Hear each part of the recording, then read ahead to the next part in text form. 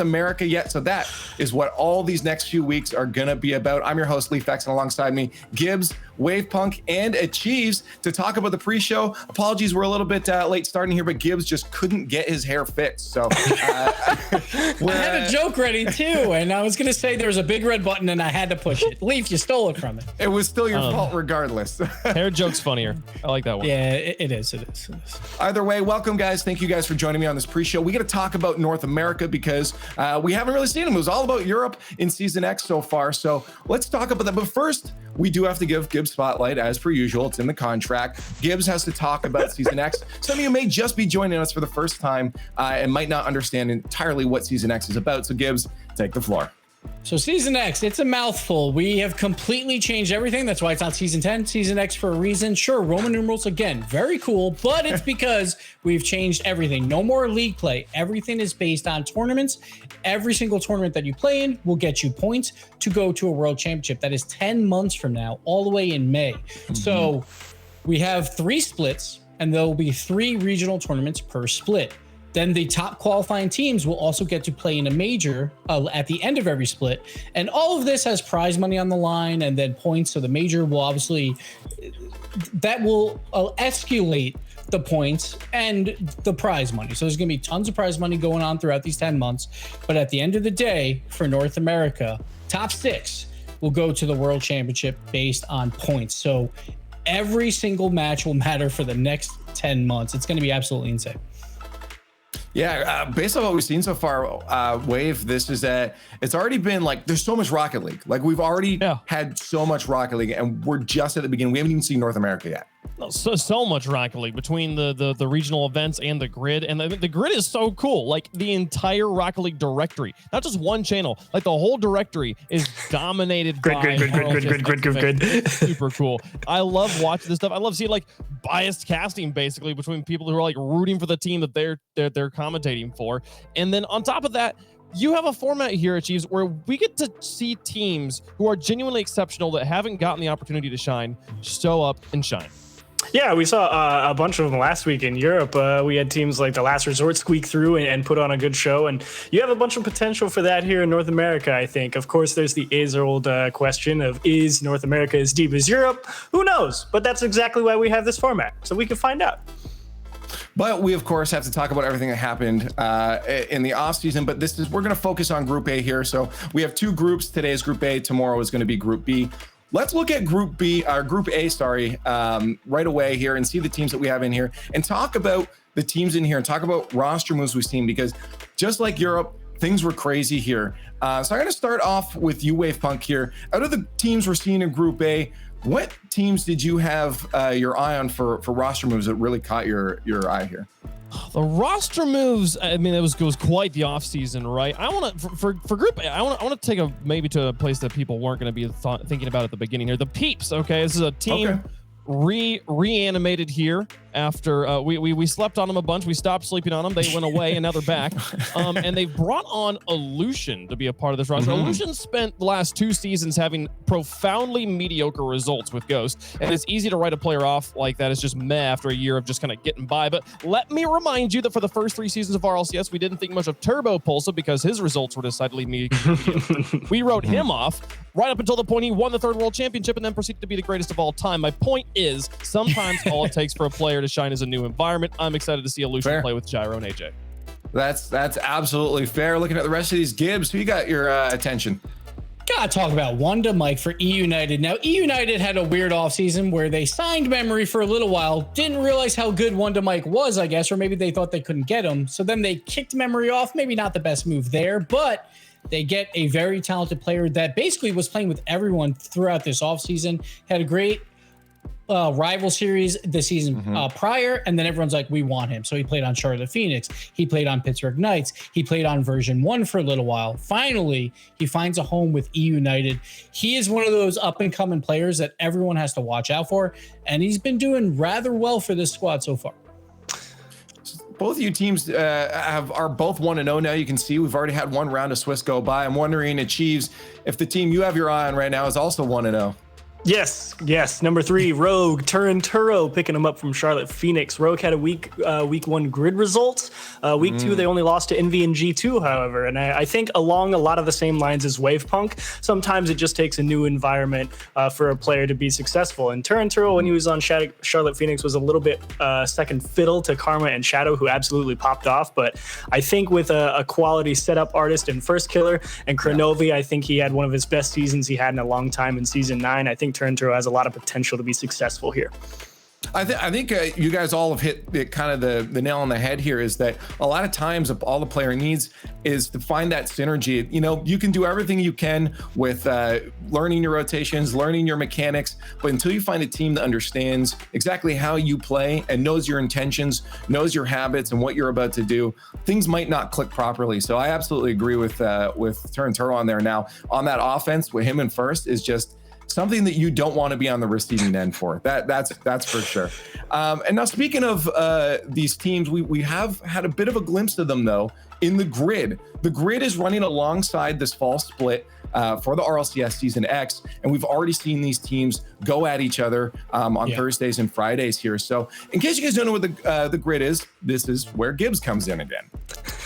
9 weeks of tournaments. Again, everything is tournament based. There is no league play, but this is kind of like a sideshow to the RLCS X. There is a wild card spot. Whoever gets the most points in the grid will get the spot at the major. That's if they haven't qualified already. But besides that, it will influence how we seed the regional events. And that's why you see maybe a little bit of different seeding than you would expect, with Energy maybe not at number 1 because of their grid results so far through 2 weeks. But 9 tournaments, 9 weeks, $10,000 on the line every single week. But the best part, the orgs present all of these streams. We saw some for Europe, the Virtuoso cam. I don't know if you've seen that with Team Endpoint, but things like that, where everyone is just bias casting, having fun for the home team. And I would say Twitch chat's getting involved too. They're having a lot of fun on the side, like going into the other team's chat, maybe trashing them a little bit, but it's all in good fun and everyone's having a great time.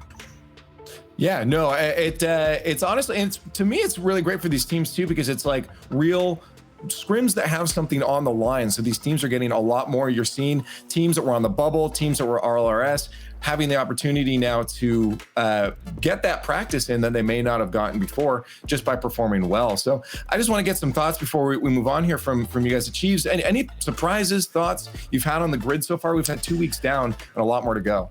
I think my biggest surprise overall has been version 1 after they had their roster swap. Obviously, it's Tournament Gimmick and AXB, and I really thought AXB was a pretty solid pickup. I mean, in terms of replacing Squishy, I thought AXB was playing phenomenal. I feel like he fills a lot of the same roles that Squishy did, supporting both the offense and defense very effectively. So I was a little bit surprised to be them not as successful as I thought. That's my one big takeaway from the grid.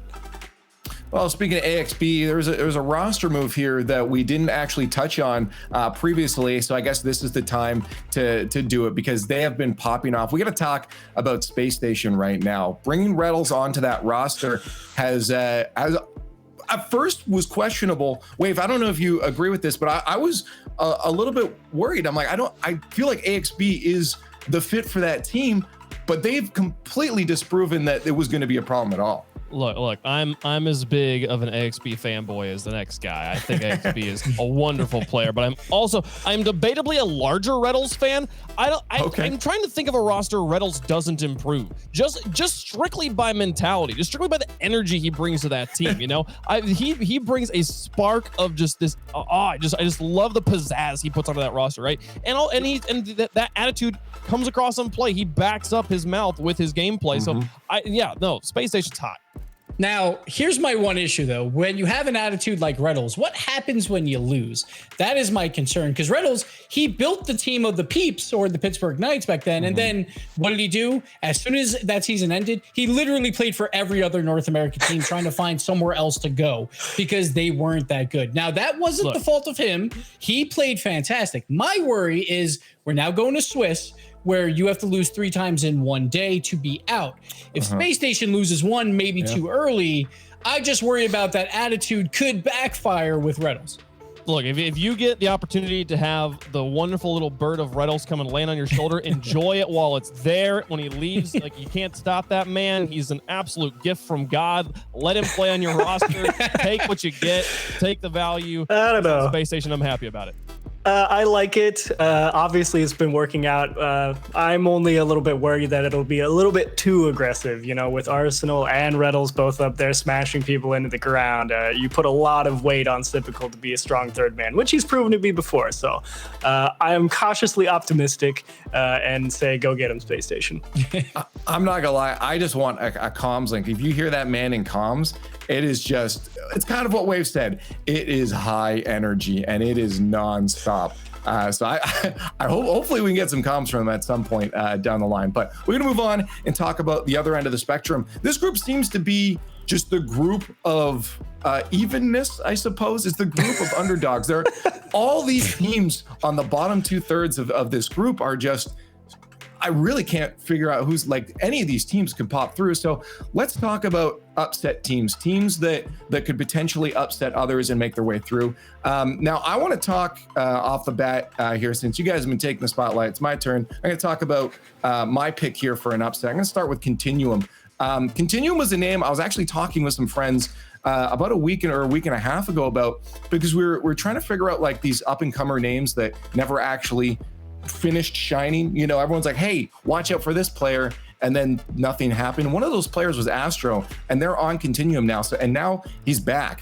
Astro was a player a lot of people talked about being that kind of next, again, up-and-comer to shine, and then it went away. So I'm excited to see how he's been working. The fact that he's kept that grind on is great. And there's two other players that we have to talk about that also deserve a spotlight here. One of them, of course, is Nox's, the first Puerto Rican now in RLCS. That's a huge accomplishment for Nox's. We've also seen Nox's around the scene for quite a long time too. So Nox's has to be proud of just even getting to this point. So you know there's going to be a drive. Absolutely. And then Aeon as well. Aeon, I mean, justice for Aeon. Like, we all know the story. He's here. He made it. We all know the story with Flight. You know, everyone was upset about that roster move, and now Aeon's back. Aeon didn't give up. To me, this is a team that's just all about redemption at this point, and I feel like there is a lot. And when you get a team with redemption, they generally drive through. There's my spiel. Chiefs, now you can talk. You can go.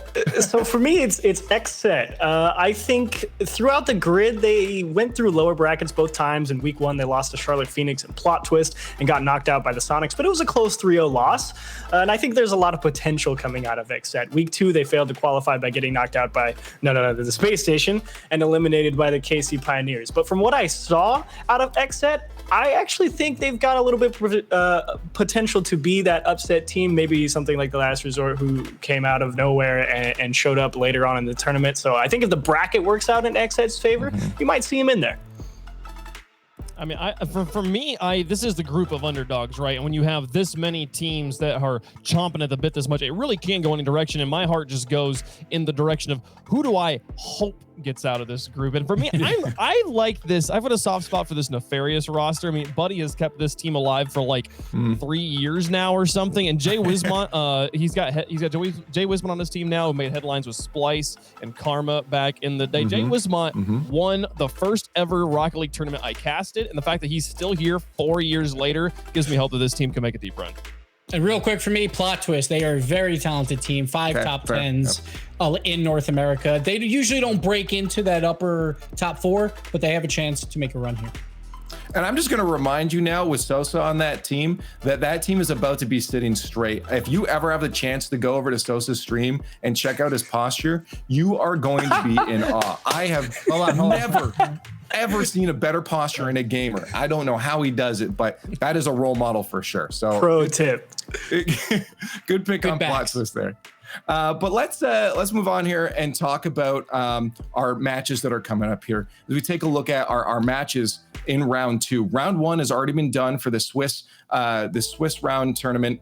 and round 2 is coming up, and this is what we're going to spectate. And we have 2 streams going on. Our stream, of course, twitch.tv/Rocket League. We have the Sonics versus Peeps and Rogue versus Jamal, Jabary being on this stream. And then the E-League stream, twitch.tv/E-League TV. We'll have United versus First Graders and Space Station versus KC Pioneers. But for me specifically, you know, even if it's not these matches here, Gibbs, what matches are you looking forward to in the second round? I just can't wait to just have plot twist just roll over Continuum so I can just, you know, just rub it in Leap space right now. Plot twist, though, a surprising 0-1 start. That's how all my underdogs go, but that's why they're an underdog. They're going to make it back through. So I'm pretty confident in plot twist. You sure? They lost to the First Graders. It's fine. It's fine. It's fine. I think Giblet's on that team. It's okay. You know, he's really good. It's fine. They also have the First Grade. I might have to side with. Yeah, the First Graders have the best logo as well, I think, in RLCS at this point. And just looking forward then to add these rosters, how we've already had our first round finish. We've seen some of the matches around 2. Any early predictions? I might start with you, Achieves. Any early predictions of teams that you definitively can say, hey, I think they're making it to stage 2 next week? I think Space Station, Rogue, Peeps, and United make it through, no question. That's my top 4. Wow, okay. You're breaking some new ground there, Copernicus. Wait, he said the Peeps, though, as one of those. He did say the Peeps. Which is a little surprising. They don't have many good results so far with that squad, but I can see it that they're starting off today pretty well. And obviously, Space Station, we talked about what could happen if they lose. I just don't know when they're ever going to lose. Yeah. Space Station is the #1 team in the NA. I expect them easily to go 3-0. And for me personally, with the Charlotte Phoenix, they have Dapper now on that squad. I want to see them make it through, but they've had not the greatest offseason as well, but I think they can just barely edge out a 3-2. Well, mentioning the Peeps, we're just about ready for kickoff here. Let's talk about that first match, Sonics versus the Peeps. Chiefs, obviously, I think you feel like you're going to have them win this series. I think that's probably an easy prediction. Yeah, I am picking the Peeps. That is correct. I think Shock, Stathu, and Jres are good. I just don't think they quite have the time. And honestly, I have a lot of faith in Gyro and AJ, and I think Illusion will bring that much-needed stability. And I think Gyro will be able to muscle the ball, or AJ will be able to somehow beat Shock, who can absolutely be a brick wall. So I think that stability from Illusion will help a lot, and it will solidify the rotation for them, and they get the job done. Watch out for the Sonics Achieves. Like, terrible offseason. For like 3 months, they didn't beat anyone, literally anyone. But now they got J-Rush, and everyone's playing well once again. 2 grid results back-to-back that were very solid. They are top 4 right now for the grid. They're looking Skips. You know what they did last season? Look, Sonics look good right now, but they betrayed us last time, okay? Last season, could not wait for the best offenses to run into the wall of Stathu, and then they were good, and then they just like crumbled like cinnamon on a coffee cake, okay? I just want to see them like, let's see some consistency here, folks. I'm with the Chiefs on this one. I want to see the But Wave, I gotta say, it's a different roster. Like they have J-Res now. Like, do you not feel like it's kind of okay to give them a bit of leeway to say, okay, maybe this will be the answer for them? It's not the same roster. I feel like it's giving them the same story. You're absolutely right. Different roster, but so far it's the same tune as the previous season. I need to see giving me some success this week, give me some success tomorrow, and I'll start to be like, maybe I'll start to believe in the Sonics. See to believe. It hurt too much last time. It hurt too much, okay? See, there is no team that I would rather just trash on right now than the Sonics. Maybe G2, like outside of that. But for the past 3 months, I was like, why is this team getting invited to anything? They kept getting invited as a top 8 team, and they kept coming in last. And I'm like, stop inviting this team to invitationals. But they have shown it these past 2 weeks in the grid. Like, I was all set to just get a Sonic sticker, just ask nicely on Twitter for one, and then just put it on a trash can and present it here. But they're not trash right now. These last 2 weeks, they look good. They're better than NRG right now for the grid. Obviously, that might not hold up, but they swept NRG in the first week of the grid. I think these boys can do it. I can't believe I'm saying it. 2 weeks ago, I would have been like, no way, but I have to go Sonics. I mean, even after all that, I still think I'm probably going to land on the Peeps taking this one. I feel like I have to. I want to bring it back to Wave right now. Like, because making a roster change, if you think so the same, you're essentially by nature calling out Shock and Stathu as being part of the problem. I'm wondering if you can stand behind that. I mean, no, like I think I do believe they made the right roster move. I'll put it that way. But it's just like there is two-thirds of the roster staying the same, right? Okay. When the story is still the same so far, I love the Peeps move. I've already talked about how much I think Illusion was, as far as this group goes, one of the best roster moves of this group. I definitely love Gyro and AJ and the performances they've put up there, where they've gone on hot streaks before. I have yet to see the Sonics go on a hot streak. I've seen them go on 3-month losing streaks, Gibbs. And last week in the grid, they went 3-2 to Alpine, 3-2 to Plot Twist, and then lost to Rogue. So like, Rles, like that's good, but like, come on. The Peeps lost Rles, who literally, as soon as that season ended, couldn't go further away. He ran so fast to get away from this team, played with literally everyone else. I think there's a reason for that, and that's why I gotta go Silence. Once again, there is no way that you can call the Peeps a good roster move. No offense to Illusion, but he's no Rles. You can't call it. You can't, like, I don't think there's any way to objectively measure the roster move from Rles to Illusion, because they play such completely opposite styles. Amen.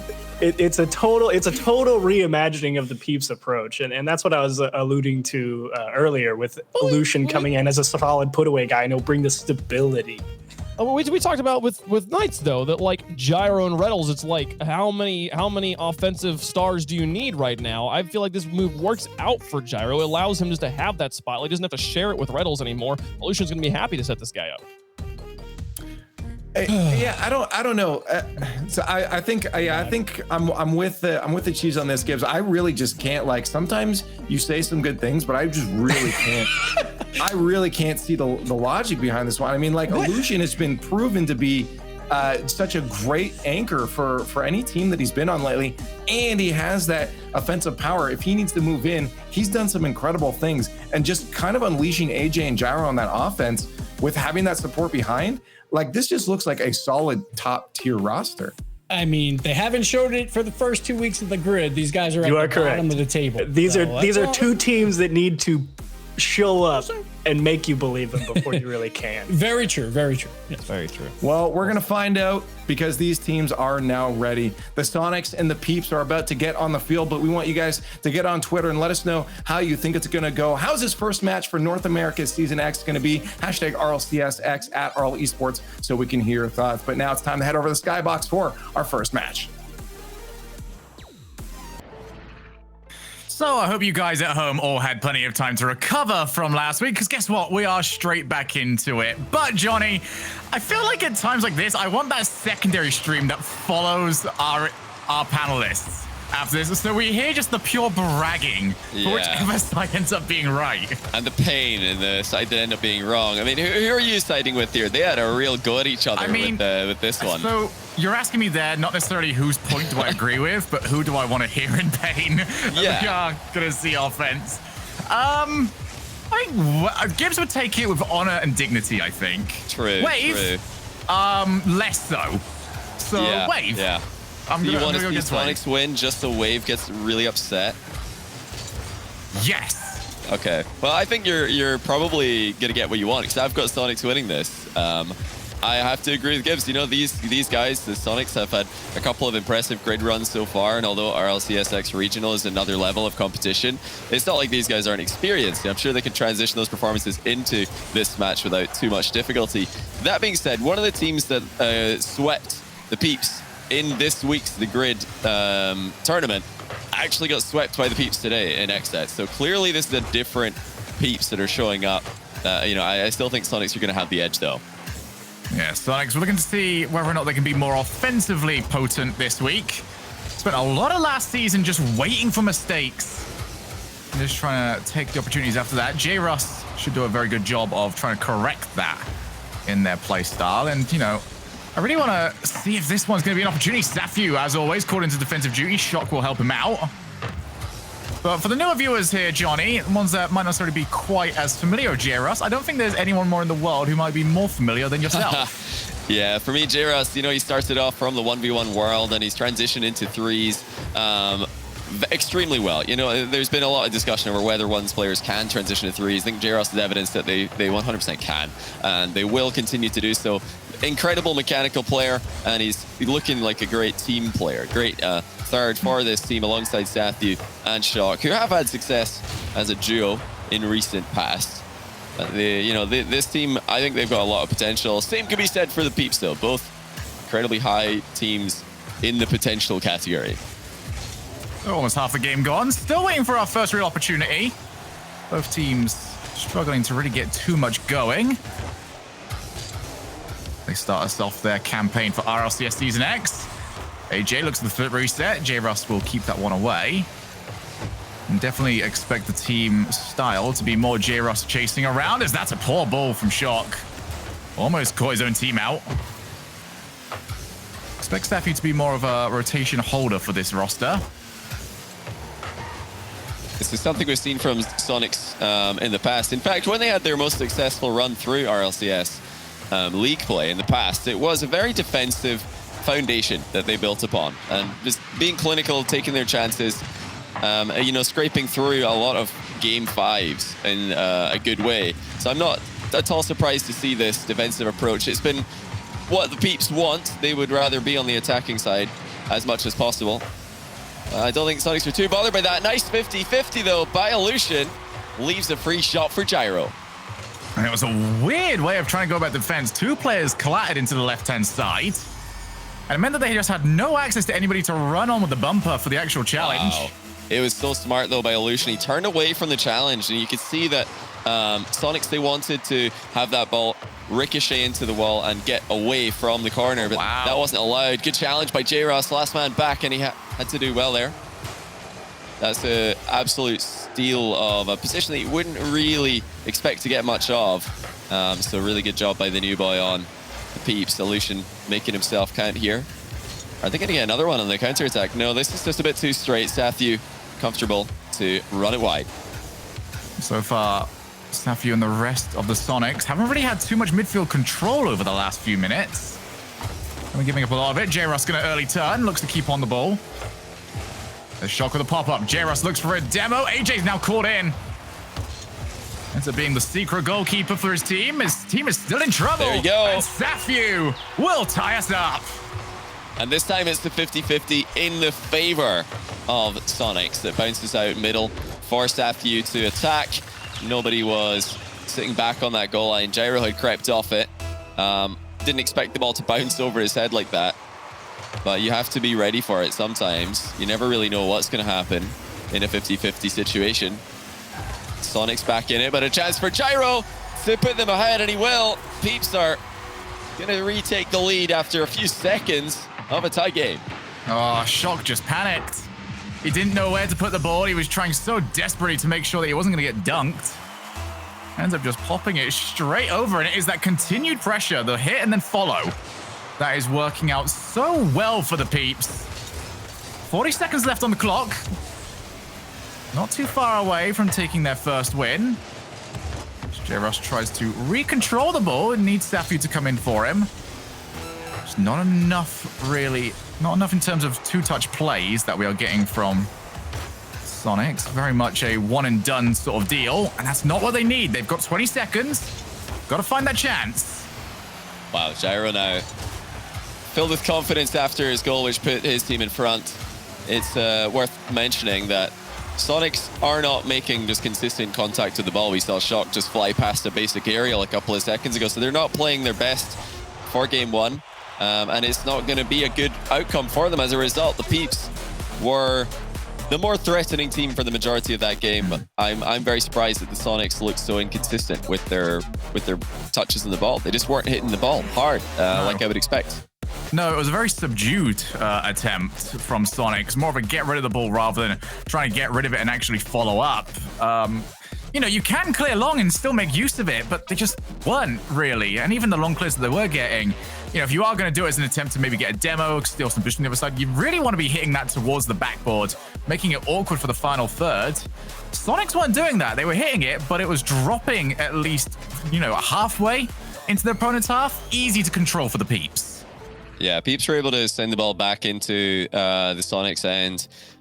As the Sonics tried to hard clear the ball, like you say, they just weren't hitting those spots that the Peeps couldn't respond to. Sometimes absolutely smashing the ball into the other team's back wall is not a good idea if you see someone already up there who can use the pace that you've put onto the ball to send it back with even more speed, then that's obviously not a good idea. But if you can see a gap in the opponent's defense where you can just put the ball into an awkward position and not allow them to run onto it while they're facing the play, that's going to be a lot harder to clear. That's going to buy some pressure for Sonics so they can actually attack for once in a while.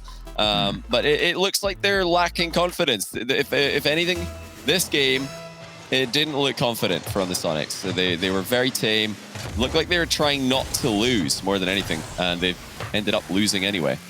Yeah, very much need to remind themselves that it's the same game. You know, the tournament is different, the stakes are different, but they are the same roster that have managed to take down a win against NRG lately. Yeah. And they've got to believe in themselves that they are at that level. Yeah, they've been consistent in the grid, and we knew that there would not be 100% consistency looking at how teams perform in the grid versus RLCS X regionals.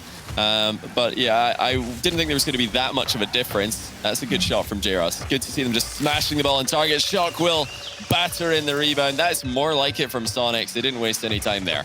I think that's the last thing you want to see if you're on the defensive side for the Peeps, giving Rles that much time, giving him that much space to do what he wanted. He made the right decision. He could have tried to go solo. Instead, just made everything as awkward as he possibly could.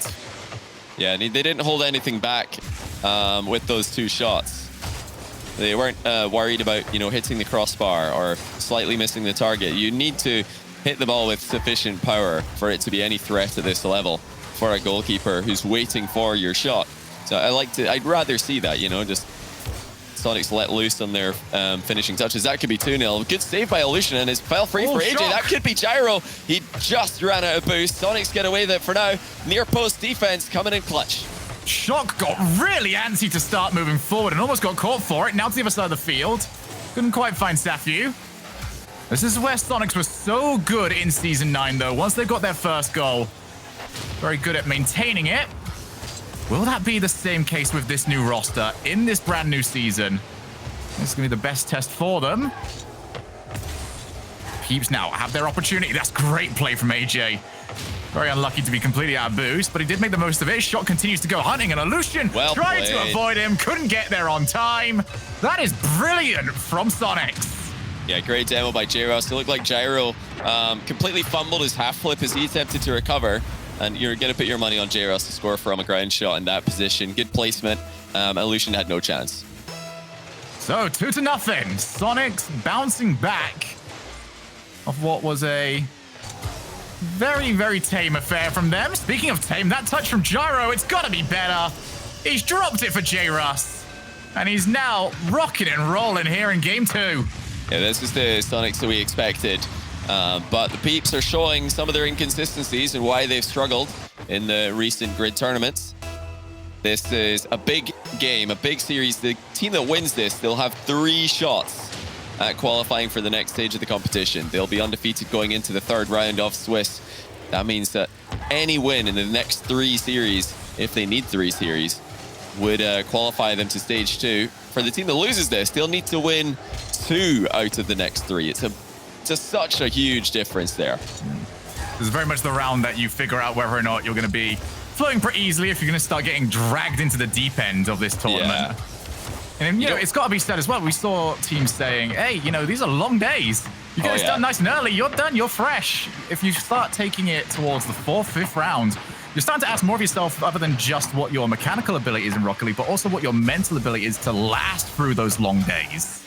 Yeah, it isn't something you want to leave up to chance. You never know what other top teams in this group are going to be struggling. You never know what bubble teams are going to be having a great day. And you don't want to run into a team on the upswing who, you've just lost a series to go 1-1. What about a team who've just crushed their series to go 1-1 from a 0-1 start? The momentum really does play a big factor. So even more reason to just put your heads down, get the 2-0 series lead. And seeding as well for the second stage is it's completely affected by performance in this first stage. So there's so much on the line here, even though it's early in the day. So what we're saying here is just win. Yeah, just make sure you win. Make your lives easy. Just win. Winning is easier than losing. Yeah. As it should be. As it should be. Definitely rewarded for it now in RLCS Season X. Rles is the midfield option. Let's get a hold of it, and Shock's ready. Sonic's just all over these passing plays, definitely finding each other, and that's something that was a bit of a send away from what we got from them in the last game. Peeps just trying to find a few demos, trying to upset the rotation. Shock's got to try and figure this out. He couldn't do a thing. AJ will bundle the ball over. That's hilarious. We saw a little standoff there. Illusion is waiting for Shock to make his move so he could bump him.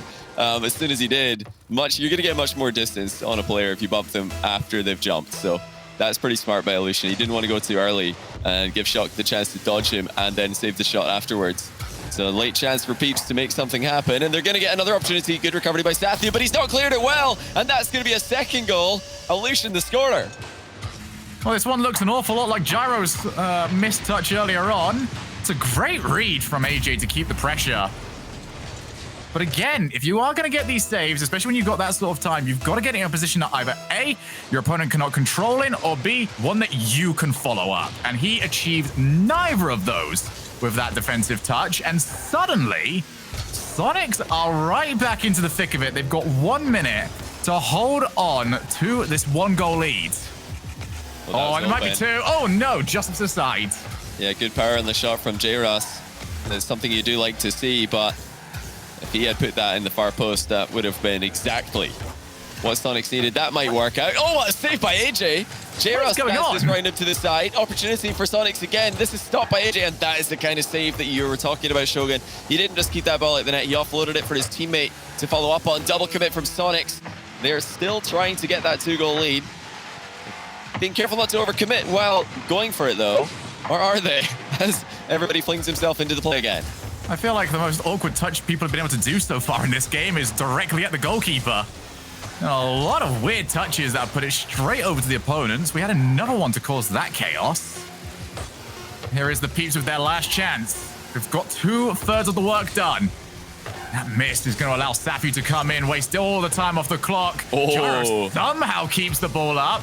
Now they look to work, and he did the hard part. Couldn't quite launch it over to a teammate.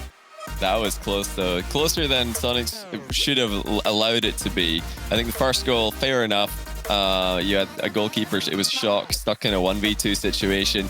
You're never going to be the favorite there, but the second goal showed one of the problems that Sonics are having today, and that's just simply that they're panicking. When the ball's near their goal, they're panicking. They don't take a look at where the opponents are. They're just assuming, yeah, somebody must be about to shoot that ball. I better move it because there's no way that someone from the Peeps isn't already there. And then, of course, they make a slight touch on it, and it gets slammed straight back into their net by one of the Peeps players arriving a bit later than the Sonics defense were anticipating. So it's all for me about just staying calm, but also staying aware of where the Peeps are. If they can pay attention to the timing of the Peeps arriving on these plays, they're going to have an easier time defending against them.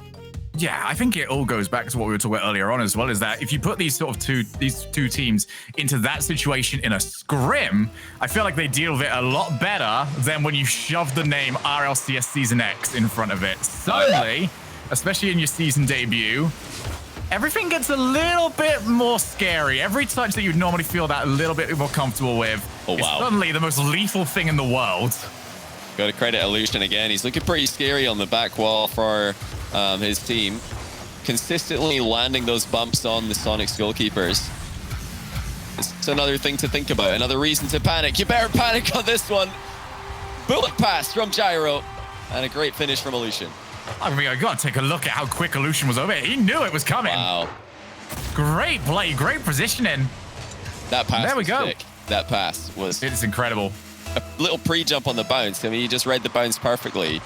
And it's one of those positions where it doesn't matter so much if you shoot the ball on target at the far post or miss the goal, because Illusion's positioning is served to make the goal bigger. You can have Gyro miss essentially to the left by a good margin, probably double the goal width, but still it counts because Illusion's there to poke it on target.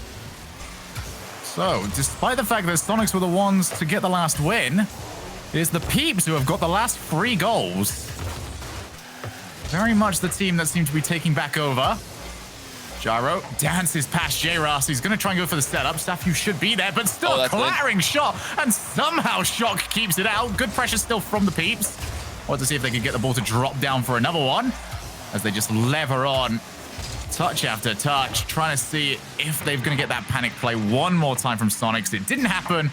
Shock, again, crucial to this Sonics defense when they do actually get the ball out. Gyro's now at a boost, pulls in his teammate, and that is a phenomenal save. Keeps it out, keeps it at 1. Yeah, look how much distance Rles was able to clear that ball with. That's really the difference between that save and the failed saves that we had in game number 1 and 2 that are just, you know, bobbling out to the edge of the box for another Peeps player to shoot from closer distance. So take note, Sonics players, that is what you want to be doing in those positions. They're really up against it here, but like I said in game 1, they've shown success from this kind of position in the past. They don't look too... I don't think they look too bothered by being stuck in defense. They manage their boost extremely well. As long as they can hold their nerve while they're waiting on the goal line for these shots to come in. It has very much been a case of the Peeps haven't been able to bamboozle Sonics with any mechanical plays. Had a little bit more success when they've been looking for bumps and demos. As Gyro is looking for here, Safu ends up being taken out. Illusion levers it. All 3 players coming together, triple the power on the save. Yeah, we joke about that, but in this kind of position, you don't really have a choice. It's not like there's time to communicate who's going for that. You just have to go for it, make sure somebody gets the save. It's all Peeps right now. They're battering the ceiling above the goal. Just trying to get the ball to bounce down dangerously. But look at the composure again. That's what we talked about. They're keeping control of the back corner boost, and that's enabling Sonics to make saves over and over again. Safu just missing on his pinch clear. Lets Peeps attack once more. I think Sonics look pretty good when they're backed up in a corner like this. You know, so far this game, we haven't seen any of those bad clear balls that we were talking about earlier on in the series as well. That's one of the reasons why we do say that Sonics are so good when they're in the lead, because they can just soak up so much pressure, although that one was a bit risky. They're doing well. Right. They're doing really well. For a team who are stuck in their half and having to defend constant pressure against a Peeps lineup who are playing very quickly and really hammering their hits into the half of the Sonics. Credit where it's due. Sonics, they're holding on, keeping this game competitive. And they get one chance to equalize, though. Time is running out in that regard. Yeah, in terms of exhibition of their defensive prowess, very impressed. In terms of actually getting themselves a chance to get back into this game, not quite so much at this point in time. They have got just over a minute to try and find something. Good pass off from Illusion to AJ, who couldn't make contact. You know, Sonics haven't had a shot yet. They have had 4 minutes with no shots on target, and for all of their capability to deny goals, is that going to count as a shot? It is! There we go, the first shot for Sonics. Off a 50-50, but it's easily saved. So the party popper's got to come out now, lads. That's as a Scottish, you know, football fan, that's very familiar to, you know, just winning a throw-in in the other team's half. The whole crowd goes wild. Sonics fans are just over the moon with a shot on target there. But the result is the same. 30 seconds left for them to change that fact. Safu does all right out of the challenge, but both his teammates are quite far forwards. Gyro always. He's just gone flip reset after flip reset, and that has meant there's been no power clears available for Sonics.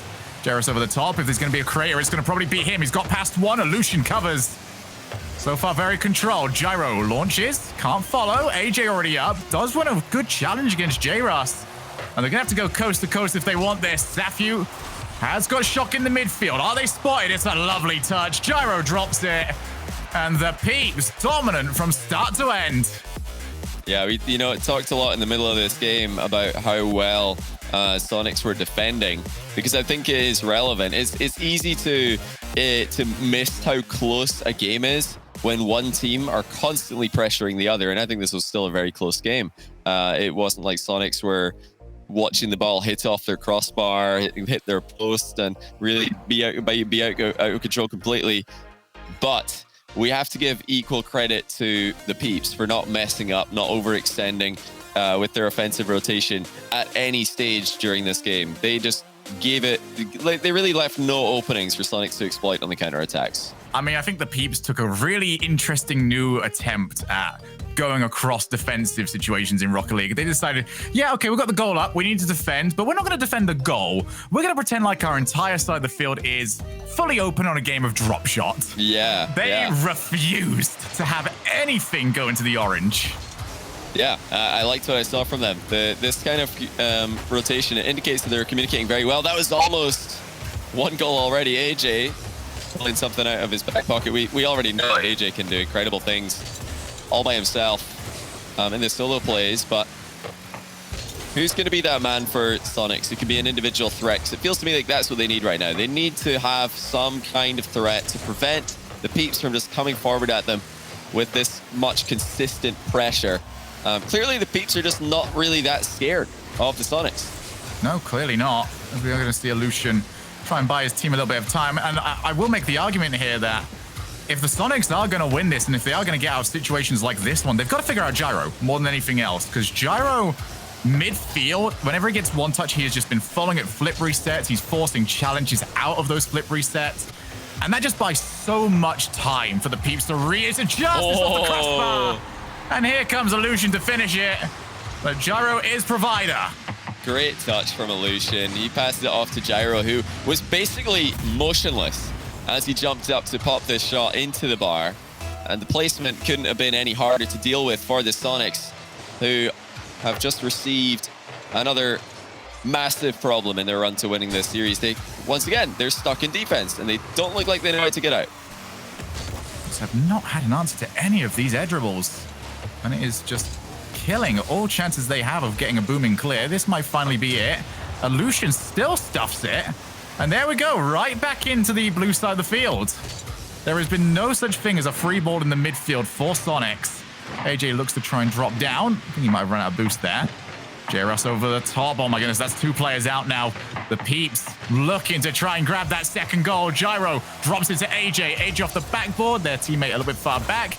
Resolution will just return into offense to maintain the pressure.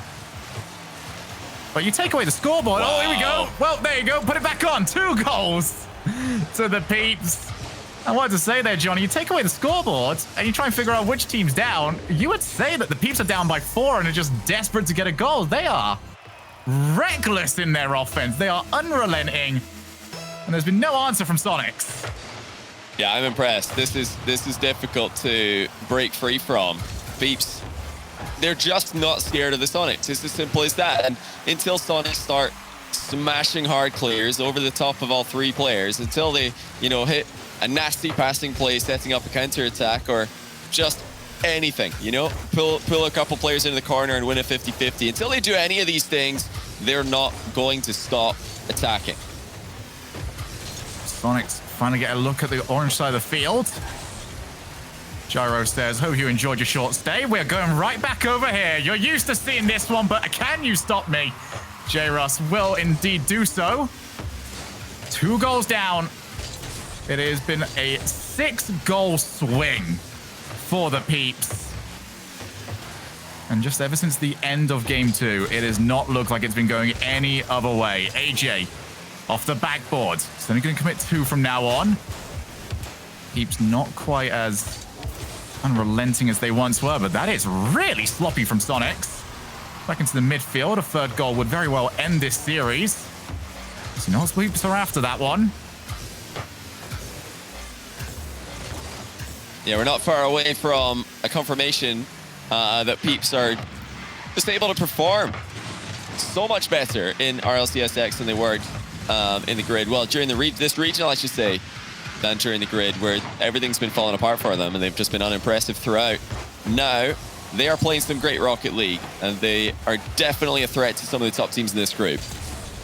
This has been an utter dismantling. It really has so far.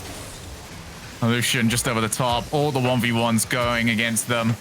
All the team plays being won by the Peeps. Sonics might be down by another. It's a great save from Shock. Snafu's trying to get it past, but there's just no real momentum on the ball. You already see the Peeps. They don't need to go and challenge for this right now. They can just wait for it as OJ. Almost over the top of everybody. Gyro blasts the shot. It is just wide. All 3 members in the blue side of the field still looking for that 3rd goal.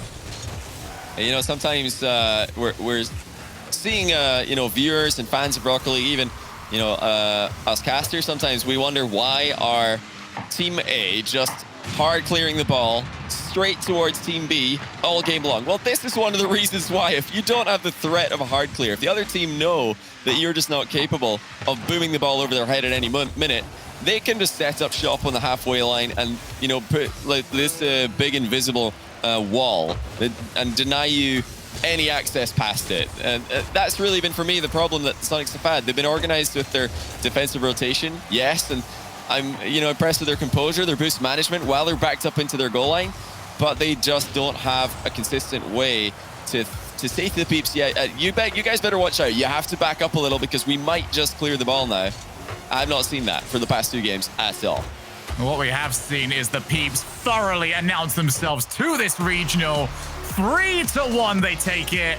And Sonics, for all of the positives we've seen for the last few weeks, have them all dashed by the Peeps.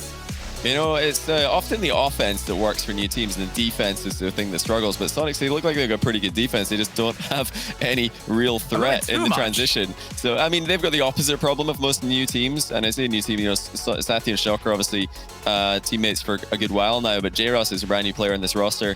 They have to figure out, okay, how do we just get the ball into attack and do something with it? How do we threaten the other team so they back off just a touch, give us more space to work with? Until they can figure that out, and you know they've got to figure that out today. They're up again next round with a 1-1 score now. Yeah, they just have to figure out how can we hit the ball hard into the other team's sap. Maybe go back in a free play, just boom the ball around a bit.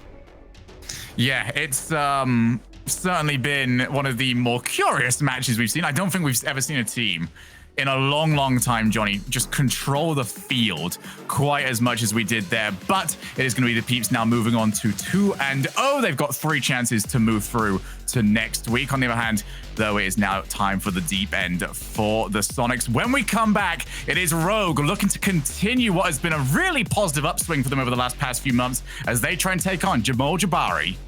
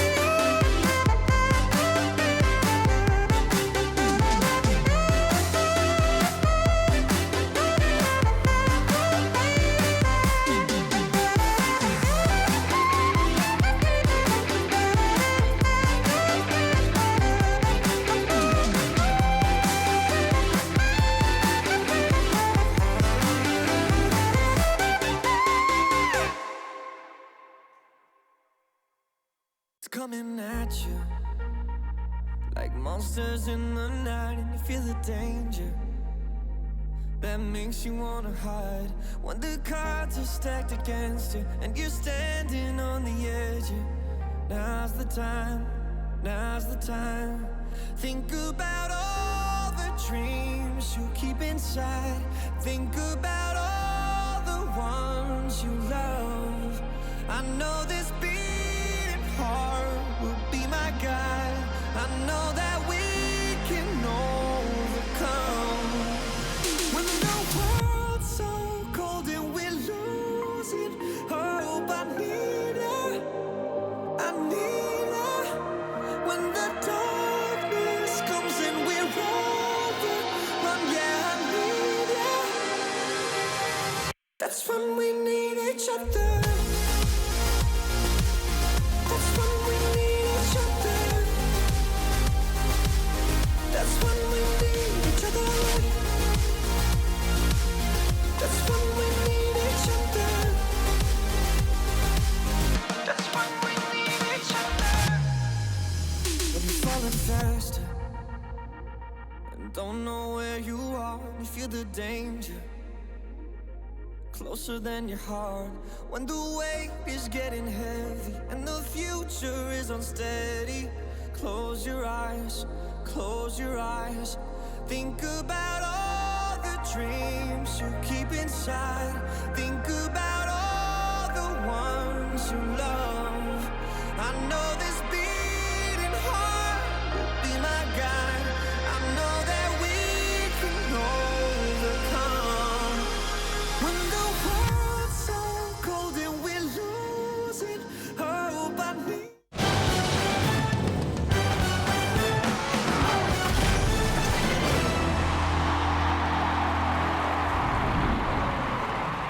Hello there, everybody. Welcome back to RLCS Season X, and you have just missed our very first match of today's show, as we have just seen the Peeps dismantle Sonics 3-1. And Johnny, you know, the first game was relatively close. Second game swung towards the Sonics, but everything after that, all the Peeps. Yeah, the Peeps, they put on an impressive offensive display, a real contain kind of strategy that we see G2 have a lot of success with in North America.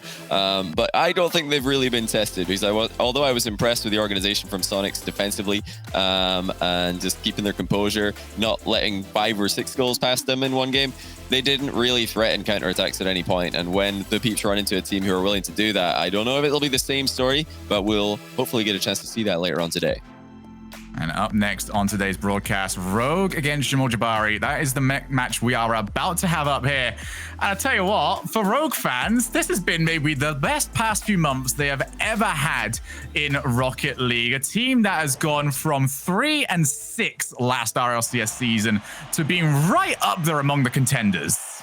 Yeah, you know, when Churnturo comes onto this team, you've got just an increase mechanically. All these new young mechanical players bursting onto the scene, performing well. It's interesting also to see what happens to the veteran players, the Kronovis of this world, who, I mean, you don't get anyone who's been around for longer than Kronovi in North America, but he's really been putting in some great performances in the offseason in the community tournaments. And I'm excited to see the synergy that they bring to the field again.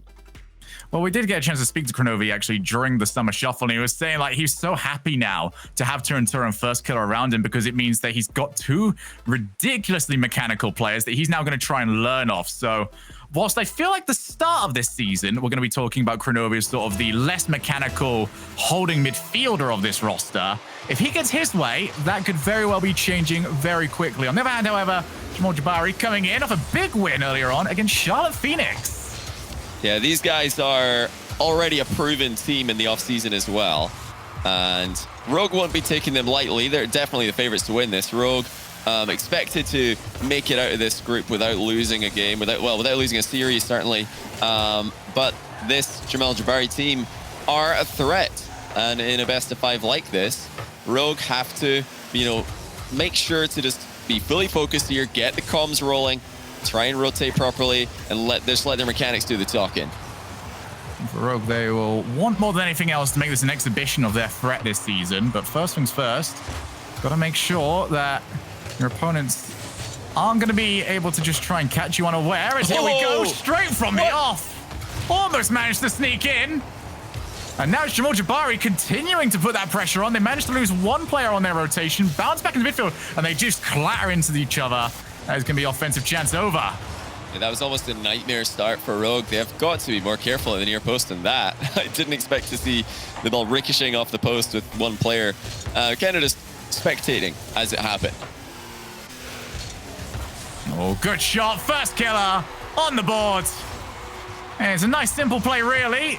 Krasix couldn't get it away, and Torrentoro just pops it straight over to first killer. That's the sort of range, though, that you would expect a defender to be at least able to get over to try and block. Yeah, it wasn't the best clear from Krasix. I think that left the team a bit caught off guard, maybe facing the wrong direction. I mean, the effectiveness of hard clears is really going to be a big focal point for me this season, is trying to identify what it is that enables some teams to get so much pressure on the other. Because we do see some, especially the top teams, they're able to do it. And why is it that they're able to do it? When the other team, it's not like they're playing with anything any less in terms of what's available to them, except mechanics, I guess. First killer on display again. Really nobody getting close to him on display. Beautiful mind game, and then double touching it as it comes back up off the floor. That is the second time as well that midfield pass has not been covered by Jamal Jabary. They need to try and figure that one out. But yeah, I agree with you entirely on making a bigger focus on the hard clears, because this is a season that is going to be all required on consistency. Yeah. And that's the sort of fundamental thing that you absolutely need to have as part of your repertoire. As we do see first killer looking to try and add another one. He might land on it. Oh, wow. Skirts across the face of the goal line. And I think it was shown off even more last week. You know, two of the best teams we had, Team BDS and Top Blokes, very much known for their ability to clear long. BDS more than anyone else, really. Oh, yeah. You know, you've got to have that down. Otherwise, you're going to struggle to put together consistent results. Yeah, what we saw in the previous series to this one is exactly what happens when you don't have the ability to just hard clear the ball. The other team, they can just attack you constantly. They don't really need to leave somebody really deep and all the way far back. That was a bad touch by Torrentoro, but he was all over the follow-up anyway. And Rogue are doing what they're supposed to do so far. You know, we say that Jamal Jabary are a threat, but it doesn't really matter what kind of Jamal Jabary threw up today. If Rogue play their A game, they will still get the win from what we've seen in the offseason, or, you know, knowing what this team are capable of. But it's still impressive if they can show up in full force, because not every team over in Europe, we saw European regional #1 before NA, and there are, you know, some big struggles for top level teams there. It looks like First Killer and Rogue are not going to be one of them. It's another uncontested goal goes in. That's 3. That is the hat trick for First Killer. Again, nobody waiting behind the goal lines, ready to just pounce onto any of these balls. It is a big issue right now for Jamal Jabary. If they don't do that, they are relying on themselves to be in constant reaction mode compared to just waiting for the ball to come to them. Yeah, they have I think they're going to be able to do that and outpace players like Torrentoro and First Killer. Not likely. No, that's not going to happen. They need to read the game so that they can get into these positions ahead of time and give themselves a chance in these races to the ball. Like you mentioned, Rogue are not going to lose those races to just about anybody. They're able to go even mechanically. It's certainly in the speed aspect. They're able to go even with anybody worldwide. Nobody can outpace Rogue. Maybe you can out-finesse them at times, but even that's saying something. Rogue, they're such an incredible team when you look at all of mechanics, and not just the fancy mechanics, but every aspect of mechanics, just the power that they get on their shots, the speed that they get into position, the recoveries, and the smoothness of them. They've really put all the 3 of those things on display this game, and it's enabled them to score some simple goals. Back into the midfield. Just trying to find something right now if you're Jamal Jabary. Pass into the midfield. Oh my goodness, that was their best chance. And one demo undoes all the good work. Yeah, this is the danger of infield passing to your third man in a play. If he doesn't get there, the other team are probably going to score off that touch instead. Torrentoro makes it 4-0. Rogue are absolutely cruising, and this is impressive. Jamal Jabary are not an easy team to beat. I expect them to make it through this this first stage, to be honest. And Rogue are making them look second best by an absolute landslide. 40 seconds left. 4 goals to nothing. Jabary You know, they've seen a little bit of this ball offensively, but the argument could definitely be made that Rogue have let off the pace. Knowing how far they are ahead. Torrentoro off the backboard. Krasix with a good touch. Just constant demos. Jamal Jabary have had no chance to keep their cars in constant motion to avoid those situations. They are pegged all the way back. They have no chance of getting the second touch. It's very much what they need right now. They can't get the hard clear from these awkward positions. They need someone to come and help each other out. And instead of getting one of their own teammates and a lad dressed up in orange to come and get their second touch, instead it's always been the color blue that has immediately been next.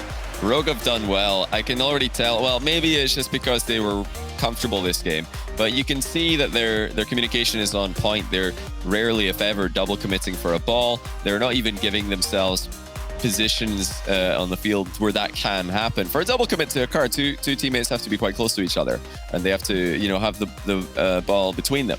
But that really wasn't an issue for Rogue. They had the rotation in full force from start to finish, and there was never really any threat for a double commit to occur. So I love the positioning side as well as the mechanical side for Rogue. That's what's made this look so easy, I would say. The mechanics, sometimes they'll win a series with those, and it looks ridiculously hard. What they've just done, you think, wow, only Rogue could have done this, or very few other teams as well on the list of teams that could have pulled that off. But it looked like a kind of game where you look at these goals, you're like, yeah, that's doable, for many Rocket League players worldwide, just a center ball and a good fast finish. But the positioning is what enables that to occur. Rogue stormed into a 1-0 lead there. Let's see if they can replicate in game 2. Jamal Jabary, I really want to be keeping an eye on that third man rotation, because often being caught a little bit far forward. Here's Toasty with a chance. Didn't quite use or even gain the flip reset. I'm not too sure which one was which. It was more like less a flip reset and more just a bathtub impersonation. He just turned his car upside down. He's like, yeah, come on, let's get the ball on top of here. Just sit here for a while. Yeah, just very flopping around for a little bit. It didn't cause Rogue too many problems. Well, Torrentoro decided to give his own attempt of the exact same play afterwards. Gonna have plenty of time to try and take over here, as we immediately see Rogue just return back to the offensive pressure that they had in the last game. Right across the face of the goal. That's a double commit that they simply do not need. For me, Jamal Jabary just don't seem to know where they should be holding the next player on the defensive plays. That one especially seemed very avoidable. Yeah, you can tell that they're worried about the speed that Rogue have. They're trying to queue up next to the ball as close as possible to give them a head start on the plays. But that is causing chaos. They're getting in each other's way. And that's the reset. And another one, actually, but no follow-up fast enough. Still the best chance of the series, perhaps, for Jamal Jabary to get a goal. Your money's always on first killer for those clears. No issue reading that ball over his own head. Still 0-0. Jamal Jabary would like to see Torrentoro not get to that. He definitely went for it. It was a bit of a, well, might as well go for it sort of play. Usually like to call those the I think I cans. Yeah, I can, Torrentoro definitely knows he can make that shot. We've seen him do that in the past. Oh, Toasty's got one. There was a Rogue player on the back wall, but he missed this ball as it bounced. And Toasty, actually, Torrentoro got bumped onto the back wall. I thought he drove up there, but he did not have control of his car. Great finish by Toasty. Yeah, he was definitely up there in, physical presence alone. Yeah, team bump. Kurnovi actually bumped him up there. That's a bit unfortunate for Rogue. So now Jamal Jabary have actually got themselves a lead that they need to try and protect. They're not going to do it off mistakes like that. They're immediately put under pressure. Torrentoro hasn't managed to score. It's a phenomenal recovery save, but they are still being suffocated. Shot after shot after shot. Triple commit will be the nail in the coffin for their 1-goal lead. It was pure chaos, and I loved every moment, Johnny. Oh, no. I mean, just when you thought they would get to experience what it's like to play with a 1-goal advantage, they get put in probably the most difficult position you can be in, where, we're talking about how to prevent double commits from happening. What about when all three of you are parked in the same place and then the other team just send the ball at you at the slowest snail pace ever? That really makes it hard to clear when you don't have any momentum, and neither does the ball. Yeah, it's a good thing when making sure that you're going to slow the plays down, make sure that you are not giving your opponent on defense any sort of ammunition to work with. Jamal Jabary doing a much better job on the offense. It's a decent set, but the shot right down the middle. Needed a little bit more trust on it. That's a good save, though, by Farskiller. Making it look easy, just completely isolating the threat, knocking it into the corner. And now he's brought a threat to the orange end of the field again. Kronovi having to stretch his neck up for that one, and it's saved by Jamal Jabary. They are going even with Rogue for now, but it hasn't looked easy. This is far from the, cruise through town, the walk in the park that Rogue had in the last game. No, it seems like in this sort of neutral play, they are doing just fine. Maybe a step behind in terms of speed to the next ball. The main issue becomes if this sort of touch right here goes wrong for them. Thankfully, LJ able to get a decent amount on it, but we just don't want to see that double commit happen because it has been a domino effect of errors since then. Oh! Every single time it happens, it's Krasix! Okay! Dances through Rogue to make it 2-1. Okay, well, Krasix has just started himself and Jamal Jabary, a whole bunch of more fans. That was sick. Beautiful recovery on the dribble after outplaying one player. Managed to get back to the ball before Kronovi. 1v2 outplay from Krasix puts Jamal Jabary in front. That's exactly what the doctor ordered for them. So they've got their lead back. They will hope to not let it go in the same sort of chaotic fashion as last time. Whoa. Instead, it is a bump that has actually put Rogue in an awful spot. Torrentoro recovered for him, and now they look to thrive. LJ, all by himself, tries to buy a bit of time for his team, which he has now got. All three members currently back. Sometimes that just means they've got more people to commit to the ball. LJ already up, and he wins the challenge against Torrentoro. Needed to get it. Krasix is removed from the field. Torrentoro, it's Boosty's own goal! 2-2, and this is chaos yet again. Oh my goodness, I mean, this smoke screen, 0-0 demos one player. Tosti's just trying to get back goal side of the ball. He just wants to clear the danger, but he's put it in his own net. You can forgive him for, falling on the wrong side of that ball, though. He didn't jump up attempting to hit the ball. He was trying to bump another player out of the way. Yeah. Tough loss there. Tough loss of another lead for Jamal Jabary. This is testing mentally as well as mechanically and positionally. Big clear by Farskiller. LJ gets the nice little touch in defense. I don't know if you knew much about it, but that's what they need. They just have to buy time for themselves to get rid of the danger. Krasix with a big mind game, allowing Toasty to come in there. I'm going to simp for Krasix a little bit here after the goal that he scored. We'll call that a mind game for now. Oh no, not again. It's happening, but what? Rogue have cleared it. Oh dear. Why does this keep happening to Jamal Jabary? The ball just, it's like it's magnetized and in their goal area. They can't get rid of it. I don't know. It feels like the moment it's in their final third, everything is just 10 times more difficult. Maybe we made the ball heavier. Maybe we've got the anti-magnet in from Rumble. I don't know what on earth is going on, but the good news is that they can reset, and we... I like the pillow. So, I was actually, that pillow you got, I was actually planning on getting something. I didn't think about the sequin. Collective IQ is through the roof. That's a big chance for Kronovi. That's the goal that'll put Rogue 2 up. Love the positioning of the far post from Crow. Torrentoro saw what he was and just smashed it across to him. There we go. There's the double commit. Couldn't not get to it, though. Kronovi is now up there with, I believe, one of his first goals of the series so far. So, analysis so far of Jamal Jabary. Defensively sound? Not really. No. Entertaining? Absolutely. Oh yeah, I'm loving it. I mean, this is one of the best types of teams to watch. A team who can score some great goals. I mean, we saw a double touch from Toasty. We saw a 1v2 dribbling outplay from Krasix. And then, yeah, of course, like you said, when they're put in defense, when the ball's near their goal, it's just a circus. Nobody has a clue what to do. There's just explosions. There's people own goaling, dribbling each other in the wrong direction. Yeah, you love to see it as a fan of this chaotic Rocket League. It's just, I'm taking a look through some of these. Obviously, we've got the own goal here, which Torrentoro did get credit for. That was good fun. As far as my analysis goes, that was great fun.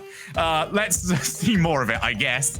If you're Jamal Jabary, though, you hope for, some more of the offense, especially the ones that we got from Krasix. Maybe less on the other side of the ball.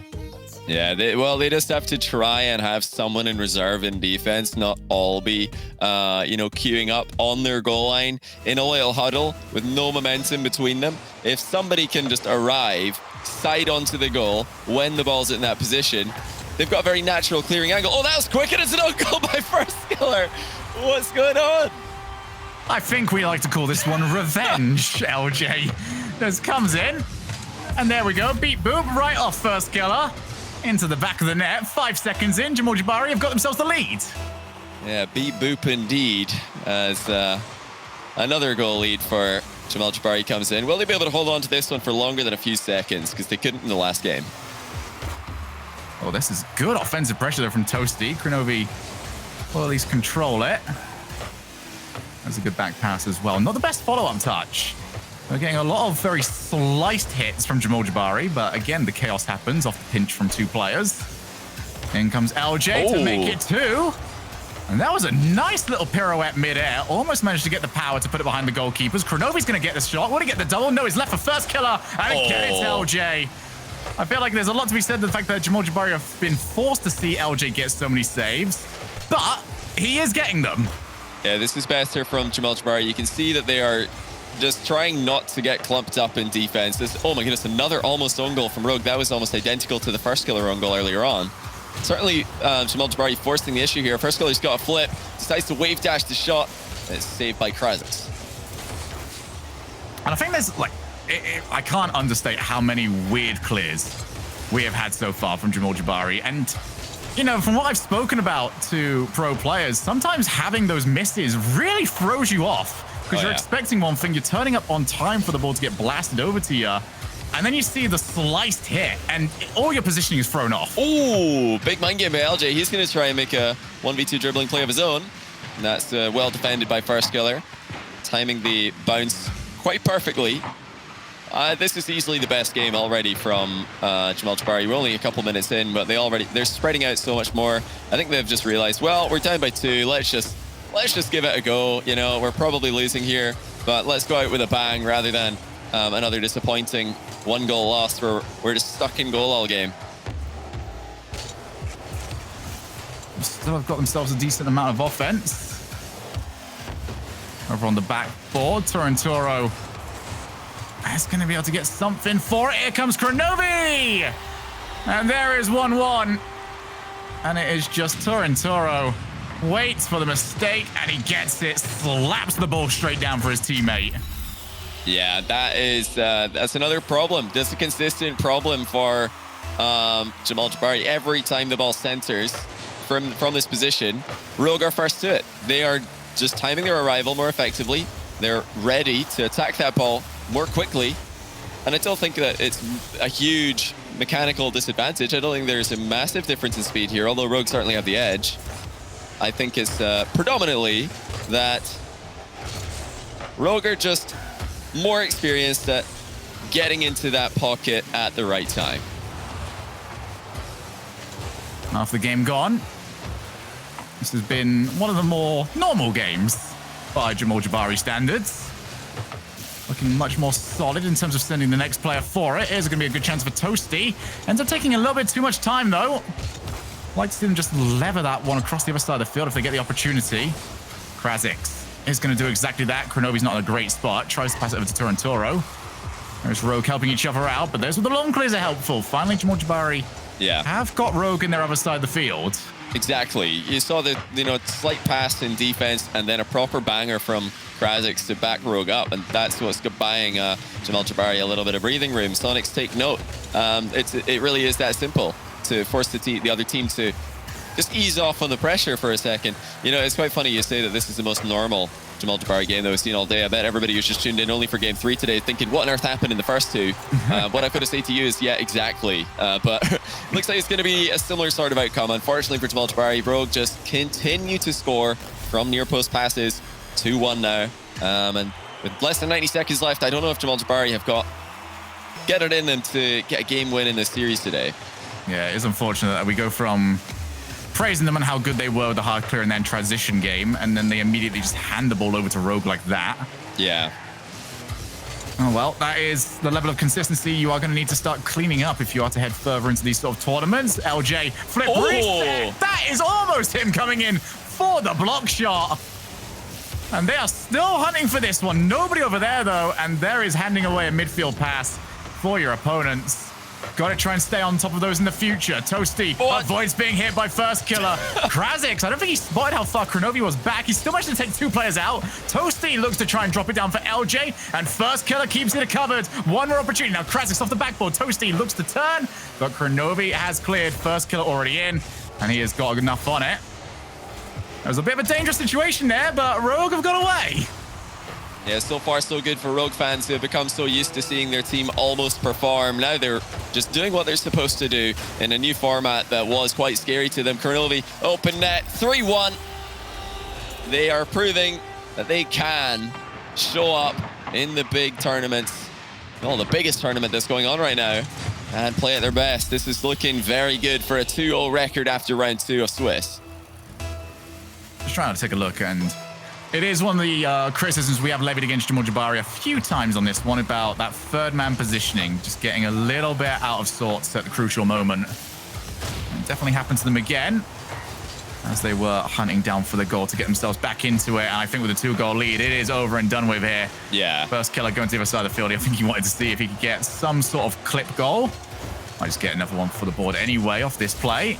Instead, it is going to be them taking that 2-0 into the next round. Jamal Jabary entertaining to the very end. Oh, yeah. They dropped to 1-1. Yeah, I think Jamal Jabary will have collected, like I said earlier, quite a lot of fans after just this series of 3-0 loss, but still very evident that all 3 of their players have got some huge solo play potential and some real mechanical potential. So one to watch for the future, for sure. One to watch for the rest of the day, I think, as well, because like I said earlier, I think this seems a real threat to make it into the top 8 of this group and qualify for stage 2. They're now 1-1 on the day, but there's, I think, a great chance for these guys to make a run here. Yeah, I think one of the main reasons why everyone should just stay put and stay tuned is I think that team is one team that we should both agree. I'm going to go for the risky one there. Okay. We should be seeing them at the 2-2 record later on trying to fight. Yeah, I can chance to get in. Okay, I think so. That was risky. I think so.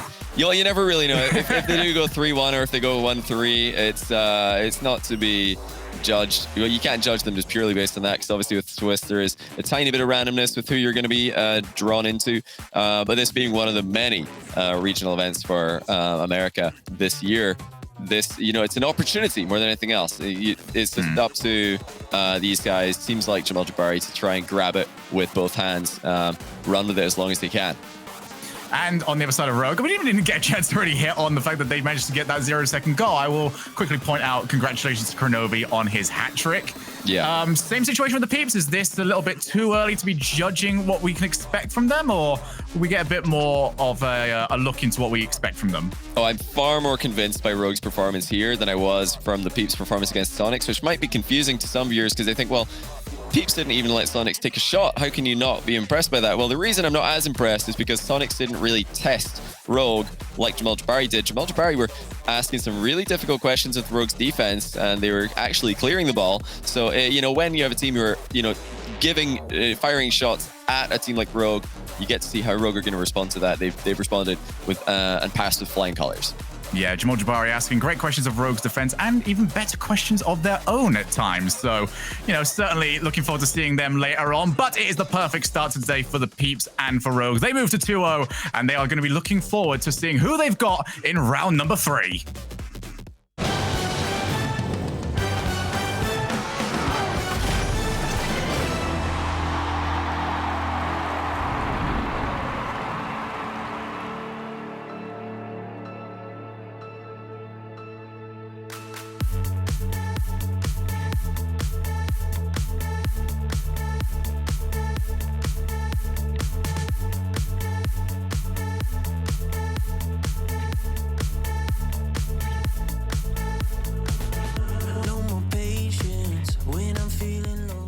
Station Gaming had a 1-goal lead and were looking all the more likely to score the second. And then suddenly, with 45 seconds left, KC Pioneers equalised. So that's something to bear in mind right now for Space Station.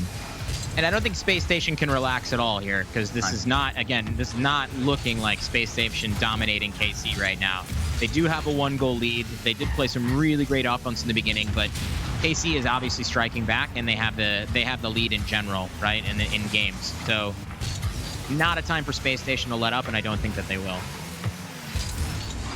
Although Arsenal will let up and let Rapid take that ball away. Memory in the air to beat the Space Station gaming man to it. But that's a good read in the backboard from Typical. Arsenal puts it long, and Space Station will need to build up some boost here, because I think they're a little bit starved after a little bit of pressure that Kansas City have had. Yeah, you can see Typical there on 0. He'll still be able to get to this ball, will he? No, because Beast Mode is up. Too early for that. Arsenal gets a great touch onto the backboard. He's following up. He won't get there. Rles, though, will. And a demo comes in. And that surely is game 4 confirmed, unless KC Pioneers can really dig something out of nowhere. There's a minute 10 left, but yeah, you see Memory sitting there on the goal line. Probably didn't have much boost. I wasn't on board there to see it, but looked like he didn't have the opportunity to challenge, and Rles landed and just eliminated him from the game. Or I guess the Arsenal there. There we go. No problem. Yeah. Back in this. Exactly, all part of the plan. That second goal against them, right, we'll let them have the second goal. Then when we score from the kickoff, we'll have the momentum. It's very clever there from KC Pioneers. Yeah, maybe the most effective cheat on a kickoff we've seen thus far in this series. Definitely. Not twice in a row, though. You can tell both went quiet for a second, thinking, are they about to do it again and make a crazy 2-goal comeback? Not quite, but they do still have 55 more seconds to do it the traditional way. Via pre-jumps towards Rapid. Beast Mode onto the backboard, but that wasn't the touch that his team needed. Just really a pass to Space Station gaming with the reads that Typical has off his own backboard. Oh. I thought Memory might get Arsenal there, but Arsenal able to make the dodge. This is still a dangerous situation here for SSG, and they're able to relieve the pressure. But if KC can make the transition quickly, it's going to spell trouble again for SSG, because I think a lot of their teams boost starved right now. Really nice shot. Typical does well to get the save there. They're boost starved, but I'm liking these pre-jumps that they're going for. You know, still playing their own game, finding Rapid on the backboard. He goes to the Doomsday Dish and almost gets it. Memory was flying in as well. Couldn't quite get that finish, but this one's going all the way down to the wire. Rles tries a pre-jump of his own, but can't quite get it from Typical's pass. Will we have time for one more KC attack? Probably not.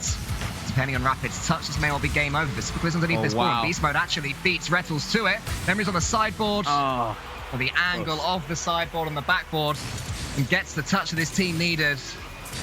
Oh my goodness, a rip-roaring end to that one, but Space Station Gaming this time are the winners with 2-1. This one's going to 5 Smellsworth.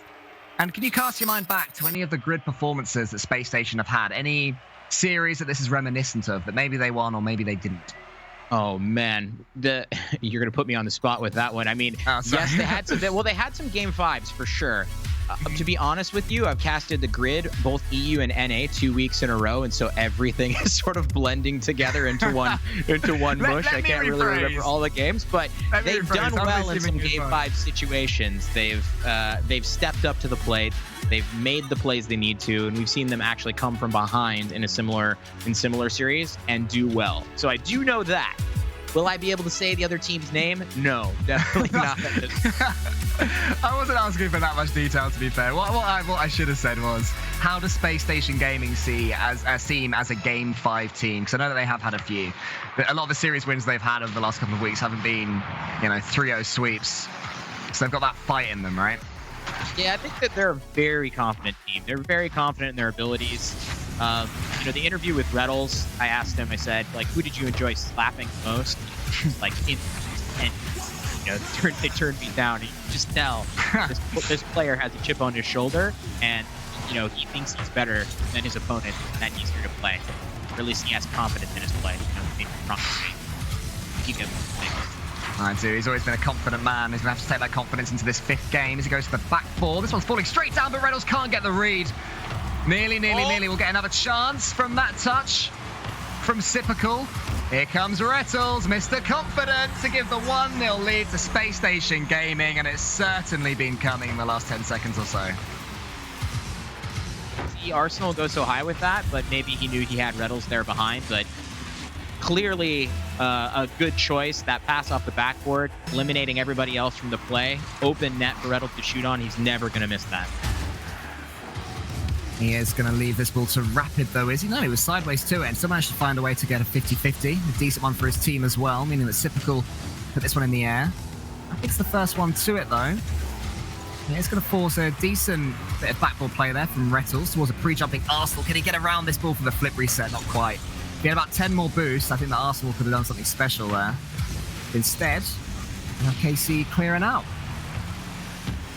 Starting to see a couple times here, KC has had a bit of like double commit to try to play a ball in offense, and it's actually just result. Whoa, okay. Didn't expect to see that one go in, but beast mode with a little chip over the top here, and then just, you know, your classic side dodge straight at the net. It's the power of the beast mode. Everybody expects the big booming finish into the top corner. But beast mode doesn't always need that. It is the change-up. Yeah, mixing up his shooting style when it matters. We have parity. A series that I'm glad to see has gone all the way. He's tried a lot of these solo plays. Some of them have really completely come off, but they do buy so much time for his team, and that's Arsenal. Oh, the mind game! Chip and a fake. Space Station Gaming back on top. This is how you want to strike back after a goal like that goes in. Oh, somebody call Rapid's parents. Notify the next of kin. Never to be seen again after that. Arsenal just ends that man's career right there. Well, maybe not, because there's still plenty of time left in this one. That's exciting times from Space Station, though. Arsenal can only find beast mode. Going to the ceiling, is he? I don't think he quite touched it, so he has no reset left. Arsenal can dribble away, past memory, have KC overcommitted. Can Arsenal get this pass to the center? It's a powerful pinch. I don't think it's the one he wanted, but it did have some speed behind it. And Typical to put this one to the corner pretty safely, I think. Here it goes. Yeah, they'll clear it right now. Oh, just pinch that against the backboard there. Beast mode not able to get any action there, but memory running in. And the pinch gets stopped as well by the SSG boys. Neither team really looking to dribble too much right now. What a shot from Arsenal. That came out of nowhere on director cam here. I did not. Yeah, me too. Oh, wow. I was watching one of the KC Pioneers players underneath the ball, and then suddenly, I think I was the same as you, and Arsenal flies out of nowhere. Turns out he jumped up to the ceiling and got that flip reset. Oh my goodness, that was just a delayed dodge, should I say. A thing of beauty. Here he comes again. A hat-trick of beautiful goals it could be. Not quite, thanks to that save by memory into the top corner. But we said at the top. Man is out of control. Yeah, well, we did say that the scary thing about Space Station, all three players have got such a huge amount of pop-off potential. And right now, as Rles makes that good reflex save, it's Arsenal that's looking like the man that's going to dig Space Station Gaming out of this hole that they've currently got themselves into. Oh, and Arsenal on the ball again, and this, whoa, just looking scary. Rapid did so well to keep that ball out of the net. I believe he was being harassed as well by Rles or Typical. I couldn't see exactly which player, but really well done. Only thing stopping this game from going 4-1 in favor of SSG. Yeah, the Space Station Gaming man was absolutely going to town on poor old Rapid as he was in the goal, so to dig out a save. Excellent play from him, but his team need more than saves. They need goals. They need him to get around this ball quickly, or else Rles is going to be able to force a chance for Space Station Gaming yet again. Here comes Typical. And a quieter game in this one. Not to do too much with the way Arsenal's playing, but that's a miss from Rles. Rapid's free. Can he find the pass that his team needs from him? No, he can't, because Typical got the read. Then Arsenal as well. Here he comes. This one's going in surely from Typical. 4-1 now, and game over, one would expect. Yeah, you know, unless we get some of those miracle kickoff goals that these guys like to do, it's going to be a really hard one to claw their way back from. You know, just the on that last play, Rapid looking to set up a pass. It's just a very standard option that he chose.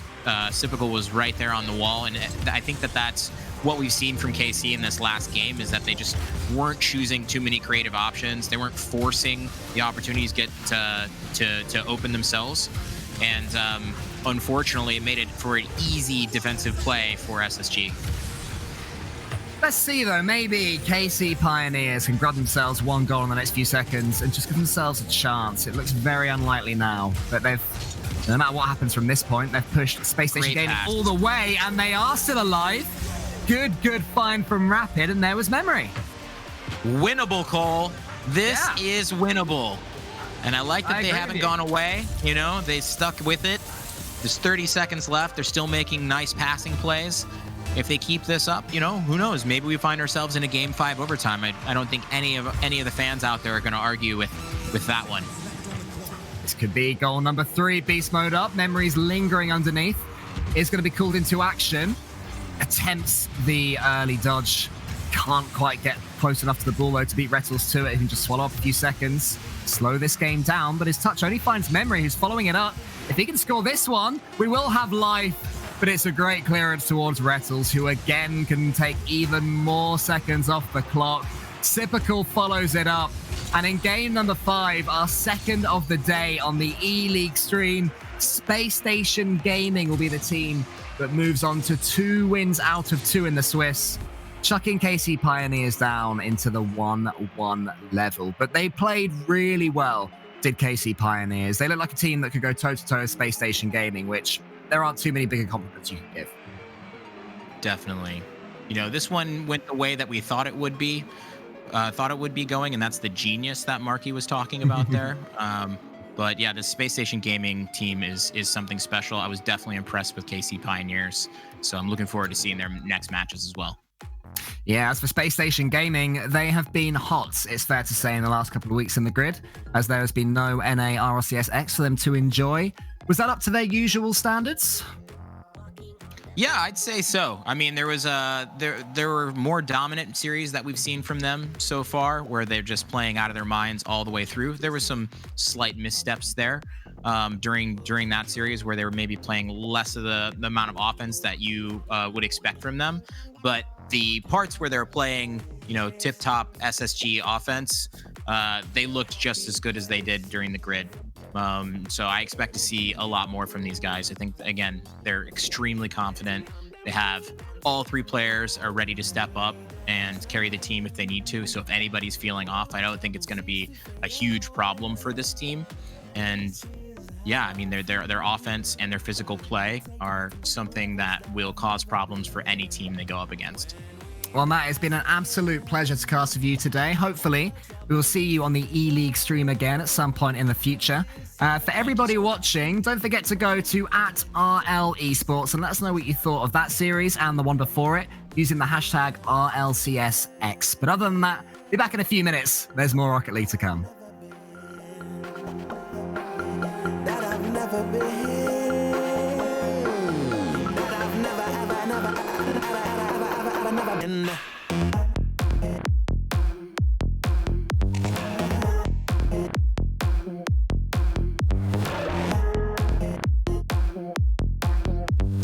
Walking on the moon.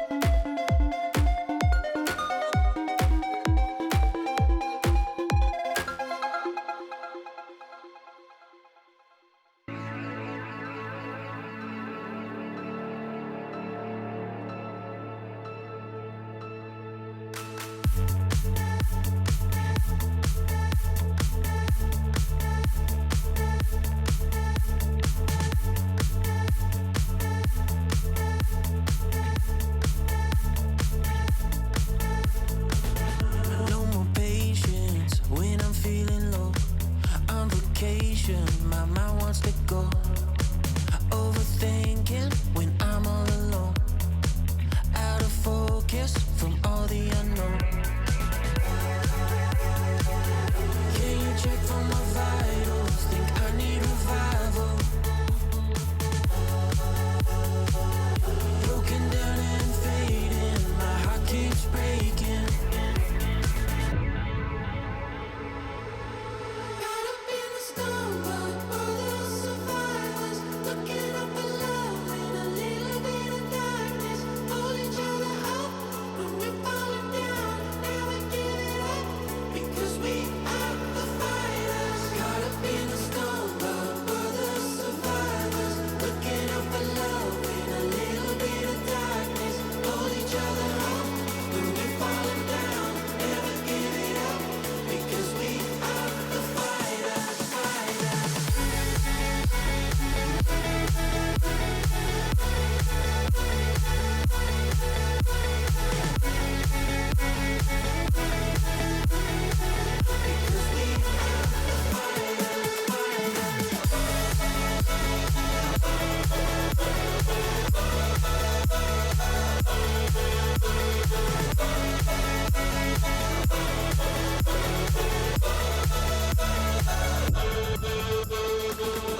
Underwater, swinging my fist.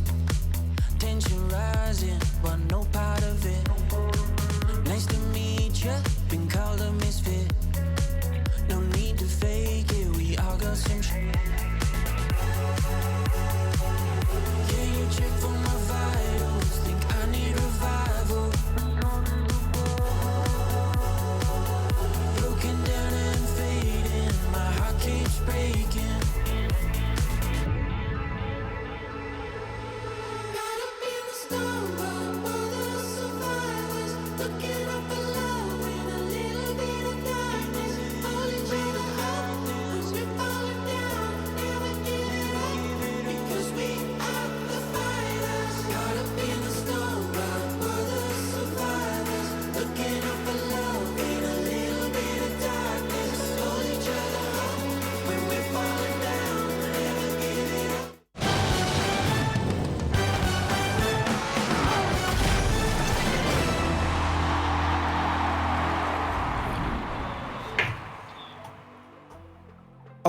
Oh, hey, sorry, didn't see you there. I was just finishing my order. Welcome back to the Rocket League Championship Series. I'm your host, Lee Fex, alongside me, Gibbs and James Bott. We're going to talk about that last match we just saw there, Rogue versus Jamal. That was definitely the most exciting thing that was happening during that broadcast. Rogue dominating 3-0. You know, this is super intense.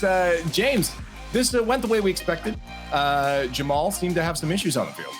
Certainly, and a lot of the issues sounded like First Killer, who was just picking them apart. First Killer living up to the hype again and again. You love seeing him play. Kronovi also stepping up. Overtime goal for him, making plays. So this Rogue team, it's been a team that has been looking for that secret sauce for a while, and it seems like they finally found it. First Killer's just way too good at Rocket League. I feel like he is so consistent on this team that every time I see Rogue play, First Killer, he's going to play extremely well. Churro, you know, he's new to the RLCS level, so sometimes he will have his off games. But this is the game you want from Rogue, where you're a team that is supposed to finish probably top 4 at this point because of your great offseason. You should dominate teams like this. And we see it with Space Station Gaming. They didn't do that when they played KC. Maybe KC's a little bit of a better team, but still, this is great for Rogue. You want an easy road on the first weekend. We saw it for Europe. Team Liquid and Oxygen, they didn't even make it out of day one. So don't take any chances. Dominate these teams like you should and move on quickly. Rogue doing what they're supposed to do, but as you said, moving on, we got to talk about our next matches. Let's take a look at round 3 as we head into some qualifying matches here to see some teams end their day early and head on to stage number 2 for this regional. Just to look at some of these matches, the ones you'll see on this broadcast on twitch.tv/Rocket League, we have Space Station Gaming versus United and Rogue versus Peeps. Then over on the E-League broadcast, that's twitch.tv/E-League TV, we have the Sonics X-Set and Pioneers versus Plot Twist. But back to this broadcast here, I guess the one we'll see a bit later is SSG versus United, so we can touch on that one first, Gibbs. Yeah, that game's gonna be great. Like Space Station, obviously just coming off a 3-2 win. United, tough road so far. 2 back-to-back Game 5 victories, which is not something you want, but hey, you're still 2-0. Now you get to play the big dogs in Space Station. Maybe they can pull it out here once again. It's going to be very interesting to see if Space Station can, find their form. It looks like they're maybe a little bit shaky today, but Rogue Peeps is going to be a good one. Yeah. Rogue is perfect on the day, 2 sweeps so far. The Peeps, they surprised me completely. They didn't look good at all throughout the grid, and then they come out and dominate their matchup. So for the Peeps, this is a great win for them, and now they're 2-0, but it's also great for Rogue because that avoided Rogue to have the chance to play Space Station because the Peeps knocked down, of course, the number 4 seed. So Rogue is a little bit happy they got to avoid Space Station. Now they get to play, though, a red hot Peeps, and anything can happen at this point. Gibbs, I think you're the only one that was surprised by the Peeps. James, I don't know if you were with us too, but he was the only one before that was looking at Sonics over Peeps before. Everyone had the Peeps here. Were you believing what the Peeps to do to get to this point? Yeah, I believe in the Peeps because AJ, I cast the grid for NRG, which is the best grid broadcast, by the way. I'm just putting that out there. Okay. But AJ, he shredded us apart. AJ, he's a really, really good player. I watched him against NRG just destroy him. He destroyed him with his aerial expertise, which is something we've seen from him for a very long time. But I can see where Gibbs is coming from because AJ even himself has been a hot and cold player. But I'm not surprised that he can play at this level, and the Peeps are here sitting at 2-0. Well, just quickly, I guess, off the bat here, this is a qualifying match. Let's just get predictions. Looks like the players are ready, so we want to get into it. Gibbs, Rogue or Peeps? I mean, Rogue looks really hot right now. We talked about this last week, Leaf. I am never wrong. I'm right on a delay. So Rogue is obviously going to dominate the Peeps here. This is pretty simple. Rogue, I actually really like this team.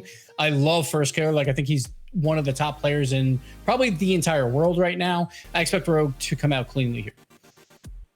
James? I'm going with Gibbs. It's Rogue. Rogue is the pick, certainly. I just think there's too much consistent talent on that roster. I think that the Peeps have the ability, but still I haven't seen AJ be as consistent as I'd want to see. Even Illusion at times, his shooting isn't always on point. So I'm going to have to wait and see, but I'm going with Rogue. Rogue for me as well, and I wonder if it's the same for you guys out there. We know there are just droves and droves of Rogue fans out there, so get on Twitter and let us hear your word, because we know you guys like to get it out there with the hashtag RLCS X at RL Esports. We're about to head over to the Skybox for round 3 with Achieves and Wavepunk. Achieves, it's round 3 of day 1 of North American RLCS X, and already the desk is sleeping on the Peeps. Did we not learn this lesson like a year ago? It is a lesson that we have had to learn time and time again, but I think they're right to be a little bit skeptical here. It's going to be a tough one. Rogue absolutely played a phenomenal match just previously on stream, so I think the Peeps will give them a good run for their money, but I think ultimately I also pick Rogue right now. Oh my goodness, everybody's sleeping on him. Why? Well, okay, that's why. Turntero just nailing a shot from the top rope here. 1-0 for Rogue. Pressure off the kickoff and the demo, and even Gyro noticing the danger, trying to rotate back into the goal, still under pressure. Forced him up the backboard, and Turntero drills it into the top center. That was just brilliant pressure from Rogue. Fantastic way to start off the game, and just to continue their hot streak from the last match. Turntero up to the edge. AJ with a shot blocked at the goal line, and now Illusion to try and turn it back in. First kill is airborne. You got 2 players were up behind him, and now there's just 1 here in the backfield. AJ gonna have to play some defense, and he gets it off just to the side. Oh my goodness, Gyro barely gets back in time to make the stop. Illusion now to carry it back away from his half, see if they can get back on offense. And you can definitely start seeing Peeps try and get this ball horizontal on their own half just to throw off the pressure from Rogue, because they were all over him in the midfield. Here's a chance for Illusion, but he's going to have to pass this one off. First killer drops it right down.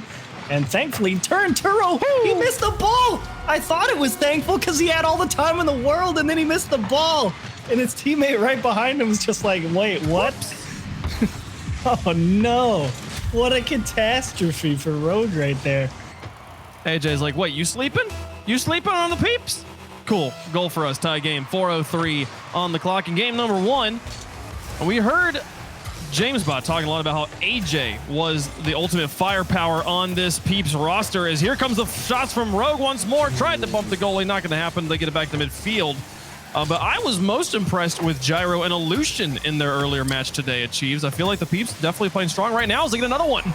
Well, there we go. This time, not Gyro and Illusion, but Gyro and AJ get it done on transition. Turo trying to just poke that ball forward, but doesn't really square it up, just kind of drops it right on his nose. And Gyro, right place, right time, just notices the opportunity and turns on it. So Rogue caught trying to push up with a weak clear, and they get punished for it. But you're absolutely right. I think Gyro and Illusion, we alluded to how we thought they would be successful during the pre-show, and Gyro and Illusion definitely played well, but I think across the board, Illusion is going to allow AJ and Gyro to really flex the offensive muscles more than their previous roster iteration. Now that they have a solid rock, I just want to see them develop into a really strong offensive duo.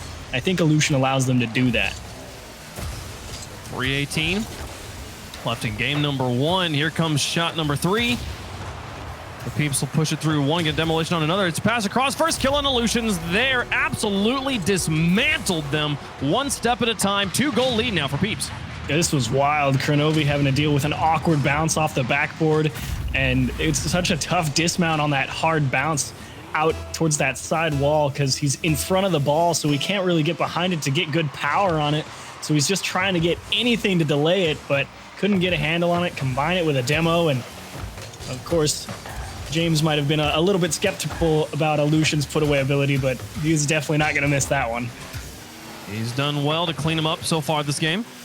AJ in the backfield's got 2 teammates to the edge. It passes to Illusion, takes an extra turn to gain control of this ball, but bounces off the ceiling past one player. No one in the midfield to take the shot. Now Kronovi takes to the air, down, straight down the middle. Oh, beautiful. Drop down, first kill is there. No, Illusion covers it up and gets the save. Now AJ on the counterattack, back into the blue.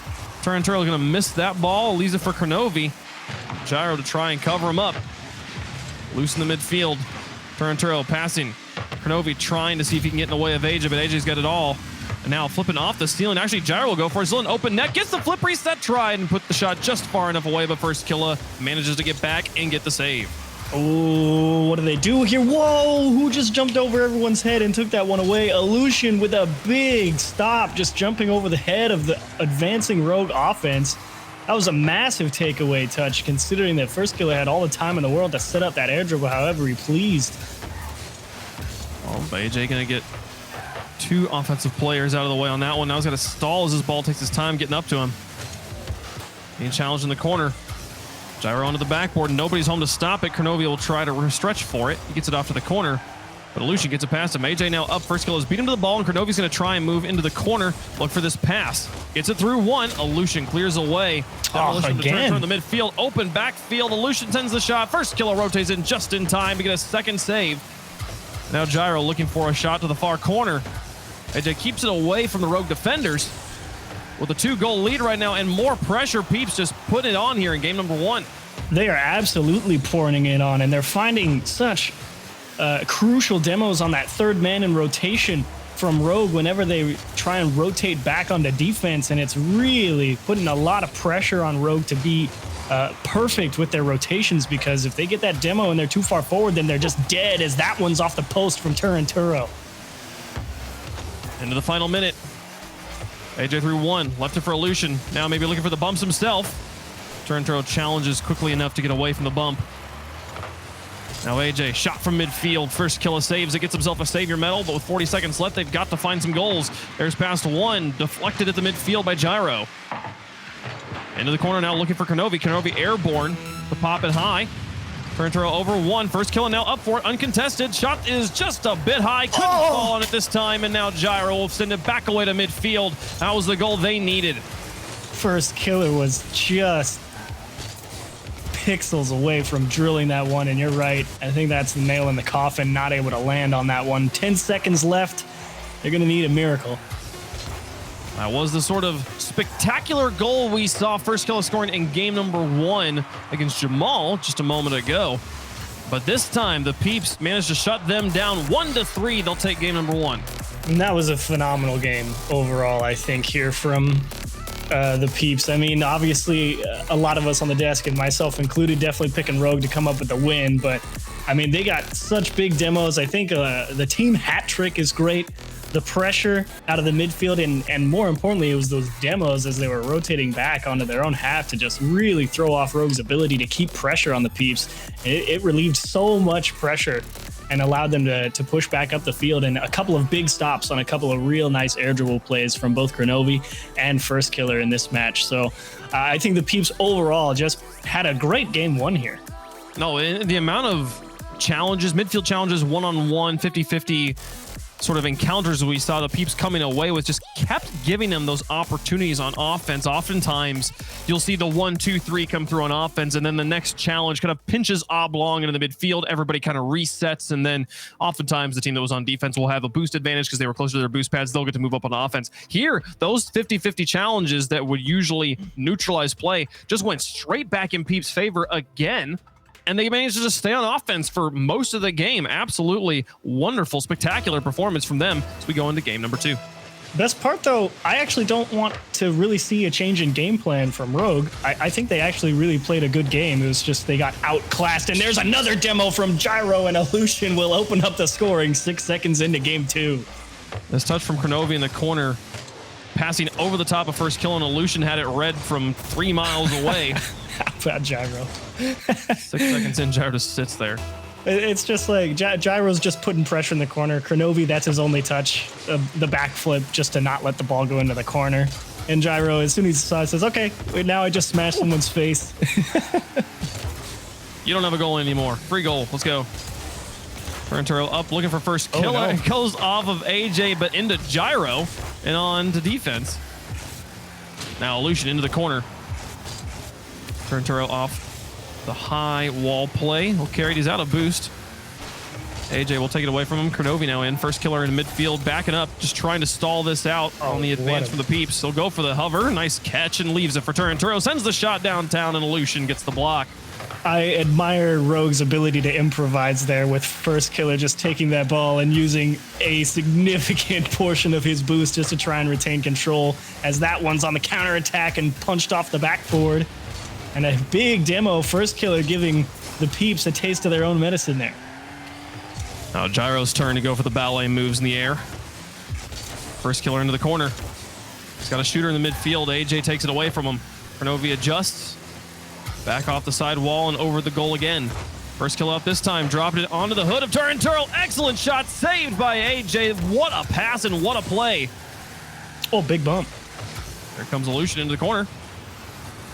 He's going to try and hold on to this, give his team time. Stalled by Turnturo high into the air, and AJ now back to midfield. Illusion gets back in time to get it away from Kronovi, and First Killer will try to stretch for this. Again, the ball stalling out in midfield here as both teams did an excellent job playing keep away, not allowing the other team to string together a series of touches. Look at Gyro. Him and Kronovi are on top of each other. He is just being an absolute nuisance. I mean, it doesn't matter what play is going on. He's trying to get in somebody's face, and Illusion just can't get that double tap taken away by Kronovi. AJ's trying to wrap this across. Illusion gets a demolition on the one, but that ball is super high.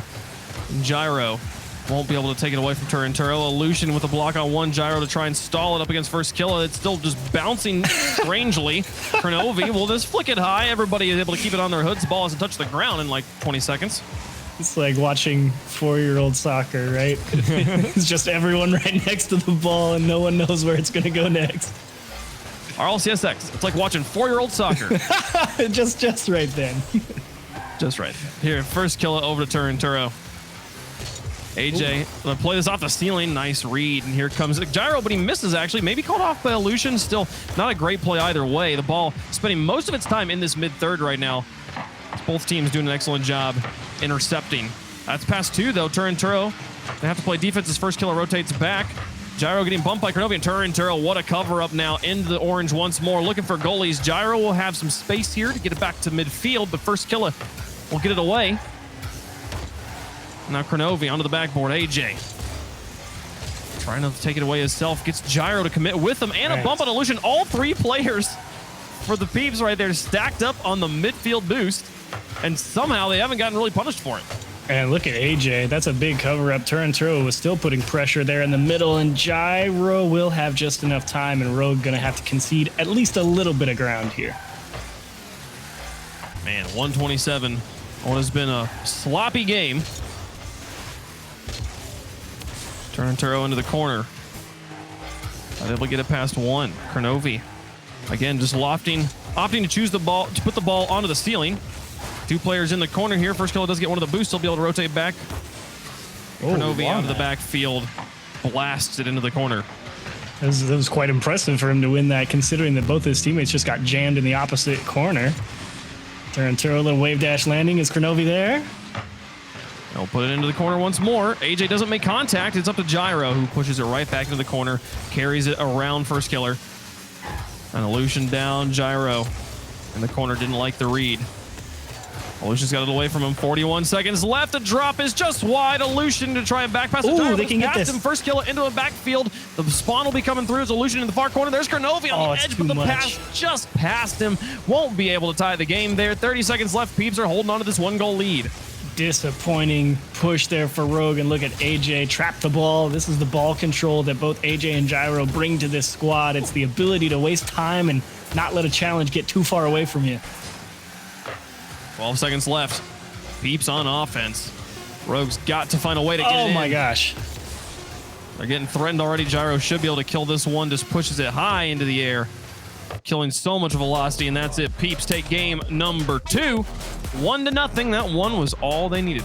Close one. Very close here for Rogue. And they tried, to be fair, but during the pre-show, I was thinking, I think Illusion brings a little bit of stability to this Peeps roster. I feel like it'll allow the rotation to solidify, all that kind of stuff. But the loss of Rles is a big hit because, the demos, clearly Gyro has become Rles. It's literally just... This is what I was saying in the pre-show. You had Gyro and Rles trying to do the same thing, and while it works because what they're trying to do is be an enormous cannon and just pop, pop, pop, pop, pop. Just like when you get like 2 cannons, it's better than 1 cannon, right? But like, oh well, we need some defense in there somewhere, right? I think Illusion's such a better like middle ground player to be able to fit around Gyro, but also show up with the firepower when he needs it. He's been receiving passes, such as the one he got in this game, almost as much as he's been giving them.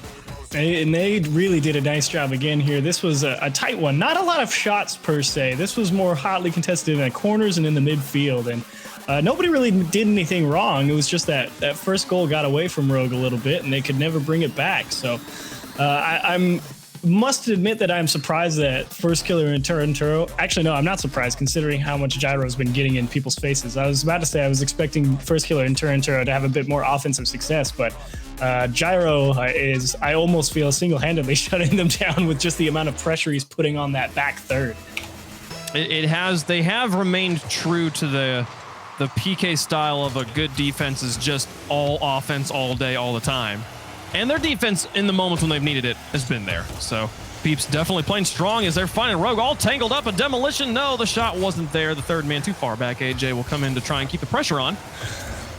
They won't get that early goal. Early goal, 6 seconds into the game 2 was all they needed to take the win. And now Gyro will look to see if he can break turns. Axel's not going to happen, but the ball on the pinch just wide of the goal. AJ will fall back to pick it up.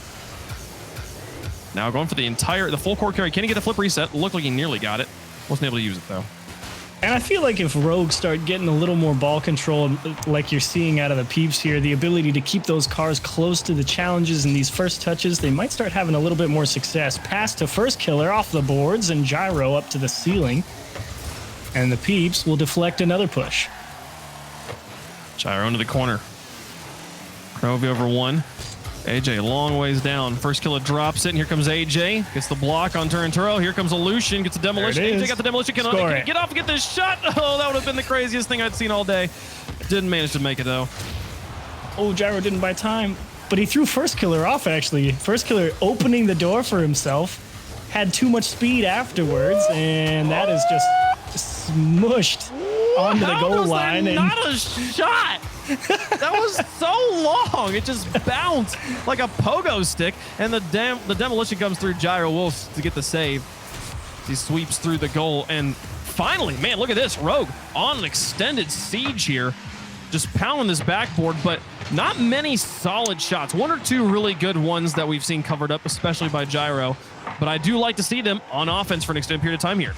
Yeah, this is the problem they've been running into, though. There's a great pass into the middle. Kronovi going for a cheeky chip off the back of this car, but it's that ability to keep pressure on, but inability to create a true quality scoring chance, and Turo will have to work out of his own half. Oh, Illusion, the fake Kronovi off it.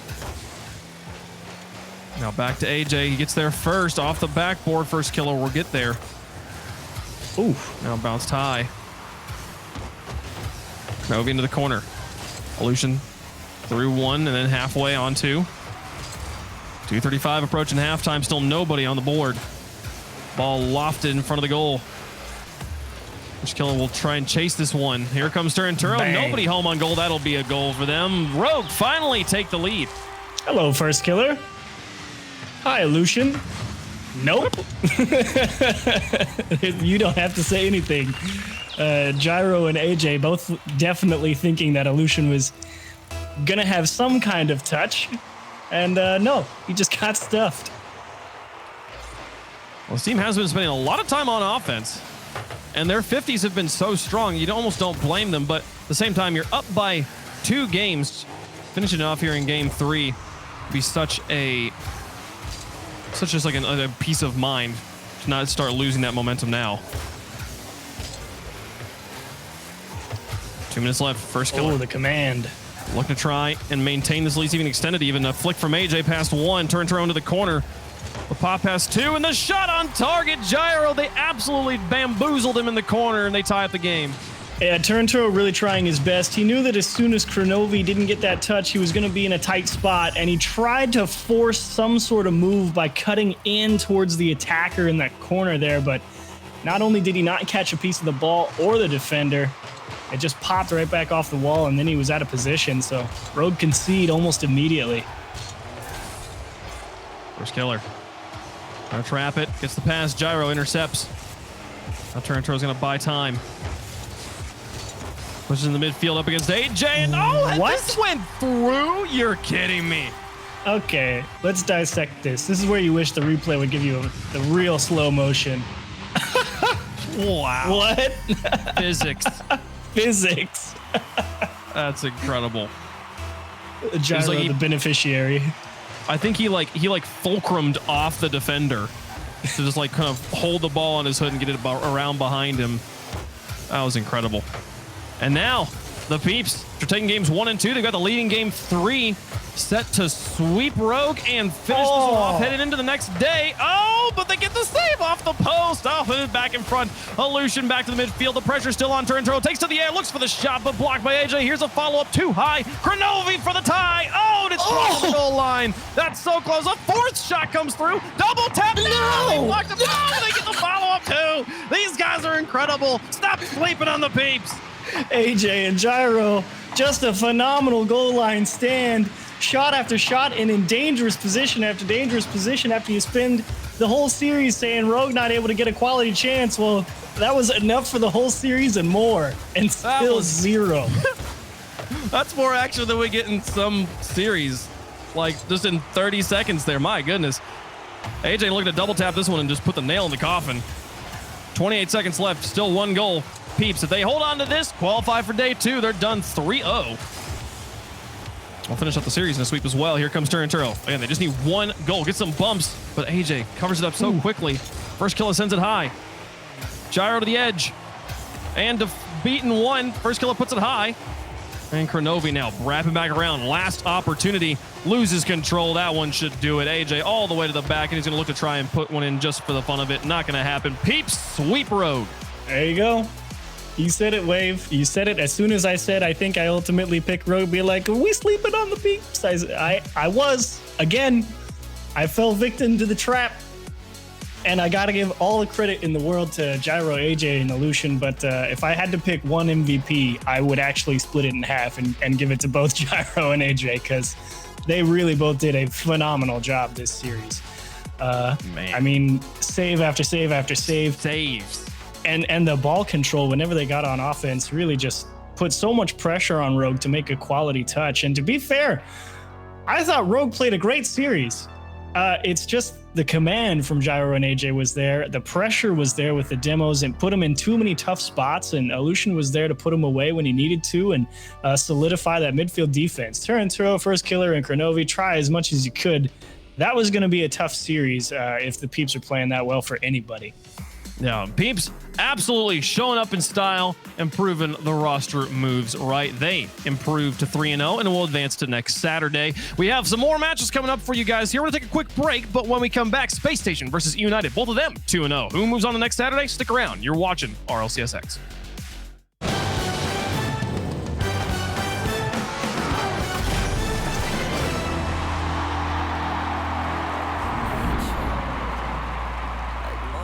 In the night and you feel the danger that makes you wanna hide when the cards are stacked against you and you're standing on the edge.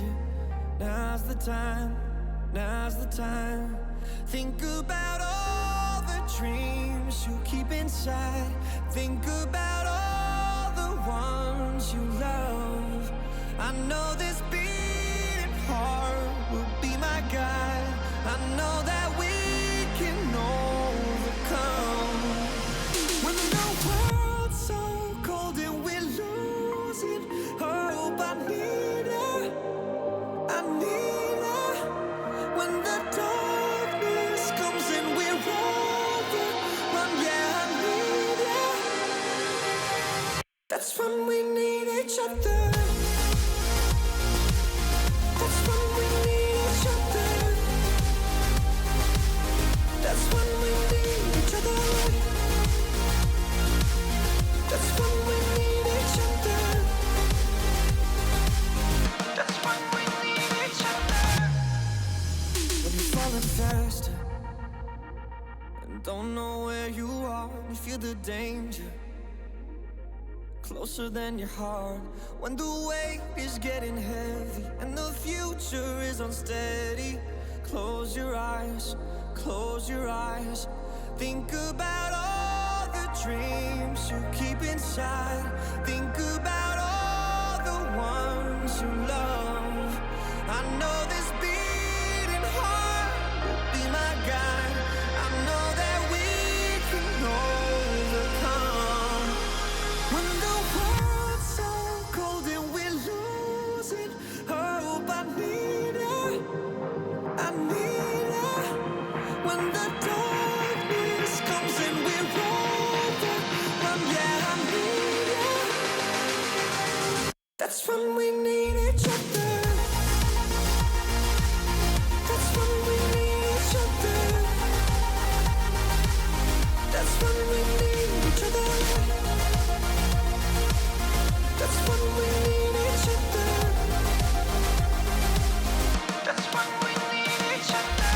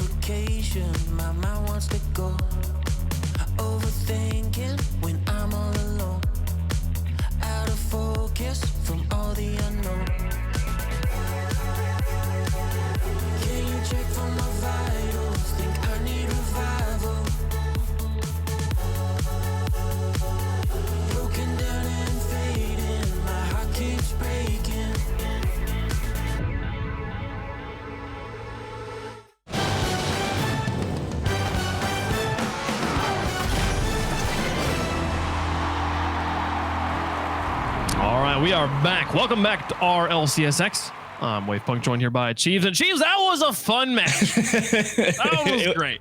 It was a lot of fun. A lot of great goal line stands, a lot of great offensive pressure, some brilliant ideas from both teams in terms of how to get the ball through defenders. But at the end of the day, Gyro, AJ, and Illusion kind of crushed the Peeps, or excuse me, Rogue. Yeah, well, dude, this opening shot from Turrent earlier, like, oh man, the desk's right. Here we Rogue's go. got them. They're hot right now. And then Peeps was like, okay, cool. Whew. We woke back up, you know, and now we're gonna just stomp you into the ground. I think Rogue scored one more goal after that. Yeah, they only scored a couple, and just apart from, and it's not from lack of trying either. I mean, Rogue had some phenomenal shots on net, and then Gyro wins challenges like that on the goal line, and and the Peeps just went on to win it. Phenomenal goal line saves. I'm sure there's some great clips of them out there, so if you missed it, go and check those out. But overall, a fantastic series, and definitely one worth a rewatch if you want to see a quick and dirty 3-0 sweep. That was amazing. Well, we had some fun. Like the first game was kind of just a good, like, balanced game of Rocket League with some good shots, you know. And then the second game was like 4-year-olds playing soccer, just kind of piles of people in corners. The third game, though, was kind of that perfect blend of moments of. It was one of the most entertaining defensive games I feel like I've ever seen, especially that one stand. Usually great offensive moments are enabled by sloppy defense. And here we saw strong offense, but stronger defensive moments. Like there's no way they block it. There's no way Gyro gets in the way of that one. And he still managed to get back in time. I enjoyed that series a lot. Chaos and brilliance. And the best part is there's more. There is more. We're moving on to Space Station versus United. Now, United brings on Wonder Mike in the off season. Talk to me about this roster moves it achieves. How do you feel about this addition to the United roster? So United, I like the pickup of Wonder Mike. I mean, obviously we talked him up a little bit during the pre-show. He had a phenomenal series back in Rival Series, and we got to see him in Spring Series a little bit, and he absolutely popped off. The dude was scoring goals left and right. Everybody wanted to play with him, and he's found a seat here with Hoxer and Ajax. And to be honest, I don't really know what to expect out of United because I feel like it's just going to be such a interesting look. But when you're going up against Space Station Gaming, I think you're less concerned about what you're going to get out of United and more concerned about what you're going to get out of Space Station, especially with the addition of Rles. Yeah, Rles proving to be a substantial addition to this roster. AXB leaving, Rles taking his spot here. These guys have been so strong. They've been in the finals of both the grids we've had so far. And everybody's been talking about how good this team is. I love Rles as a person, as an individual. I also love watching him as a player, the way he's like, look, what if we just did the crazy thing everyone talks about doing? What if we just were super aggro the whole time? And he makes it work here. And Arsenal and Typical, you talk about two players that in their own ways, you want to talk about pop-off team. Arsenal on stage in season 8, and the way he was popping off, and then you got Rles alongside him. Like this is the energy team. Oh yeah, I think Space Station with Rles. I mentioned it a little bit on the pre-show. I think typical Arsenal and Rles has a ton of potential to just be a absolute lights out, kick your teeth in offensive force, right?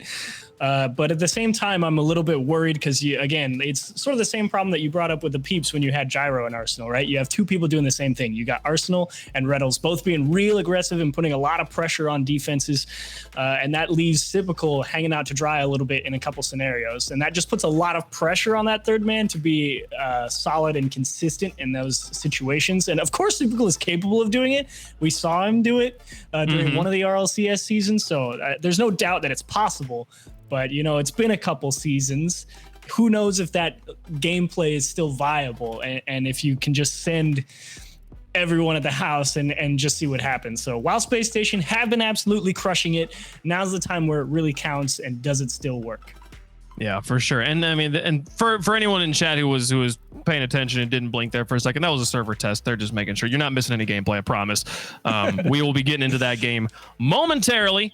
And yeah, Space Station versus United. I'm not gonna lie, we talk about teams that we sleep on, right? We talked about the Peeps a lot because that was the whole meme. United, definitely a team the past few seasons I have looked at and been like, I don't know. they seem like it was a fluke that they made it to Worlds, but that's such a almost arrogant statement to say. It's a fluke you made it to Worlds. How dare you? They're so good. They're wonderful players. So and Hoxer in particular has some of the best axle breaking 1v1 moments that I've seen on the RLCS stage. So I'm genuinely excited to watch this matchup. Hoxer versus Rles, or Wonder Mike versus Rles, maybe a better way to frame this matchup, as we will be getting into that game momentarily here at Chiefs. And you're right. I mean, NA United also had some solid offseason results. They took a good second place in a couple of community tournaments where they beat NRG. Obviously, NRG's been struggling a little bit, but they've played some close series against some real good players. G2 also been on a bit of a slide, but for a while there, they were absolutely dominant. So United's definitely not one you can take lightly. And you make a good point that while we may initially be really playing up Space Station here, it's by no means going to be easy. No, I think both these teams are at 2-0 on the day. United's had a bit of a rough road to get here, but again, they have not lost yet. And the winner will move on to next weekend.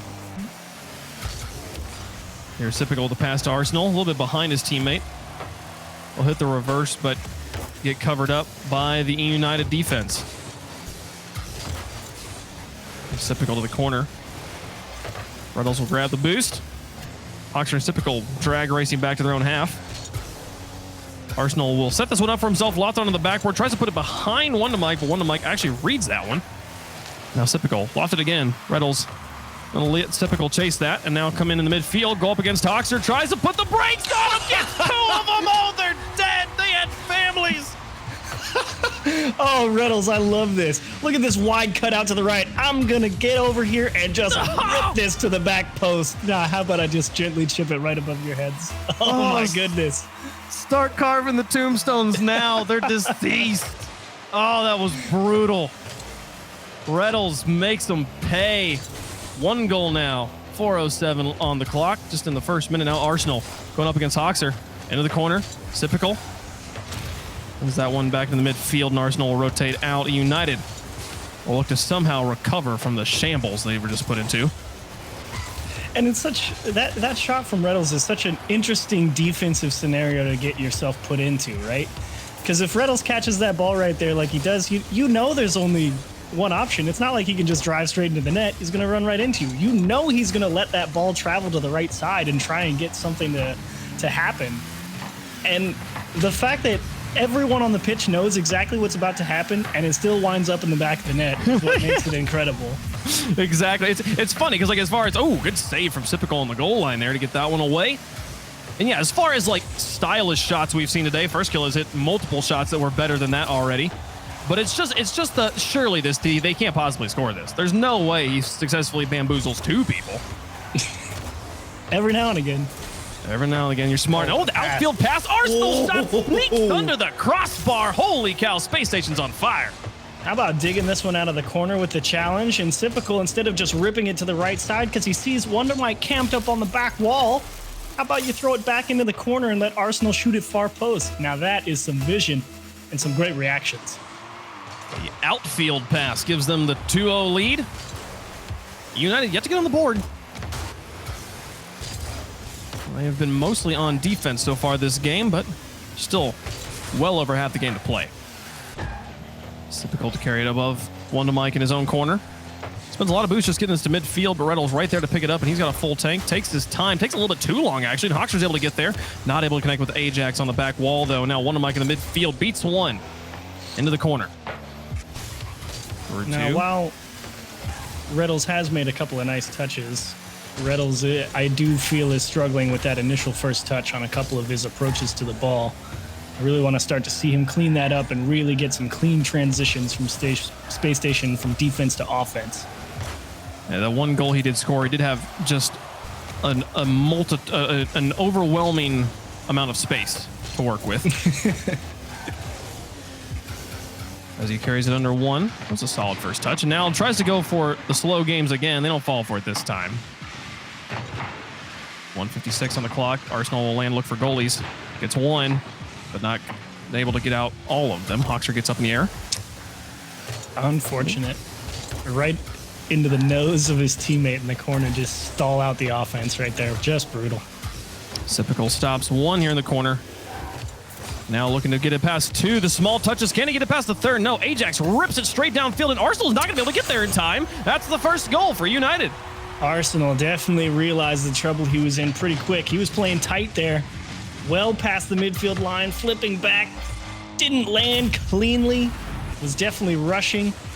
And it kind of happens whenever you double tap the flip button a little too quickly. Sometimes the front of your car kicks the nose into the ground, and it just kind of causes a little bit of a tailspin, and it requires some perfect control to recover from that, and Arsenal just missed it. Oh, Arsenal 2 touches to neutralize the offensive play.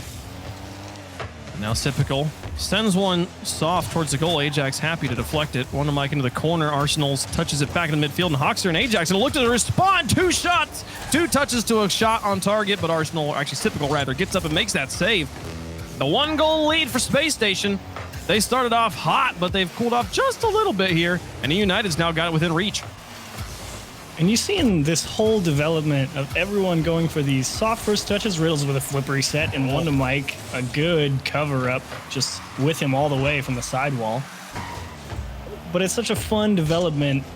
If you think back to, what was it, Season 4, when Squishy hit that first big flip reset, and nowadays you just see all these players with this almost spot-on perfect first touch delivery to themselves, and it's turning into the mind game war of, am I going up? Am I going to let it fall? Am I going for the flip reset? What's happening? And it's really putting a lot more pressure on defenses to force you to show your hand when you're approaching. Like, look, they're thinking about how to challenge Sypical right there, and it's just wasting time.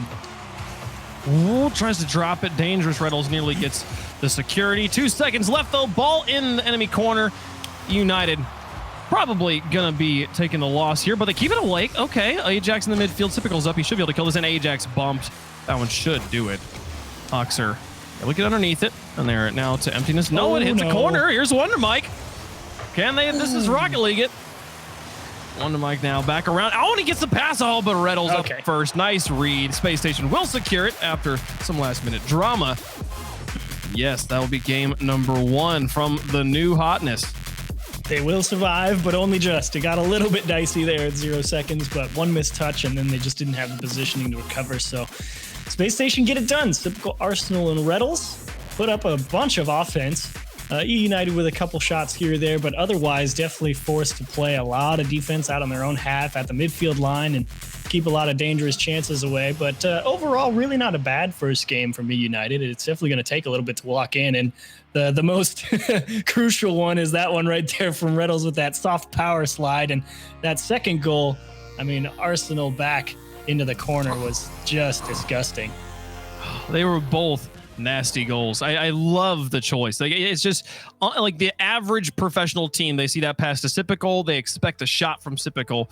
It's too complicated to pass directly back 180 degrees, to send it directly back in the direction it came from, and then he's got such a much more difficult shot to make. It's just such an easier play to just take that infield shot. Instead, they go for the much higher difficulty play, and they pull it off, which means the defense is just completely there was no one who's gonna touch that ball. You know, like, it's brilliant stuff.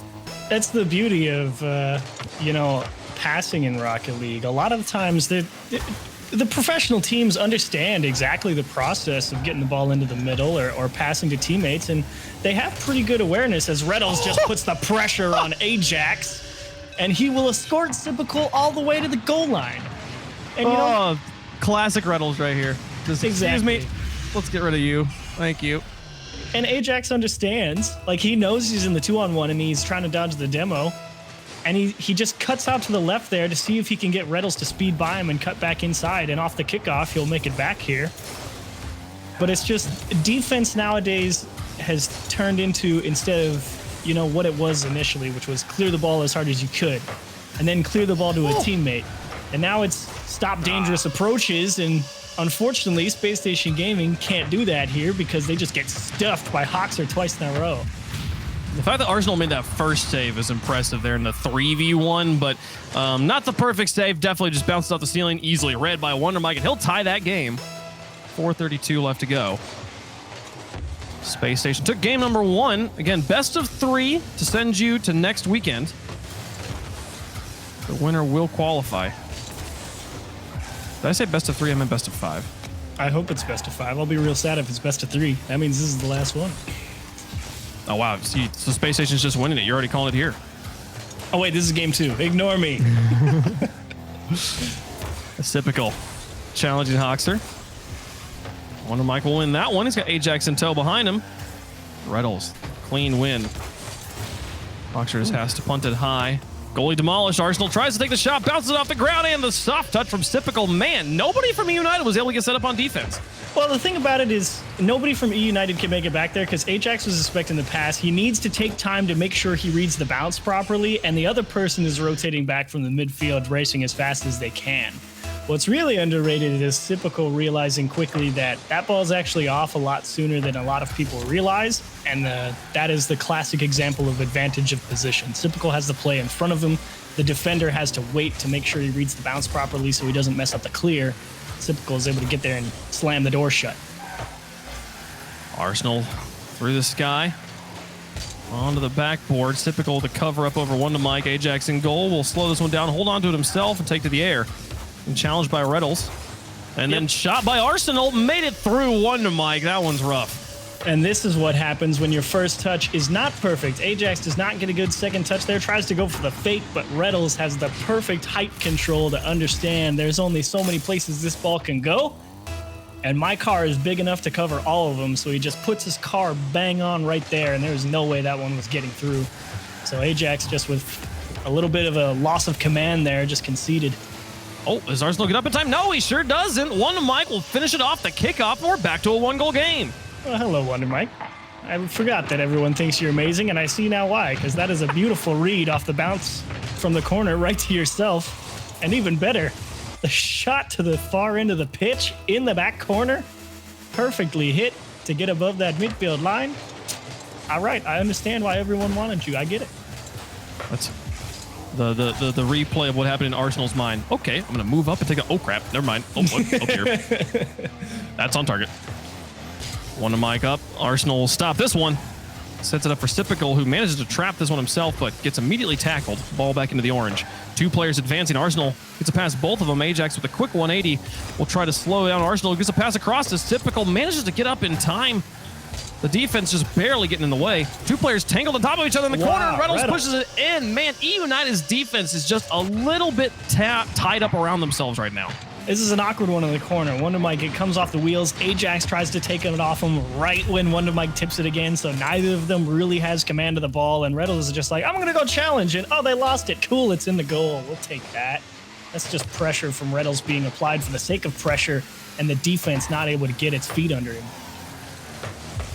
It's Ajax to the edge. On the Mike in his own corner, Arsenal to cover him up, and now to chase this one down, looks for the dunk, but Hoxer gets it over the top and out to one to Mike. Now Typical intercepts both those touches off the backboard, nearly finds the demolition onto Ajax, but nobody would have been there to take the shot. And 2:17 on the clock. Wonder Mike's got to make this touch, and he does. Now Rles out. Ajax and Wonder Mike teaming up, back into the orange. I owe Wonder Mike an apology. I thought United there was absolutely toast. But again, he made a perfect save off a tough read. Oh, Typical manages to do just enough to stall out the United offense. Typical over one, and now two players going to chase. Typical will stay back on defense. Now he's up to the midfield. Ajax over the top. Typical fell back, stalls it out. One of Mike tries to take it off of him, but just cannot get it through Typical. It's just everyone has that approach to the ball these days.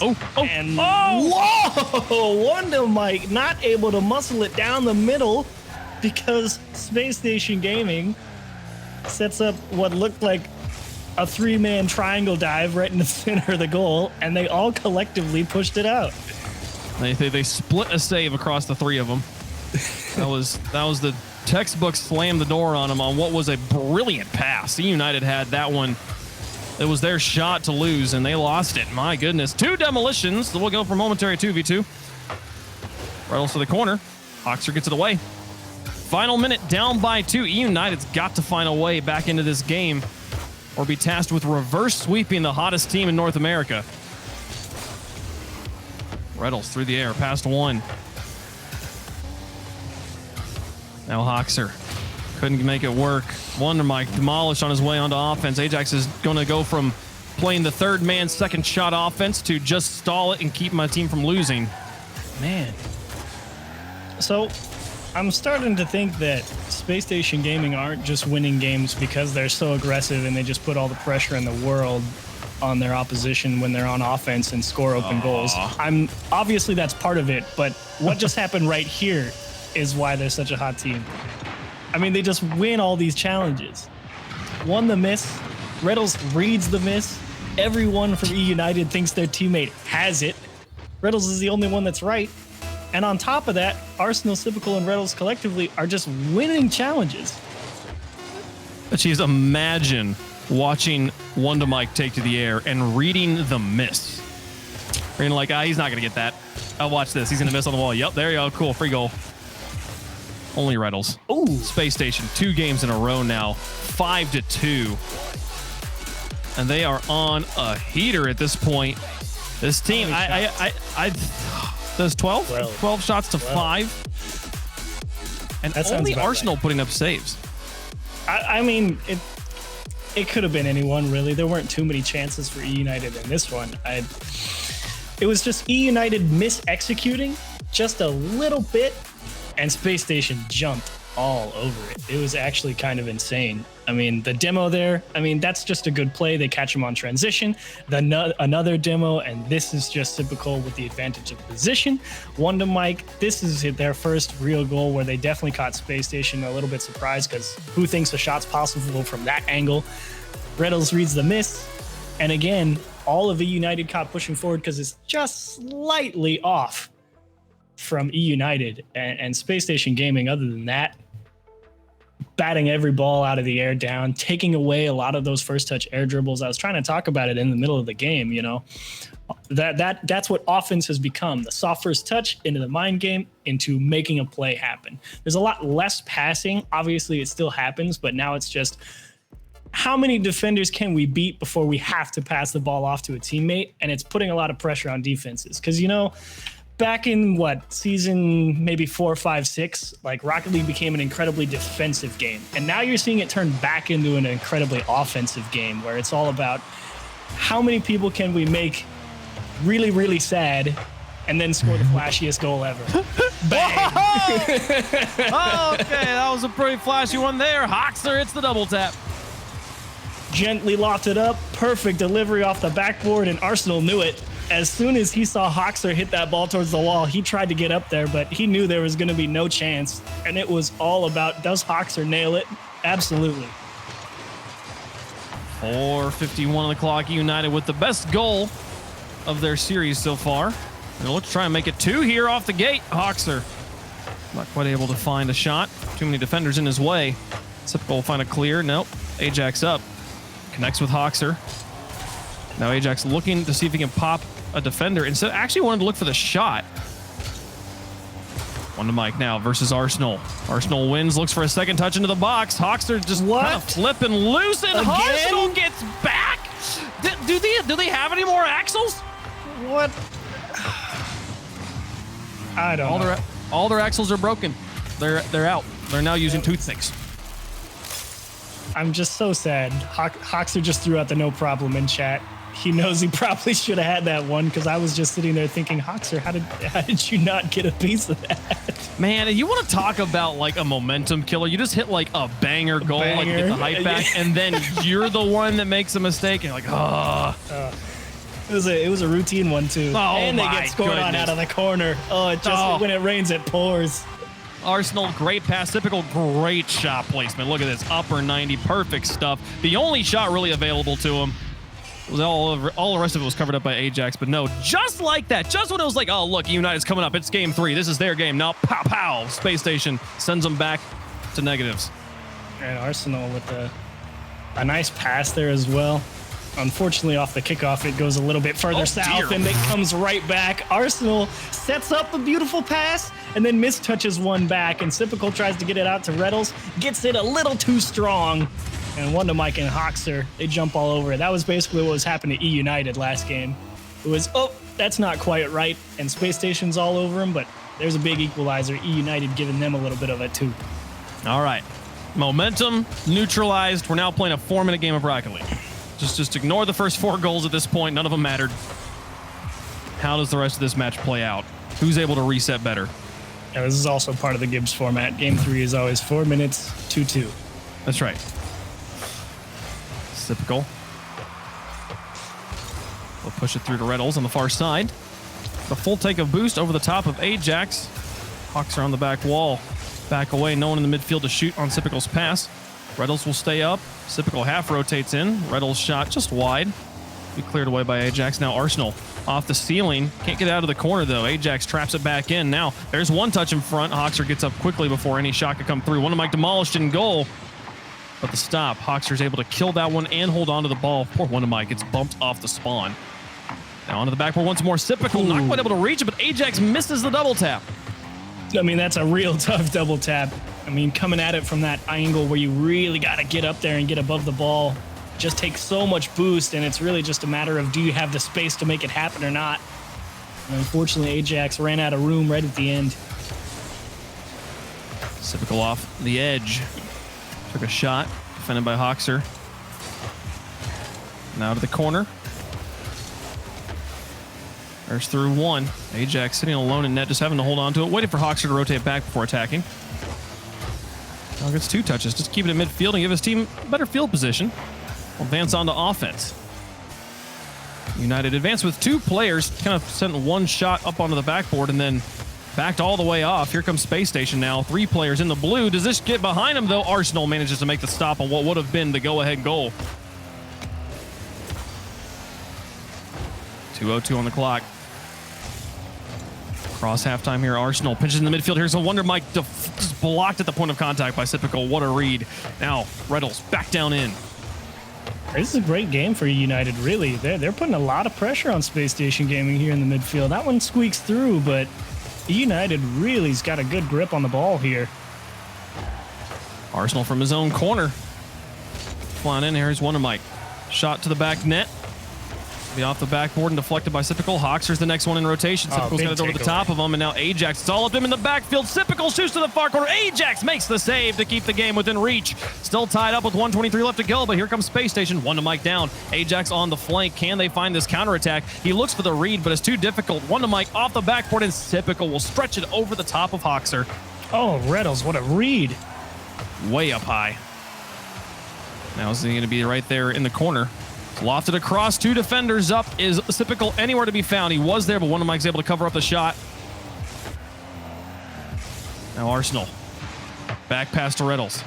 To the side, Sipical's already pre-jumped off the wall, makes contact, and Hawkser will get the stop. Oh, quick transition here from United. That is a delicate touch from Arsenal. Look at the command to keep it close. Now looking for bumps. Not going to find him. One of Mike gets a pass, 2. Up against Sipical now in the corner. Neutral 50-50. Here comes Ajax into an up in net. That'll be it. They're able to stop them from rotating back in, and United's got the lead. And this is all that pressure I was talking about. It demands perfection from Sipical, and he tries to backflip to get his wheels back on the wall to recover. But unfortunately, he just stalls out in the air and leaves it wide open for Ajax. Just brutal. 33 seconds left. Space Station for the first time trailing here. Late in the game, can they tie it up? Or are we going to game 4? A pass across. Rles, soft touch. Arsenal thinks about it, knows back to Sipical. Oh, in the block. Hawkser keeps the lead. 15 seconds left. Arsenal now into the corner. Wonder Mike to try and stop him. It's back dangerous. Rles is up. The defense is all amuck as the offense rolls through the goal line. Here's one last shot. No, blocked back away. Hawkser will put one for the road. They secure it here. We'll go to game 4. Hawkser drives the nail home. Sipical trying to stretch. Ajax cut it off. Arsenal knew he needed a piece, but the biggest play of that entire sequence wasn't the goal. It was Hawkser making the save as Space Station Gaming pushed up the field. They had so many options. Do they go for the pass back? Do they hit the backboard? Do they shoot the top right corner? Hawkser not phased by all of it. Just stayed with the play and what he saw. Made a big stop, and United forced game 4 off of what is a fantastic game. And unfortunately, Space Station Gaming gonna have to play another 5 minutes. They're gonna have to find a way to finish it off. The United, that game genuinely, especially that last minute or so, since like that gave me a lot of hope this United team really can make this comeback here, not just because they managed to find some goals, but because of how difficult the defense was before that. They had to stop some major opportunities from Space Station, handle them with poise, and managed to convert it onto offense and actually get the goal. That was beautiful. And just phenomenal. Starting off from the get-go. I mean, 8 seconds in, Hoxer drills a double tap like that. Unfortunately, it went off the rails pretty quick, but after that, I felt like E United really settled in beautifully, even coming back from down in the game again in what is not a knockout game, but, you know, the series ender. And then they just absolutely squeezed Space Station into oblivion. All of that command and Space Station winning all the challenges, just gone. A phenomenal game from E United. Some good adjustments. Ajax, Hoxer, and Wonder Mike getting out in front, meeting Space Station at points of contact. And they really did a nice job, but still got 10 more minutes to go. So every journey with a single step, but the most important one's the next one. Yeah, they'll try to make it just 5 minutes here. Space Station going to see if they can do this one. But man, Wonder Mike in particular, I felt like really lit up that series, especially on the defense and in the midfield. The challenge game was where Space Station was absolutely dominating, and United may have managed to neutralize that advantage here. So we'll go to game 4. Space Station still in the lead with match point. The United on the board. Arsenal now to the corner. Ajax, stop one. Hawks are off to the side. Ball spent a lot of time in midfield. Nice bounce off the ground to try and get it underneath the Space Station offense. Demolition in enemy territory here. Arsenal going to be spawning back in this corner. It's a nice fortunate spawn there to get through one, and now a bit of a double commit is all up to Rles here. He goes into this challenge. It goes not in his favor. So it bounces off the wall, off the ceiling, and then back into the box. Here's typical. Cross one now into the midfield. Got it through two. It's a tiny little soft flip touch to try and give it to Rles, but not going to work out. United slowly gaining ground and momentum in this series. But you can see Space Station, they actually are working really hard to concede as little as possible. They're willing to give up possession of the ball to secure boost pads. And that's because they know that if they take away the boost, it's going to be a lot harder for E United to hang with the play for longer. So they're willing to give up that first bit of possession if it means being in a better spot in a couple of touches. 3:30 on the clock. Arsenal. Into the corner. Rles now up. So a long way down the field into the corner. Ajax takes his time here. He was waiting for Hoxer out of the corner. And the fact that we're seeing patience out of United. They got kind of stomped in games 1 and 2, but then game 3 managed to really come back to life in a sincere way. And then here, scoreless in game 4. A nice infield pass. It's just enough of a bouncer for Rles to reach it. Trying to pay Rles back. They're keeping their wits about them. They are genuinely like, what do we need to do to win in this moment, in this game? Not thinking about the fact that they need to reverse sweep or anything. Oh, Arsenal with a block. Ajax's shot is high. The follow-up from Wonder Mike, though, do the wonders here, and they've got the lead. I thought for sure this was going to just fall apart. I mean, when they just shoot that ball on target with, the defenders just sitting in the goal, I thought for sure Space Station was going to be able to handle that one, but the save itself just kind of tipped right back in, and then it went off the backboard. I was like, well, I guess they're not completely out of it. So E United, I thought, squandered it, but pleased to say they proved me wrong. Right here at halftime, United took game number 3 and now leading in game number 4 again. Currently shutting out Space Station. Team that has scored pretty early in most of our games. This one easily the slowest of the series. Both teams starting to serious up a little bit. Stop playing as cocky. Typical off the wall will miss, and Hoxer gets this one back to midfield. I don't think this is an empty backfield here for Space Station. They've got to play some retreating defense. There's a block on one, a block on two. Typical gets the block on the shot. And that pinch was an absolute hyper beam. Scary one, too. Arsenal kind of just knew it was over his head, turned around, and hoped for the best. Hoxer will slip it through. He's been working some magic here in game 4. And he works another bit of it here. Soft catch. Gets Rles with a pre-flip to the back post. Rles thinking he was going to try and bring that down, maybe double jump it or something, but Rles just got beat by the speed. 2-0. E United starting to take control of the series. Space Station spent so much time on offense in the first 2 games, struggling to find a decent shot here in game 4. Onto the backboard, the demolition on the Wonder Mike will relieve some pressure. Rles wants to think about it, but he's too low on boost, and so he instead looks for goalies. Typical.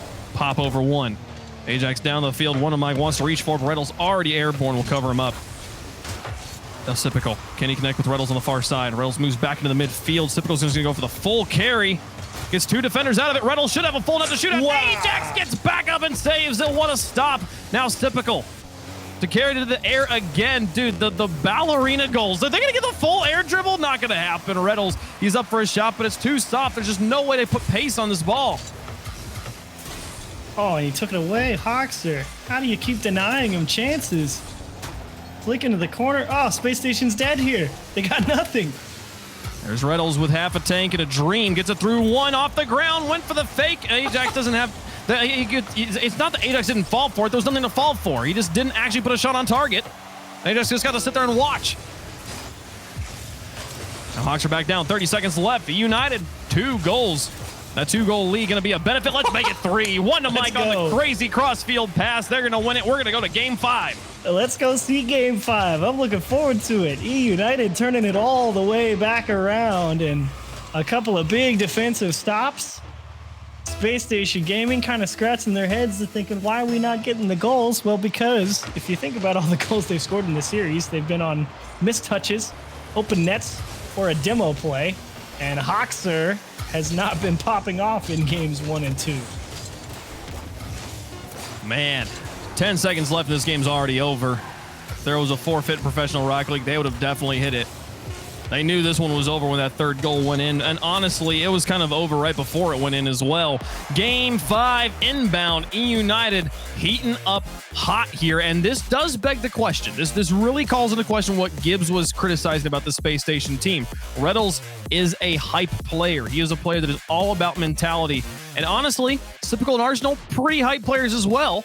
How do they play when the momentum gets robbed from them, when they've had 2 chances to win this series, and now they've got to do it in Game 5? Can they bounce back and put it together? We're about to find out, Chiefs. Can they bounce back? I think yes. Will they bounce back? Remains to be seen, especially because I really do think E United playing out of their minds here in this Game 4. I mean, defensive stop after defensive stop, and I thought that shot right there, this goal was one that was just never going to happen, but the defense from Space Station Gaming kind of falling apart. Hoxer delivers a big stinger late in the game, and again, just digs it out of the corner all the way across. And I mean, Hoxer that whole game, getting the ball out of the corner, I mean, that was some real wizardry on a lot of those challenges, really thinking about the timing and the angle of the car in a lot of those 50-50s. So credit to Hoxer for digging those ones out and getting the ball in scoreable positions, and more often than not, just beating defenders. So credit to him. He gets my MVP, even though I think he finished at the bottom of the scoreboard. Hey, you know, carrying from the bottom of the scoreboard, it could happen. Johnny Boy taught me all about it. Game 5 here, Champions Field. All these players trying to become world champs. Names of the legends hang in the rafters. And it's all about this next 5 minutes to qualify for next Saturday, the first step to getting that opportunity. Typical and Rles to the edge now. Typical to slow play in this one. He's going to reverse Goomba Ajax to give that ball over to his team. Real hefty first touches as well from Space Station Gaming. They've lost a little bit of that command that they really had early on in the series. And is it born out of frustration, or is it just mechanics not on point as the series has gone on? Who knows? You do have to play a lot of Rocket League. I mean, most of these teams are used to playing 1 or 2 matches a day, and they've been up all morning scrimming and getting set. And they could be running out of gas. There's Rles with the shot. Hoxer gets the save. Typical now. Trap this. Slow play it across. Rles now to pick up control. Pass in front of the box. Shot from Arsenal. Not going to be good. Demolition on the 1 to Mike. Gives them maybe a little bit of space here on offense, but Can they take advantage of it? Typical has been loving the air dribble, but not really working out for him just yet as Hoxer is able to cover up Rles. A demolition on the one to Mike in the midfield will relieve a little bit of pressure here, but if they're able to get the pass off, it won't matter. Now Rles turning this one back around on the counter attack. One to Mike to shut it down. Arsenal trying to get it through, and Hoxer is able to push it to the corner. Now Typical back into the midfield. Rles thinks about it, but Ajax will now look for Hoxer and one to Mike. Offensive double commit. But I don't know if they'll get punished for it as one to Mike holds on to control. That bounce hurts Space Station so much because it means it stays in E United control. Thankfully, they get their own fortunate bounce one-on-one, and Hoxer will win the challenge. Oh, it's Typical. It's a nice soft one, but everyone saw the soft one coming. They knew they had time. One of Mike down to the corner. Approaching halftime here in Game 5. Still scoreless. The fake on Arsenal for 1. Can he get 2? The pass across the rails. Blocked by Hoxer. Typical up for the shot. Blocked by Hoxer again from the air. Didn't even have to land. And we're still scoreless. More mind games. They let that ball roll for forever. And Hoxer just stared at it, says, you won't. And then he makes 2 back-to-back saves. Massive defensive stand. Hoxer out to one to Mike. Takes the shot. Rles got the save. Hoxer over the top. Typical now upfield looking for goalies. Looked for the bump on one of Mike, but he got in the air in time. Now Arsenal, soft touch. Takes it straight to the goal. Ajax drives straight out to meet him. 209. Under Mike with a flick. Arsenal stops. Hoxer picks it up in the corner. Bounces it over 1 and now looks for a pass. Ajax wins the challenge on the wall. Now Arsenal trying to hold on to control. Looks for the dunk on 1. Now Rles off the wall. Back up to Arsenal. Looking for the outfield pass. It's on target. Hoxer makes another stop. Typical looking for the shot. No. Blocked by Ajax before he can put it together. Now Hoxer out to Ajax. Blocked by Rles. Typical trying to rotate it back around as one of Mike puts it straight down the middle of the field, high by the ceiling. Ooh. Awkward ball here for Arsenal. Oh, and Arsenal back down the other way. It's in front of the box, and one to Mike will just push it back to midfield. 1:28 on the clock, still scoreless.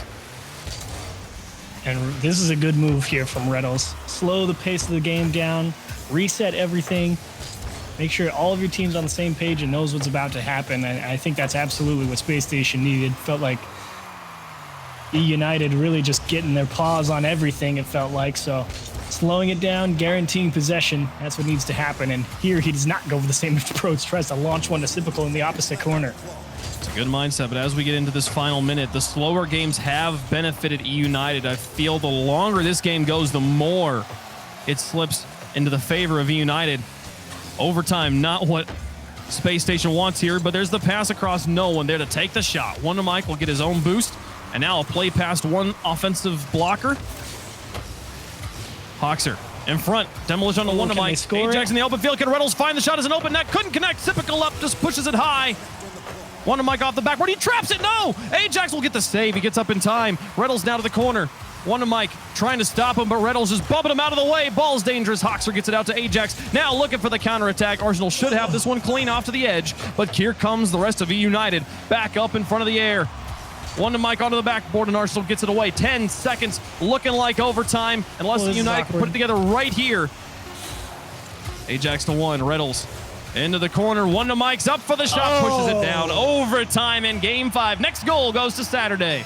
Thought one to Mike was going to say, yeah, that's why they picked me up there for a moment. Caught it just under the bumper. Kicked it into the ground, but I think Space Station Gaming got away with one here in that regulation. Both teams be able to play lights out. They've got multiple opportunities to qualify after this day, but you know they would love to just build it away in this series right now. One goal to send you to next weekend. Rles into this corner. United trying, dismantled by Rles. Typical down the field, putting Ajax on his backfield. Here's Typical to win it. Couldn't do it. One to Mike, gets it away, and now pops it over 2. Looking for the counterattack all by himself. Gets a dunk on the third. Here's Hoxer for a shot. Typical's up and gets the stop. Panic. Arsenal helps him out, but it goes to the corner. Oh, they pinch it out. We're going to keep playing. Ajax is absolutely furious with himself. He knows that was it. Arsenal on a dribble. Oh, Arsenal going to try and break the souls of United. This series started with a double axle break. Can it end with 3 heartbreaks here? Space Station going to try and break him in the long con, dangle it in front of them, and then snatch it away at the last moment. There's an Arsenal pass to Rles. Shot high. He had a chance to win it too. Very difficult shot. Hoxer for Wonder Mike and Space Station Gaming are forced into boomer mode. Space Station had a double commit, but they got all of it, and now the shot just barely high. Hawks are going to try and dribble this one out. We've seen him dribble plenty of wins for United. Ajax past one. On the mic. Slowing the pace down for a second. Typical off the ceiling, looking for the flip reset. Got it off the ceiling, but blocked this time. Play has improved so much. Space Station with opportunities here, but the defense just really well positioned every time to handle it. You got to start favoring E United. It's just, I think Space Station have kind of just lost that command. They just don't have the control of the ball to really place it out to teammates anymore, and they're kind of just driving it into E United. Arsenal! Oh, Hoxer gets the stop. Typical. He's going to try and look for the back pass here to Rles, but gets demolished. Just barely able to stop it. As Arsenal now Wonder Mike on the backboard. Drop it. Dangerous. Rles nearly own goals now. Typical. Back out to the corner. He's going to go for the carry. He's got enough boost now. Can he get it through all the defenders? Hawks are off that back wall. Arsenal's there. Don't forget, plenty of goals for Space Station have come on just blatant errors from E United in this series. They've got to keep playing perfectly. They've got momentum, and when they're on offense, they look good. But one flub on defense sends Space Station through to next week. A little bit of space here for Space Station. Hoxer actually says, nope, never mind. How about a demo when we take the ball back? Rles off the high wall. He's going to hold on to this himself. The top of two, dribbling on the wall. Hoxer, there's a double commit, but holds on to the ball. Now one to Mike. Very confusing offensive drive to Reed. Ajax's shot a little bit wide, and Arsenal gets himself a savior medal. We're down into the blue corner once more. 3:29 into overtime. Rles up to try and take the win. Hoxer's got a block. Typical to try and stall it and give Arsenal an opportunity. He's got it onto the back wall once more, and one to Mike's touch is just soft. Two of them to kind of put it into an oblong spot where Space Station wasn't positioned to handle it. Now Rles keeps it on the ground underneath one. Two players in the corner. Bad positioning here for United, but one to Mike manages to recover. Demolition on the other corner of the goal. Momentary 2v2, and United's going to stabilize. Love Rles' approach there. He wasn't thinking demo. He was thinking goal, and that one's off the crossbar. Typical floats it back post for Rles again, and Ajax there to make the stop. E United hanging on just barely. 4:05. Nearly played 2 games. Arsenal looks for the bump on Ajax. Now Rles in front of the goal and look for goal. He gets the bump. Mike gets the save. Oh, you're kidding me. That was insane. How many more can happen? Oh, in the pinch, they get out of another jam. You're kidding. You just can't. How many times can you kill this team? How many lives do they have? One to Mike. Across the goal. Look for goalies. Didn't find any. Arsenal now back down to get the block on Ajax. He doesn't have any support in this midfield, and Hoxer's got up and into the air to get control of the ball. Nice deflection from Arsenal. Rles to chase it. Ajax now for one to Mike. United looking to win it on this drive. Hoxer back in front. No one in there. They all rotate out. Hashtag just overtime things. Just trading blows back and forth. It's suffocating offensive drive after suffocating offensive drive. That's a big miss from Typical, but nobody there. Everyone, you can't blame United. They thought Typical was going to hit that ball. And that's floated into the middle. Heavy positioning in front of the box. Nobody home in front of the goal. Can they get there off the wall? Rles will get it to the side. And traps it again. Now 1v1 against one to Mike. Over the top. One to Mike. Doesn't care how many players they are. Still makes the save. Arsenal off the ceiling. He's done. Looks for the ceiling shot. Not going to be good. Rles with lots of space, though. Into the air. How much boost does he have to work with? He's got Typical underneath. Goes for the flip reset. Shut down by Hoxer. 5 minutes and 32 seconds into overtime. They've played 6 games. It's got to be E United's turn now, right? It's been a minute and a half of Space Station. Let's see what E United's got one more time. I don't know, man. I like Rocket League because it's not a turn-based game. You make your own turns. Here comes Rles. 2 players on defense, all amuck. Arsenal going to try and take advantage of this all by himself. Off the wall, there's 2 players out. Typical, can he put it in? No, Wonder Mike stops him again. This man is just incredible. Typical actually had the right idea. Pass it to himself and jam it into the near post, and the snap read from Wonder Mike was just phenomenal. They've got 13 saves.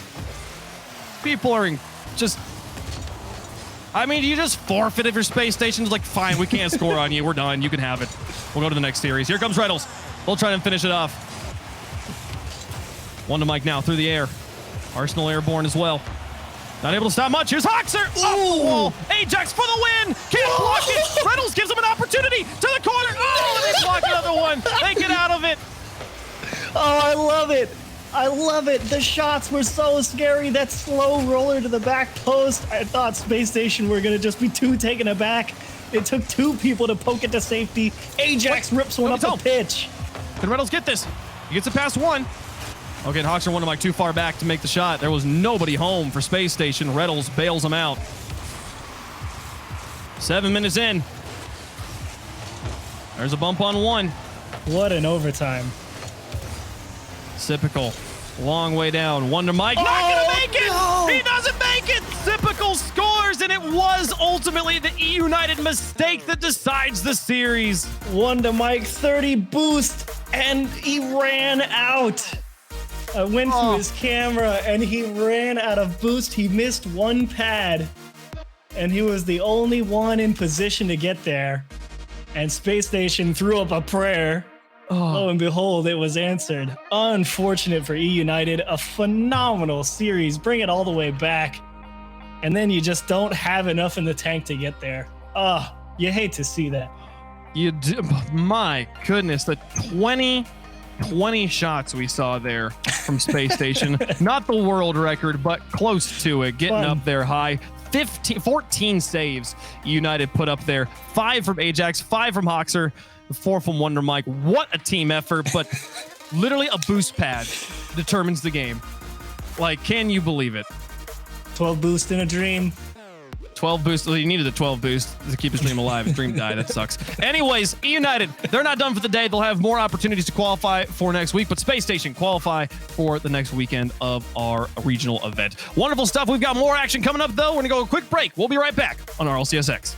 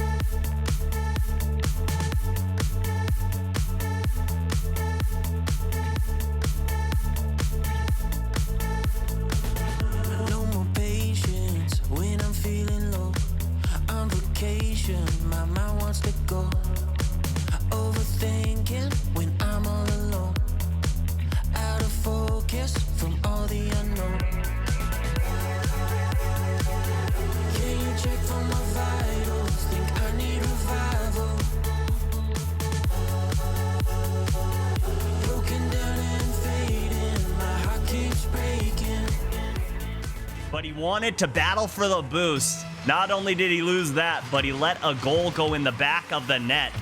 And right now, the Pioneers need to pull out some of that pressure that they had in game number 4. This is tough for them. A 2-goal lead for Plot Twist. A team perfectly fine with turtling and playing defense for the rest of the game. As the ball is on their half, and we know it takes a lot for the Kansas City Pioneers to be able to get a goal on this Plot Twist team when they're playing solid defense. We'll need to see something from them as this is going to be rapid. Oh, a whiff. He'll recover, but Magdos will take that as a prime time to attack. Sosa, does he have it? He does! Speed from Sosa to get the 3rd goal for Plot Twist. Speedy. Sosa coming out here, just chasing this ball all the way downfield.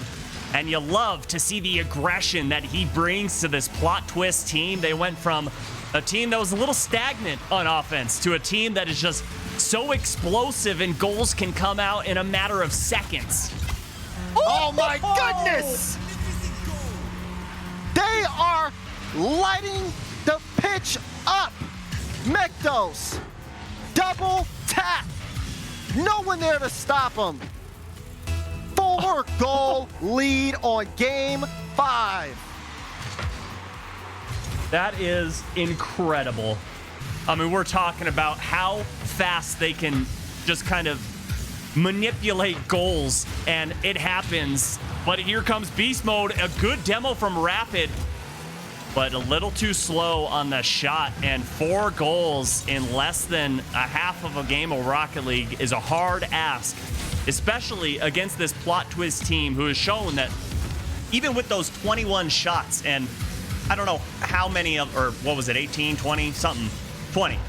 In 20. That overtime game in game 4, it took 3 minutes, 17 seconds just to get 1. Now you got to try and find 4 in less than 2 minutes. Oh, yeah, it's just the trend. That is not a trend you want to have. They need to find their shot now. Otherwise, it's going to be a long road for them for the rest of the day. They still keep going, though. Minute 40. Beast mode, play this one towards Mekdos. Mekdos plays it past Rapid, and you start to see the mechanics come out. He gets past a couple. Sosa, play this into the wall, and now they're just applying pressure. They want to run out the clock, and I mean, they're in a very favorable position to do so. I don't see them necessarily dropping 4 goals with a minute left, especially after they're just playing keep away from the KC Pioneers. I mean, that would be one of the greatest throws in Rocket League history if this happens. And it starts now on the back of Rapid. What a double touch read. Look at this, the air dribble, pushes it forward, uses the last of his boost to get around the ball. Beautiful double from Rapid, the solo play, amazing. I have never seen a man that big be a ballet dancer in the sky like Rapid is. He's a big guy. He's tall, dude. He's like 6'8", 6'9", something like that. Yeah. That's a tall gamer, but he's doing what he can. But guess what? Plot twist, it doesn't matter. They shake it off, and it's another one for Sosa. Yeah, at this point, you just got to count your losses, and this is some game film you're going to want to watch. And Kansas City Pioneers are still not done. They still have hope of making it to next weekend, but after this, they're going to fall to 1 and 2 in the Swiss bracket, and they're on their last life. Talk about how well this is from Plot Twist. This is the bounce back they needed. They started off today pretty rough as they dropped their first series to first graders, sending them into a match against Continuum where that went all 5 games. And now they're playing against Kansas City Pioneers, who's been playing pretty close to everyone. They've looked really on form. They lost a 5-game series against SSG. You know, you can't be mad at that. Playing 5 games against Space Station, best team in the group. And with Plot Twist, this has to just be a big shift in mentality and in momentum to come out in this close series and just dominate on Game 5 like they have. True sign of a bounce back, or of a plot twist, so to speak, as they will take this series. Sosa will drive this ball out, but as soon as this one hits the ground, it's been all them. An incredible run, but now they move on. They'll be the high round matches in round 4. Yeah, good come out from them. They took game 1, and after that, it was all them. I know it went to game 5, and there were moments that were definitely scary. But I mean, after game 4, losing that overtime, you expect to see a team come out and look flat-footed and a little unmotivated, but not this plot twist team. In game 5, getting 5 goals, just incredible. Yeah, incredible. Like an insane bounce back too, especially after that game 4 where they just sat in net the entire game, and Kansas City Pioneers just put shot after shot at them, 20 shots. And that's to come out and have all that offensive pressure, even in an overtime against you for 3 minutes of OT, and immediately just shake that off and go into that game 5 was just stellar. So, I mean, GG's to Plot Twist. That's going to be one to talk about, and I believe you can talk about that one as well on Twitter using the hashtag RLCSX and making sure to @RL Esports on Twitter. Let your voice be heard, as these matches have been hype, Subi. We're going to go into a quick break, and we're going to be right back with some more Rocket League round 4 starting soon.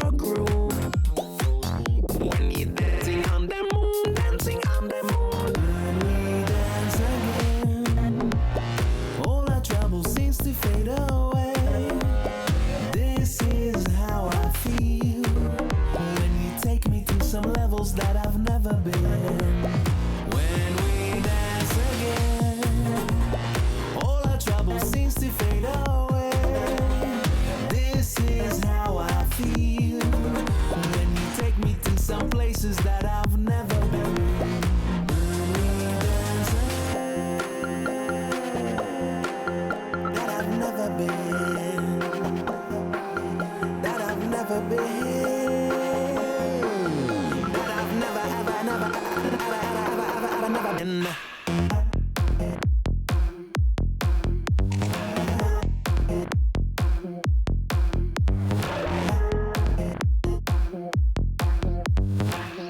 on the moon.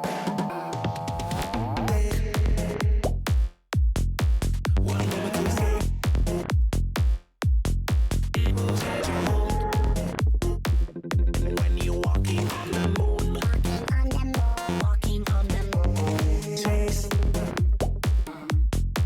your happy place.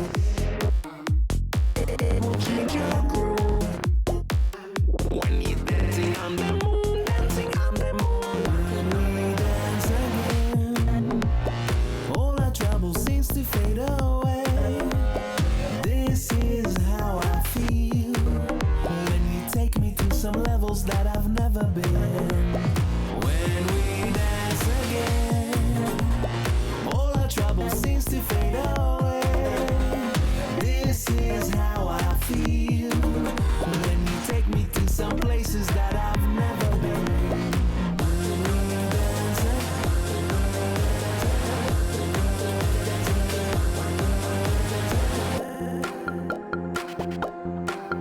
that I've never been. That I've never been. That I've never been.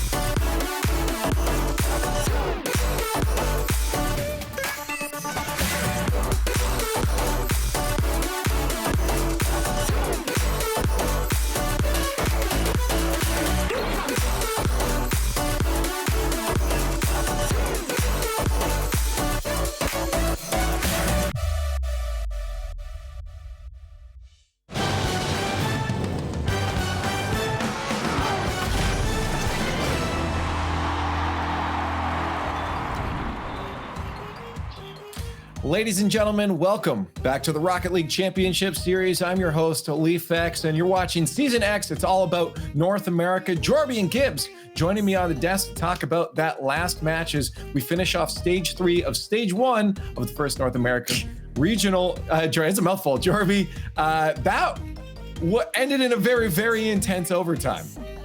I was on the edge of my seat the whole game 5, not even just the overtime.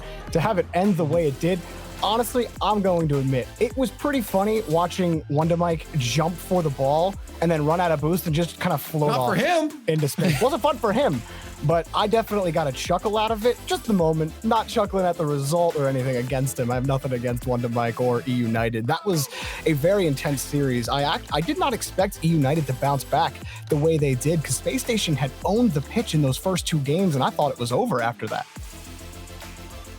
Yeah, game 1, we opened with Rles just destroying everybody's axles. And I'm like, oh, this could be a long series for E United. But they came back. And then that game 5 was so much fun to watch. Just so many last chance goal line stops by everyone on both teams. So many chances. We see Ajax hitting the post on one of those plays early. And then, of course, when you have all those quality saves, it has to be a miss, right? It just has to be. And what a series, though, for Wonder Mike. The first time on a big stream really shows up. That's a great sign for that whole team going forward to go toe-to-toe with Space Station, who's considered #1 right now. 10 more boosts, and that might have been a different story. But, of course, it isn't. Space Station Gaming qualified in next week. And talk about that win. You talked about breaking axles. He's collecting dog tags over here. It's Rentals. Mr. Rentals, how are you doing? I'm good. How are you? I'm great, man. You gave us quite a showing there during that match. Jabary mentioned, even just from the beginning, or sorry, Gibbs mentioned from the beginning, just showing a good display of just mechanics and strength on the field there to that overtime at the end there. Now, I'm just curious about your play style coming into this, because it looks like you're still kind of playing the way you usually play. But what's the difference from your last team to this team and where you fit in the roster? The biggest difference on this team is definitely this slower, more methodical play on defense. And the fact that I can, and no shade to Peeps, obviously, but Typical is the best player in the world, right? Like, pretty undisputed at this point. And the fact that I can trust him to just 1v3 on defense, and I can push up and be more aggressive and take more risky plays, it's just great. I love it. And so it's you're right. You're right. It doesn't matter if we discuss it beforehand. I'm still just going to expect Gibbs to be the next one. But usually taking the spotlight. That was all Jabary, not my fault. I do have to ask you, just with the way Space Station has looked, it's really difficult to think that anyone other than maybe NRG can really contend with you guys. But the best feel we can get is to ask you, who do you feel is Space Station's biggest threat in North America? We aren't really scared of playing anyone. We feel like we're the better team 10 times out of 10 every time we play someone in NA. But if we had to pick one, it would definitely be NRG. When they pop off, they can be ridiculous, but nothing we can't handle. So let's talk about the grid. How do you guys feel about that? Now you have to play those extra games. Is that great practice for you for the weekends for these regionals? It's definitely good. Definitely an upgrade to the format from the last few seasons, because a lot more Rocket League, just kind of a replacement for scrims on the weekends, and to have money and all the top teams playing, and it's just a good show and practice. I forget who it was. It might have been you, Jabary, too, but someone was talking before about how it just seems to be that you put Rles on a team and they just seem to get good. Just a bit of time for you to take the spotlight in and brag a bit here. What is it that you bring to teams that seems to pump them up a bit? I honestly, no one will believe me, but I hate rating myself and putting myself up like this. I promise I do. But I think it's a mentality thing. I think I bring a lot of confidence to my teammates, and I think I kind of support the comms. Not many players can do what I do in the comms. All right, Rles, North America, 1, 2, or 3. Where do you put yourself? Oh, 100% right now. 1, 2, or 3. There you go. That's what I thought. That's what I thought. I'll always hype up my team, but not myself individually.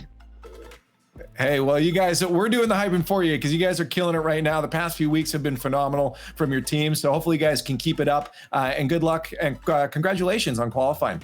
Thank you, Leaf. And there it is, Rles from Space Station Gaming. He is quality.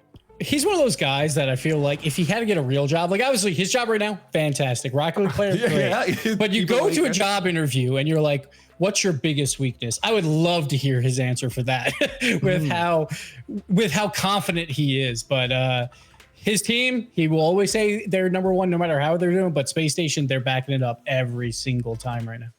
They really are. Well, and go ahead, Leaf, go. No, I was going to move it on. So if you have a point, this is the only time you're going to be able to make it. You know what? I think we made our points about Space Station, so I'll let you take this one. We could go. All right, let's move on. And well, we can keep talking about them, but I want to take a look at the overall standings right now. We have a couple teams qualified into stage 2, which will be another Swiss tournament next week, which we cut it down to 16 teams. One of the biggest surprises, I think, here right now, and maybe it shouldn't be at this point, Gibbs, is I feel like we need to stop sleeping on the Peeps. Yes, I know. I slept on them a lot, and I was wrong. The Peeps, that is rule 1 of Rocket League. Don't sleep on the Peeps. They do it again, and that's after Thursday where they went 0-6 in the grid. They bounce back and now go 3-0. Great finish for them. They will finish ahead of Space Station based on game differential as well. So that is great to see from them, because I thought that was the one team from the RLCS that could bounce out for this first round. But right now it looks like most of these teams are faring pretty well. Yeah, Jorby, I would say, are there any weird things that you didn't expect looking at this? It looks pretty balanced in my eyes. We do have Adept and Drip now done. Their journey is finished here. Anything unexpected you see from this? I don't really see anything that either surpassed or didn't meet expectation. Everything really panning out the way we would have expected it beforehand. So no real surprises today. Obviously, the next 16 tomorrow may produce something else, but right now I think the field is working out exactly as you might expect from sitting from anywhere. Mm-hmm. Mm-hmm. Well, let's take a look at our next stage, because we have 2 more stages. Some teams still need to qualify. Looking at stage number 4, these are going to be our next matchups here. Some of them will be on broadcast, and of course, some won't. Any ones that you don't see on twitch.tv/Rocket League will be on twitch.tv/eLeagueTV. But over here on this broadcast for stage number 4 here, we have round number 4, sorry, we have United versus Charlotte Phoenix. And coming up first will be Rogue versus Plot Twist. So we can talk about the United Charlotte Phoenix one first. For me, Jorby, seeing Charlotte Phoenix in a spot to qualify right now is good. We know the story for them tends to be they kind of cut it close and don't usually make it. Do you think that might be the same story here? Leaf, the story for Charlotte Phoenix has always been, we got to the goal line, we fumbled, the ball got turned over, and it's in our net. That's been the story of the Charlotte Phoenix for 6 RLCS seasons. Since before they were Charlotte Phoenix. This team has always been at the line, and they can never seem to get over the hump. Something happens to this team. It's a myriad of things. It's actually incredible to me that they get to this point as consistently as they do, and they still can't win games. For seasons on the RLCS desk, we had casters defending this team, being like, this is the season. This is the season. Every season, Karma has a team that she's put together. This is the one that's going to happen. This is the one that's going to get us over the hump. It never happens. I can't imagine E United are very happy right now after that 5-game set against Space Station. I am very scared if I'm on Charlotte Phoenix, because they are going to be hungry after getting that close to taking down Space Station and qualifying. I always love a good Jorby rant. That always feel good, but we got to talk about our series coming up here. Rogue versus Plot Twist. They're about ready to get on the field. So let's just get some quick predictions here and then let these players get on and watch some Rocket League. Let's start with you, Gibbs. Rogue versus Plot Twist. I mean, I feel like I know which way this is going to go here, but how are you feeling about this matchup? Rogue didn't look good versus the Peeps. They scored 2 goals in 3 games. First killer 0 and Kronovi 0. That's not going to happen again here. I do like Plot Twist, but I like them as one of those 3-2 teams to make it in. I don't think they're up to the level just yet, so I'm going to go Rogue. Jorby. I think if there is a world where Plot Twist win this, it's going to be physicality. One thing I've noticed with Rogue across the last 2 grid weeks is that teams that can beat them physically tend to win the game. So if Plot Twist can find a way to win the physical game, they might find a way to beat Rogue. But it's going to be difficult because Rogue are good at avoiding those types of plays, and the speed of First Killer cannot be denied. But if you can bump and demo him and get him out of sorts on rotation, that can give you the key. I don't think Plot Twist can do it over the course of a series, so definitely Rogue from me. Well, Rogue fans are certainly happy today. They've seen a lot of them on on this channel here. Let us know how happy you are, or if you're rooting for Plot Twist, they're going to need your energy in this matchup as well. On Twitter, hashtag RLCS X at RL Esports to let us know your thoughts. But we're going to jump into this match now in round number 4 over in the Skybox with Corellian Turtle. Thank you so much, Leaf. Rogue and Plot Twist here to kick things off. And Rogue, this kind of reinvigorated team coming out into this season in particular. They've had some very mediocre results in previous seasons, but now all of a sudden with this pickup of Turinturo, it feels like Rogue are a huge contender in North America. Yeah, we've got more experience under First Killer's belt. I think that's what we've all been saying. As soon as he joined RLCS and got himself on a top-tier team, it just came down to the amount of hours he's experienced with, veterans. He's got Kronovi to guide him all the way through, and I feel like now we're starting to see First Killer kind of take a little bit of that step towards being a pro and being a veteran. And we can see that in his gameplay. He's more confident in the way he moves around the field, and that's just impacting this roster so much. There's been a lot of talk about Rogue, especially with the desk going all in on Rogue there. But if you don't know who Plot Twist are, they're a team that's been sitting in the Rival Series for plenty of seasons since Season 7. And they're a team that I think everyone has expected to do well in Rival Series, but have come up short a couple times. Now with the pickup of Sosa, things are looking up for this Plot Twist team. The Taroko-Mektos duo has been around for a while. What makes Plot Twist such a good team in your eyes, Turtle? Well, for me, it's weird to say because normally you look at this roster and you think, Taroko and Mektos, it's always them. They always get the spotlight. Nobody else is ever mentioned. But now with Sosa on the roster, I feel like they needed a player who could do some solo plays, who could be a little bit more individualistic with the way he moves down the field. And that's exactly what he does. Sosa can take these solo plays and just turn them into great opportunities for his teammates. And he fits the mold perfectly on this team. I think also, if you've ever heard Sosa play in any tournament, this man is hype. My man is real hype in these games, and this will certainly be no different, I'm sure, in the comms. He's screaming for his team, and I think that does a lot, especially for a team that have done okay through the last few seasons in Rival Series. They've certainly been a contender, but never the top dog. Right. Having that sort of confidence in your new third player come on is huge for a team. Yeah. As we sit here... Even that interview with Rles, though, I mean, you heard him talk about how he likes being confident in his team and hyping him up with the comms, and not a lot of people bring that. I think Sosa, to your point, Corelli, is a player who does just that.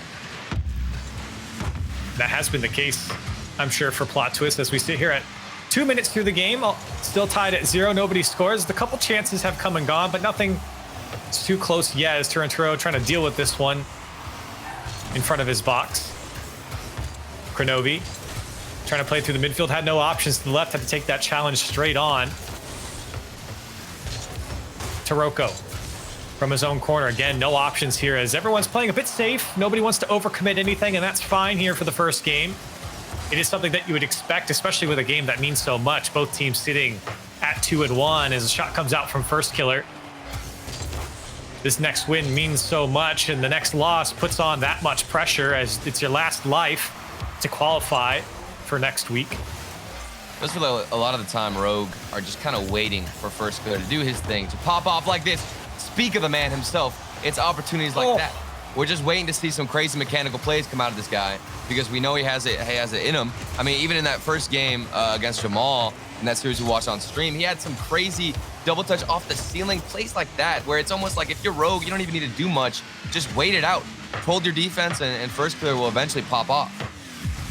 It is the expectation if you go against First Killer that he's going to have something like that in the series. As a shot saved away from Mektos. Trouble here for Plot Twist as Kronovi's turned away. And they do get out of it. Maybe a counterattack if Sosa can get a piece of it. It's cut away by First Killer. This one going off the back wall. Got 2 to go from the Rogue defense. Now Sosa trying to pile on here. Couldn't get the second touch. And a good clear from Kronovi keeps off the Plot Twist offense. First Killer with the dunk, and Sosa thought he had the save, and First Killer puts it away. We're just being patient over here, sitting, waiting, and enjoying this little game because it's up to First Killer to make the first move. Nobody else has the skills this guy has on the field mechanically, and he makes a huge spotlight play with a nice dunk. What a first goal. You can't ask for any more. And Rogue, it's nobody else involved. It's just First Killer. And you're happy to see that if you're Rogue. I mean, that is the expectation when you bring on a guy like First Killer to this team. And now with the added weapon of Turinturo, as he's gotten more and more comfortable on this team, he has proven himself to be just as creative, just as quick. And it's exactly what a player like Kronovi needs as he puts this one off the back wall in a dangerous spot here for Plot Twist. Plot Twist have been able to put up 6 shots, maybe a 7th here from Sosa, turned away by Turinturo, and Taroko trying to keep things alive. Great fake here from Sosa. He had to get through First Killer and couldn't do so. First Killer still fighting out for Rogue. Vectos. Couldn't get back to Kronovi. Now Sosa, the pass over Taroko's light, and Taroko couldn't get over to it. It was a good idea, not perfectly executed, as a good flick comes out from Sosa from his own corner. And Plot Twist, looking for their goal here. 15 seconds left in game 1. Well, it feels like every single play has stemmed from Sosa. He's doing a good job of trying to open up plays, but it comes down to his teammates being in position so far. Nobody on the receiving end for a shot. 5 seconds left. It's up to Sosa. Pops one up. First Killer going to keep it in the air and try and just block this one down. Great work there from First Killer to kill it. The first game goes to Rogue. I'm telling you, man, it's just a clean performance from these guys, because when you have somebody like First Killer on your team, I don't even want to put too much responsibility, but I mean, you consider the offense for Rogue, and I'd say, what, 70% of that really is First Killer doing a lot of the heavy lifting, and that's not to discredit his teammates, because they do a great job of just waiting it out. You know, at this point, it's just stalling time so that you give First Killer several opportunities, let him get warmed up on the pitch, going for some crazy shots here and there, and then you fill in the gaps, and that's exactly what we saw. And nothing too aggressive. They didn't want to push too far down the field, get caught off guard. It was just, okay, First Killer, you do your thing. We'll stay back and hold the defense down.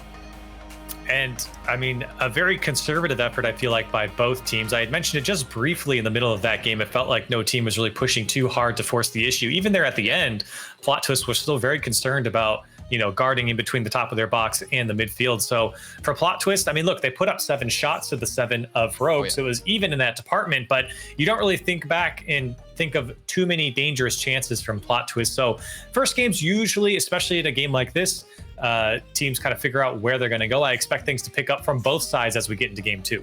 Yeah, and I think a big part of the, you know, lack of opportunities just comes down to positioning. I think that Sosa was doing a great job that whole first game of opening up some chances for his teammates. I just feel like they weren't prepared for it. Maybe the communication is slightly off. Either way, you've got something to build on, but not whenever the first kickoff is against you. Kronovi right away in the face of Plot Twist.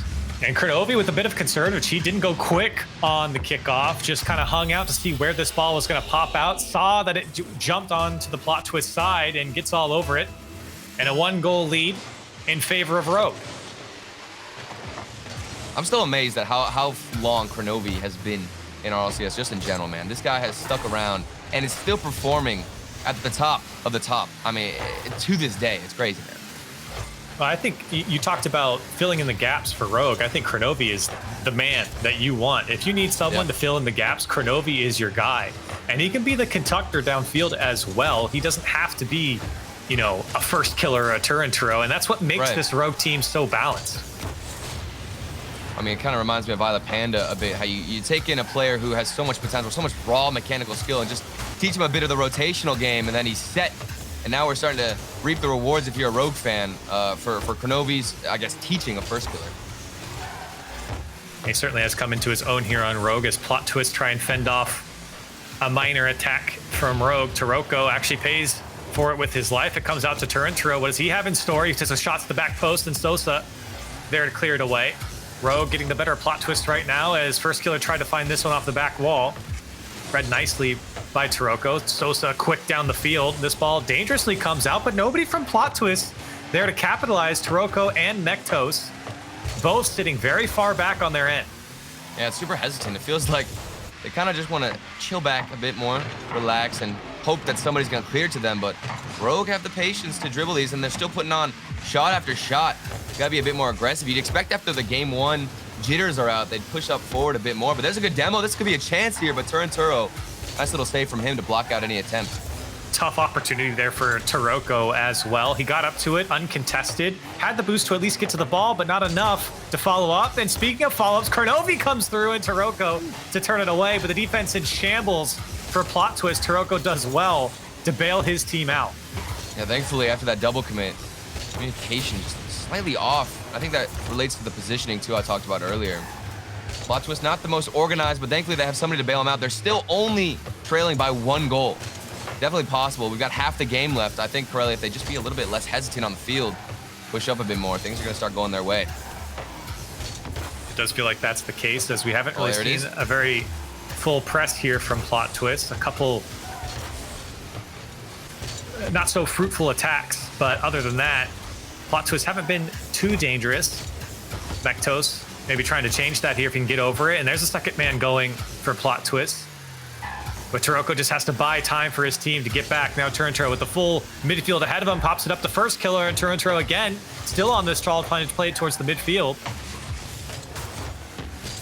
Mektos does a good job of getting in the way, at least for now. Kronovi pushes away Taroko, and Sosa's got to make a tough save. Look at all the space. So much space for Kronovi. Right here to pass it across two. Easy shots right now. Rogue, all this space given to them. Plot Twist, what are they doing? They're just sitting back, waiting, trying to block out the clear. And Plot Twist once again do get out of it. Here's Sosa to pick this one up.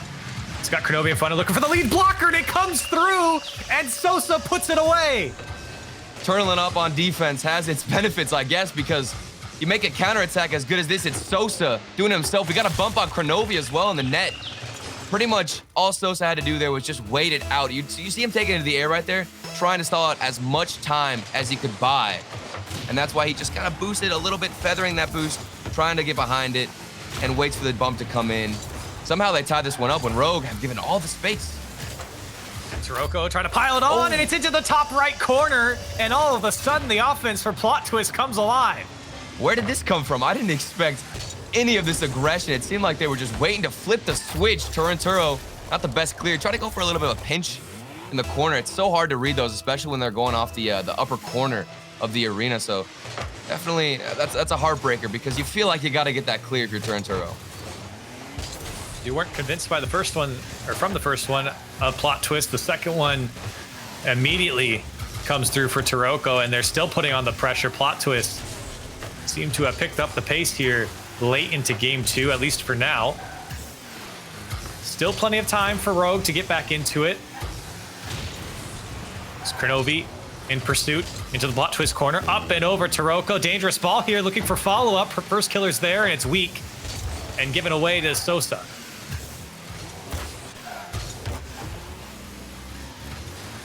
Here's first killer, coming up on 45 seconds left for Rogue.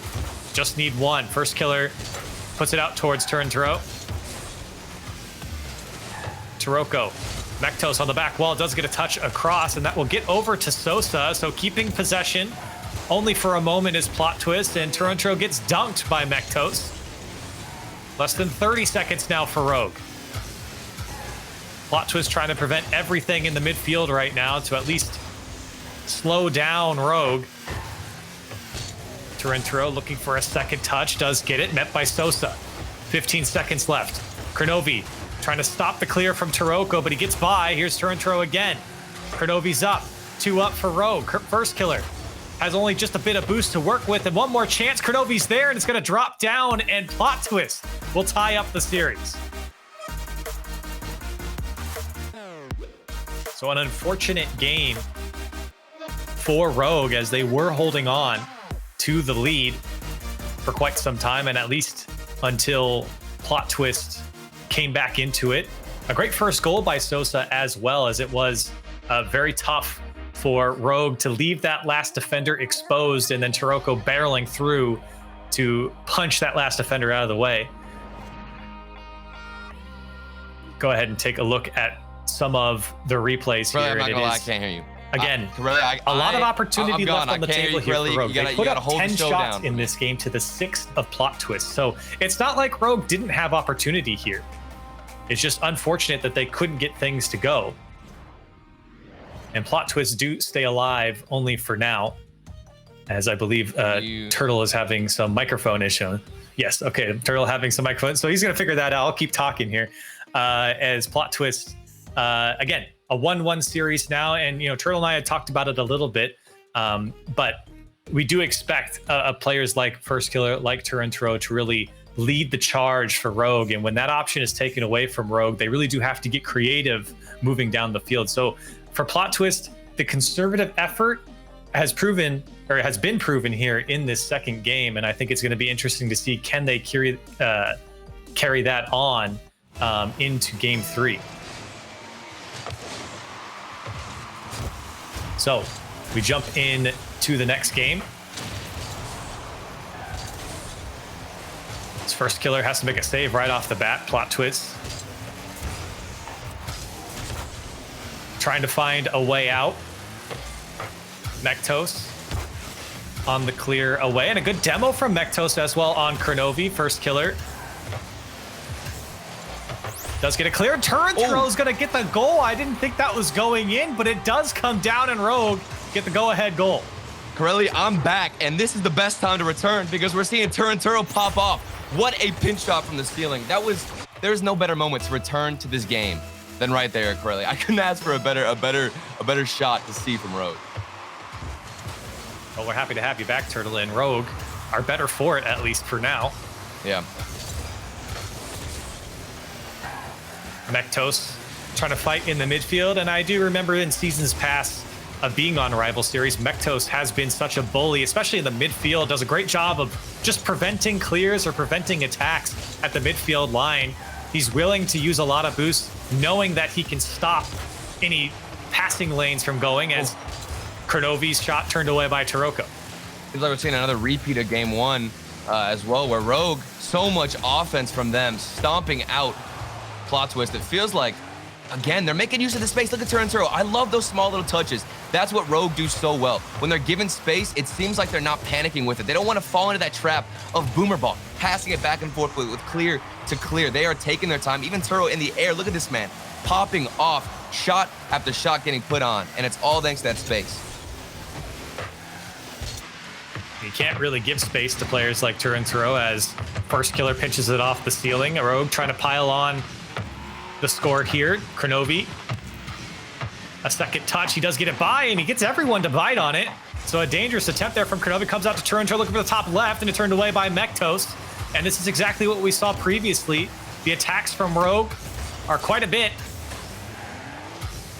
They're very abundant here, as Plot Twist struggle to break out from their end, but still do a good job of making saves.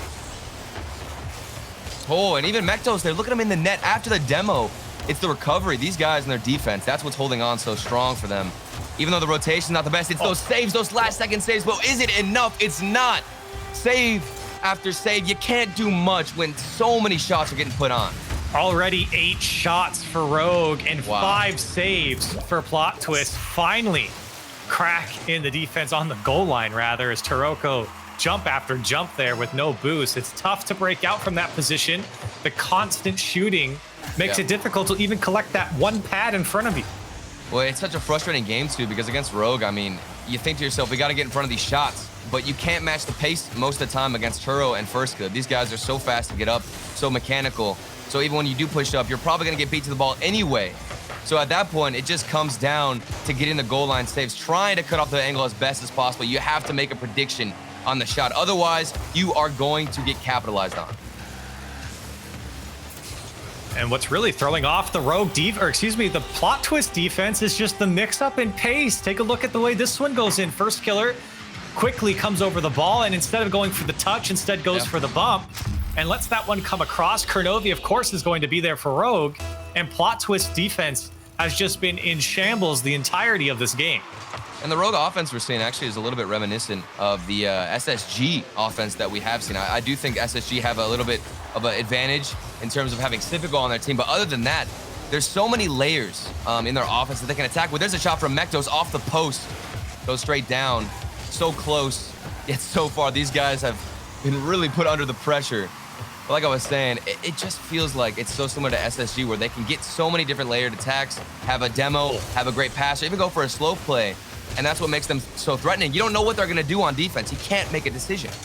Well, that was a great effort there from Plot Twist, but unfortunately not on target. Everyone was committed on the play as well. They're lucky they didn't get counterattacked. As Torrentro has a dangerous shot to the back post as he contorts to get to that ball. The defense were fooled. First killer can't get up to this one, not quick enough this time, as Kronovi happy to take this one into the air, looking for a second touch off the back wall. Does come down dangerously, but Sosa knew it all along and does get a clear away. A mistouch from Turintro comes out to Mektos, and he gets one back for Plot Twist. I don't even know what I'm watching at this point. What this defense right now? Turintro, he went for a 50, completely mistimed it. First killer doesn't expect that at all. He was trying to dodge a demo. Chaotic defense right now. Plot Twist will definitely take that. They got 1 minute and 10 seconds left. It's definitely possible, but at this point, I don't think you're gonna get many mistakes like that at a Rogue. No, I do not think so, as well. As Sosa looking for a second touch does get it, but not on target and not to a teammate. Taroko, big clear. Plot Twist need to make some magic happen here, and this could be their opportunity. Taroko off the crossbar. Sosa's there as he read the clear. And still another chance. Did you see First Killer read that save as well off the crossbar? He knew it was going to bounce down, and that's how he got the clear. Otherwise, there would have been a follow-up. Insane defense from him. Still Plot Twist pressing on. They have 10 shots in their own right to the 14 that Rogue had put on, so lots of shots from both sides. Sosa, downfield to Mektos. They need one here with some time left to get into the kickoff, and it's going to be tough to break this Rogue defense so far. They've been able to stave off a lot of the shots coming their way. 10 seconds left. It's just not going to happen for Plot Twist. Mektos, one last ditch effort to Taroko, but it's just not enough. Turintro gets in the way of that one, and Kronovi puts it to bed. Great work here from Rogue. So many shots, so much offense, and Plot Twist just couldn't keep up. Oh, 100%. And it was, again, that space. I don't know how else to put it other than the fact that you just need to infiltrate the space. You know, you're not going to beat them to the ball, but at that point, you have to predict. Try and block off the angle. I think you just come from the approach in net, stopping all the shots from at least going towards your net. And then that way, they can just force you to the corner, and somebody behind you can recover. And at that point, it's too late, man. Rogue on point today. And First Killer, I'm still amazed with his mechanics, dude. Every day, this guy impresses me. I think he will impress us for the entirety of his career. He is a one-of-a-kind type of player and has proven himself to be a massive asset to the team here in Rogue. And they are better for it, certainly. And of course, with the pickup of Turintro as well. We've talked about it many times. But for Rogue, they've seemed to slowly be on this uptrend, or maybe quickly on an uptrend here, as they are gaining steam as they move forward here. They do need to take down Plot Twist one more time to get to next week. And Plot Twist, though, on the other side, look, they put up 10 shots in this game. It wasn't like they didn't have offense, but you really can't. It's tough to expect to win a game when you give up 16 shots in a single game. When it's the same type of approach every single time. I feel like when Plot Twist gets on the offensive half of the field, they're kind of just going for the same thing. You know, get a nice little midfield pass, maybe a shot on net. That's about it. You know, we don't see that many demos. Sosa is having trouble going for the 1v1 plays because the defense is just too good out of Rogue. And I think that maybe just mix it up a bit with some physicality, some good demos here and there, because at this point, it's feeling hopeless if you can't get your shots up. I don't know what else to tell you, Plot Twist, but Rogue, too good right now. Well, it's not even getting your shots up, right? It's just the quality of these shots have to go up. You have a couple great setups throughout that last game in particular, where it felt like, you know, the shot was just off, quite frankly. It was just missed. It wasn't even on target. It wasn't even like Rogue had to make an incredible save. The shot just wasn't hit. And aside from the one mistake from Rogue, we didn't really see a lot of other dangerous chances come out from Plot Twist. Yeah. But look at those touches as well from Turintro to get it back to First Killer. It's just on another level that First Killer can go in and do this. But pay attention. Look at Turo's pass to him. It goes behind him because he knows First is there. That is beautiful. I love that play.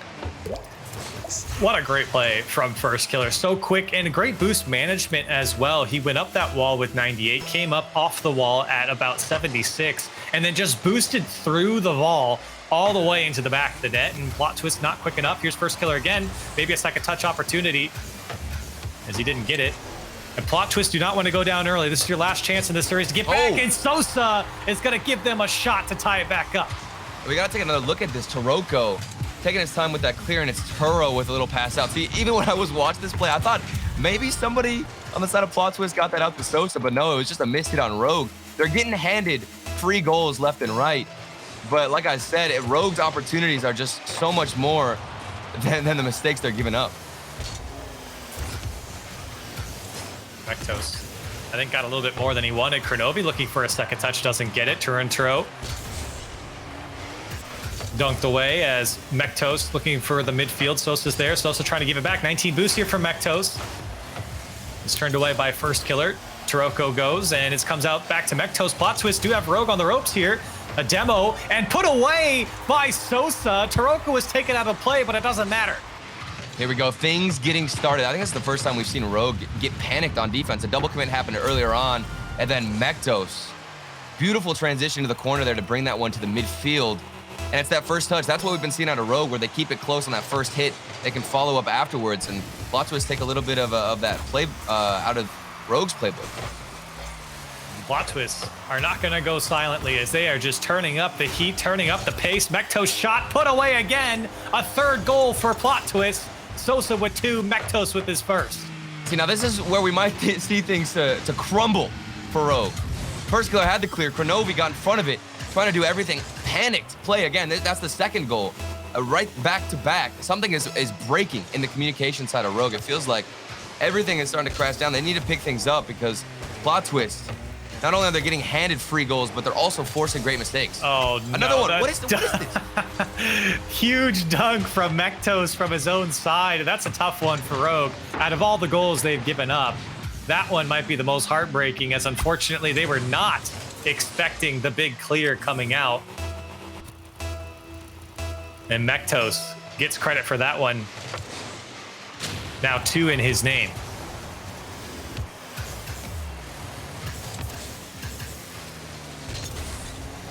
Big clear coming out from first killer as he is dunked away. Kronovi trying to follow back up. Here's Taroko. Second touch opportunity as first killer has to dunk him. First killer trying to get in the way of that one as he can't push it out.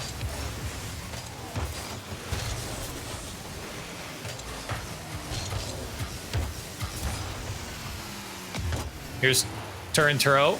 Rogue really need to get something happening here. 2 minutes and 45 seconds left. Here's first killer, full boost to work with. Takes it into the air, looking for the defense to come in, and he does put it off the crossbar. Follow up from Turtro's there. It's too wide. Kronovi can't get around to it. This one's gonna go off the crossbar. Rogue need this goal so desperately, and Kronovi another shot turned away by Sosa. Still another chance as Turntro can't get to it. That was such a good opportunity, too, for everyone on Rogue. Forcing 50s. Now we see some bumps out of Kronovi. You're right, Crowley. They are so desperate to get this ball in. You can even see in the shots. It doesn't even matter where they are. They're trying to put this one in the net. Somebody, please miss a save. That's what they're hoping. But fortunately, if you're a Plot Twist fan, they're not going to be giving up free goals like Rogue is. Oh, Mektos could put it away there as the second one comes off the crossbar. Sosa's got to turn around, and first killer has just enough boost. Can't carry it all the way. Sosa turns it out. And Plot Twist stay alive. Looking to force a game 5 here.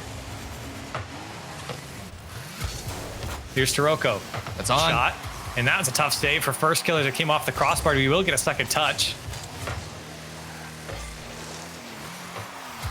Mektos, Taroko's there. It's just too high off the crossbar again. Both teams having some accuracy issues. It's that duo you got to fear, Mektos and Taroko. Usually Mektos in the corner as well. He's the one passing that one out.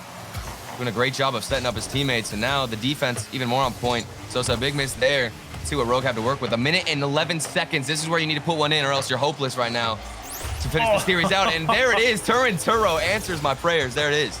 Just slips it in under the crossbar there. And a good challenge from first killer. Look at the angle here from Turo. Comes off the inside of the goal and then into the net. Off the corner there. And gives some hope here to Rogue. Yeah, just in time. Mentality was looking a little bit negative there, most likely in the comms. I mean, how do you stay positive after you miss so many chances on net, but feels good to get one in, and you still got some time to close this series out. Mektos carrying this one away. Plot Twist trying to hold on to their lead, only up by 2, but it's enough. Sosa tosses this one up for Taroko, and a second touch bit too high. It's gonna bounce in the front of Kronovi's face and in. Taroko gets credit for it, and a 3-goal lead for Plot Twist. What is happening? What are these plays? Plot Twist are throwing it out. I think Sosa might have gotten a piece of the defender there on Rogue and forced the issue. Now we've got maybe an own goal on the side. They've got 3 goals up. Plot Twist looking as confident as ever, whether it's a free goal, a really hard worked one, or maybe just a great pass overall. Mektos, Taroko, the duo's there. Sosa with some individual plays back and forth. And they're back in the series, warmed up. There it is, baby. What a play from Sosa. 84 boost going up and taking into the air dribble. Backflips to get the dunk on first killer, down and away. Kronovi couldn't do anything about it, and Sosa, a highlight play to top off this game. That is what we expect. That's what I was talking about. You asked me what makes Plot Twist a special team. And, you know, you always talk about Mektos and Taroko, the duo, but then Sosa will come out with plays like that take your breath away. And that will be all she wrote here in Game 4. It will be a Game 5 to decide who moves on and who will have to play another series here. Remember, both these teams sitting at 2-1, so nobody's out with the loss in this series. But one will move on to next weekend as Plot Twist do close it out. And we move on to a Game 5. See, now, Corelli, I'm curious if we don't see any defensive mistakes, how close of a game are we going to get? Because Plot Twist, while they earned, I'd say 2 or 3, they worked hard. They had the pressure there. They forced Rogue into some uncomfortable situations. But at the end of the day, you just got to be honest with yourself. Rogue gave away so many free opportunities directly to Plot Twist's doorstep. I mean, how long can you go without trying to fix up those issues? Well, it's a complete shootout as well. I mean, there is something to be said. I mean, with the amount of goals that we're, seeing, so many eventually the defense is going to crack. It does feel like, I mean, both teams are putting up a massive amount of shots here. There's 12 on the Plot Twist side in this game, and then 11 on the other side for Rogue. And it's been very even as well. It's not like one team has been out shooting the other. Even in the game that Rogue had 16 shots, Plot Twist had, I think, 10 of their own. So, I mean, there are shots left and right. It's tough to defend that many shots. Anything over 10 is a lot in my book. Well, and I think that Rogue's defense is crumbling a bit more under all those shots. Plot Twist, they're used to it by now. We're going into Game 5. I think they were getting kind of tossed around by Rogue at first, but now they've settled down on the defense, and you can see they're holding it down much better and giving Rogue a taste of their own medicine. So here as we go into Game 5, let's see if defenses will settle down or if we'll get another shootout, because it's entertaining either way. I love to see both teams just throw complete offenses forward and not even care whatsoever about your defense. It's great. And I think if you're a Plot Twist fan or on the Plot Twist team, you're very happy with the result here in this series, even if you do end up losing because of the pickup with Sosa and taking on a very tough team in Rogue and opening up Game 5 with the first goal. Taroko on it first. I mean, I'd be tilted if I'm Rogue, to be honest. You give away a lot of free nets, and then all of a sudden, Game 5, this is your chance to reset, and you get hit in the face with a kickoff goal. That's got to hurt. So the first 5 seconds go to Plot Twist. But you know, from what we've seen in the last game, Rogue are going to get a massive amount of opportunity. It's just how this series has gone, as Mektos has to clear it off his own back wall. Here's Turintaro looking for the back wall as well. Cleared away by Taroko. And what I don't like seeing from Rogue is it feels like they are starting to fall into that trap of clear ball. At first, they were dominating Plot Twist in the midfield space because those little touches at first were close to them. They could follow it up after, but now we're seeing more panicked situations, so it's forcing them to clear it out, giving the ball back to Plot Twist and letting them shoot. It does feel that way, and I think that Plot Twist might benefit off from that as well. They do a good job of intercepting a lot of balls. There's a good demo though, in an open net. Sosa taken out by Kronovi, and that's a free goal for Rogue. Nice little physical play here, and Turo has to just force that 50 upwards. Did a great job. That's all you expect to see from Turo right there, is just get a solid 50. Not thinking about the goal too much, just trying to force the issue. Sets it up. Kronovi then goes for the demo. And like I talked about earlier, it's everybody thrown on offense. I love this type of play style because it's just so entertaining to watch. And that goal is one of those intangibles from Kronovi. It's not really going to show up on any stat. But that demo is what opens up a net. And look at the laser from Sosa, and the defense can't hold on to it from Rogue. It's Sosa alone. Mektos, a good job finding him. But either way, look at how far away he was from the net. If he didn't hit that with the same power, he would not have gotten that goal. You expect the goalkeeper 9 times out of 10 to save it. It just all depends on the shot. Sosa alone carrying this team right now in Game 5. Kronovi does a good job to cut out that midfield pass. Rogue looking to tie back up. First killer doing whatever that was as he gets past one defender, and now Sosa. Only 18 boosts, tough to get back to this one. Crow not dealing with it that well, but does get a backwards flick, and then the challenge on Taroko, so well done by Kronovi in the end. 2v1. The pass from Turinturo, off the crossbar from first killer shot, put away by Turinturo, we're tied up. Kronovi, what a huge play. His name isn't even involved here in the replay, but he did all that work to force the 2v1, Turinturo and first kill. That's routine for them. Somebody goes down to the midfield, we've got a banger shot on net, and then a clean follow-up. You can't ask for more. What a play from Rogue. Yeah, and again, like you pointed out, Turtle, that all started from Kronovi with that backwards flick over the first defender, and then the challenge in the midfield to at least keep the play forward for Rogue. Here's a shot from Turojo. Back post is just too wide. Now the quick clear from Sosa as Kronovi hedged well there to get back to this ball, and he might get back or past Taroko. Mektos has to clean it up. A shot comes down and turned away off the post. Kronovi thought it was going to go wide and actually gets past him as Sosa having to pick up some boost. He can't follow up the play. Taroko clears it right back towards the midfield. A lot of these clears, Turtle, from Plot Twist are landing right in the lap of Rogue right now. Yeah, but it does feel at the same time like Plot Twist, even though they can't get in front of the shot completely, they're just cutting off the angle to the net. As long as you can get in front of that path, you'll force Rogue to just shove that ball into the corner and stop out any momentum. So even if they can't match the pace, as long as they can cut off that angle, they're fine. Dangerous play here from Sosa, and he gives it up right in front of Turinturo, and first killer will put it away for Rogue. Oh, Sosa tried to control it too, maybe go for a little bit of a back pass, but the communication wasn't there. Taroko, he didn't know what he was doing. Maybe he was gonna take it across the net and swipe it to the other side. He was just being patient, and so much confusion on the side of Plot Twist. That's a goal that you don't want to give up. That's a Rogue-style goal that we saw in the past few games. Yeah, a bit of an unforced error there, if you ask me, as they, or as Sosa kind of brought that one across in front of the net. Shot down from first killer, save off the crossbar from Taroko. Then he gets back to it again. A huge defensive effort by Taroko to at least stay down by only one goal. What a play from him.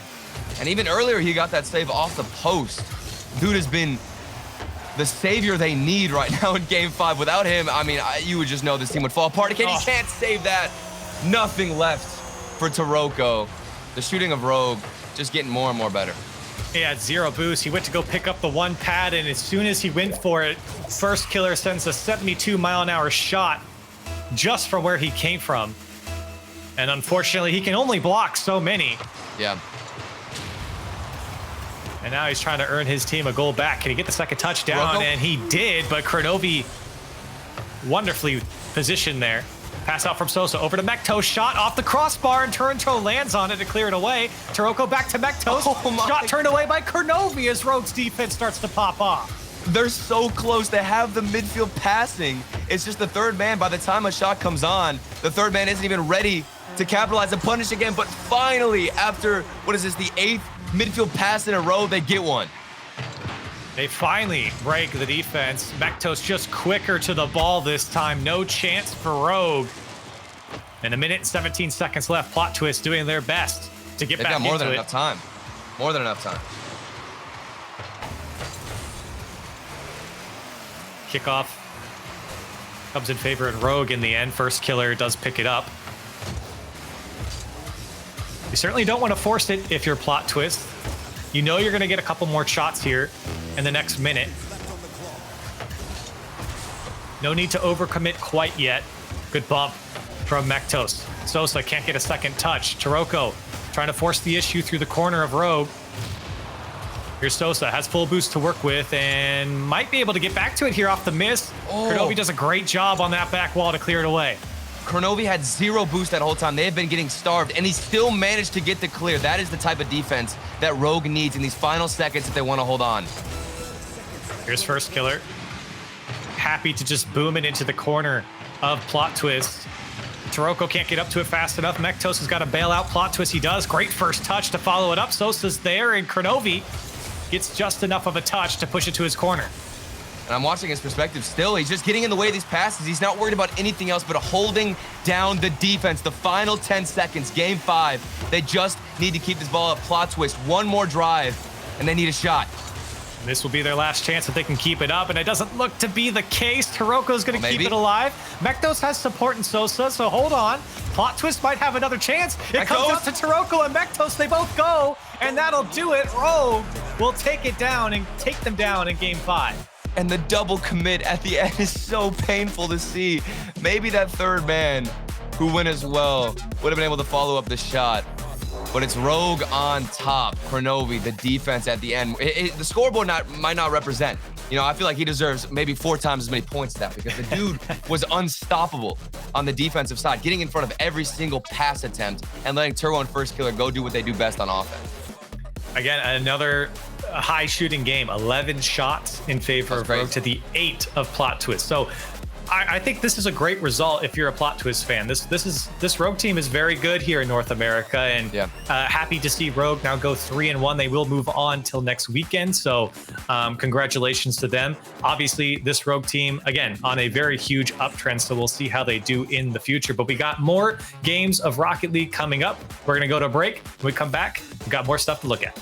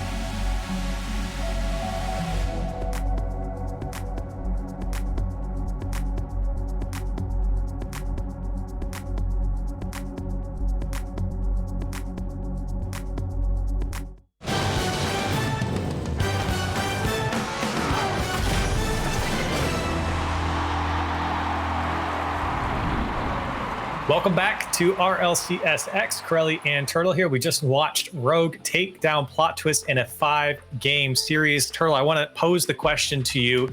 Give me the key takeaway, just 1 point about each of these teams after this series.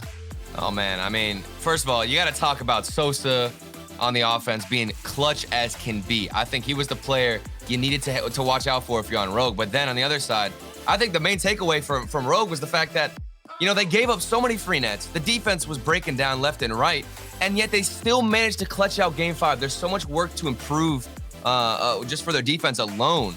But at the same time, they clutched it out, proving how strong their offense is. You got to fear these guys, Pirelli.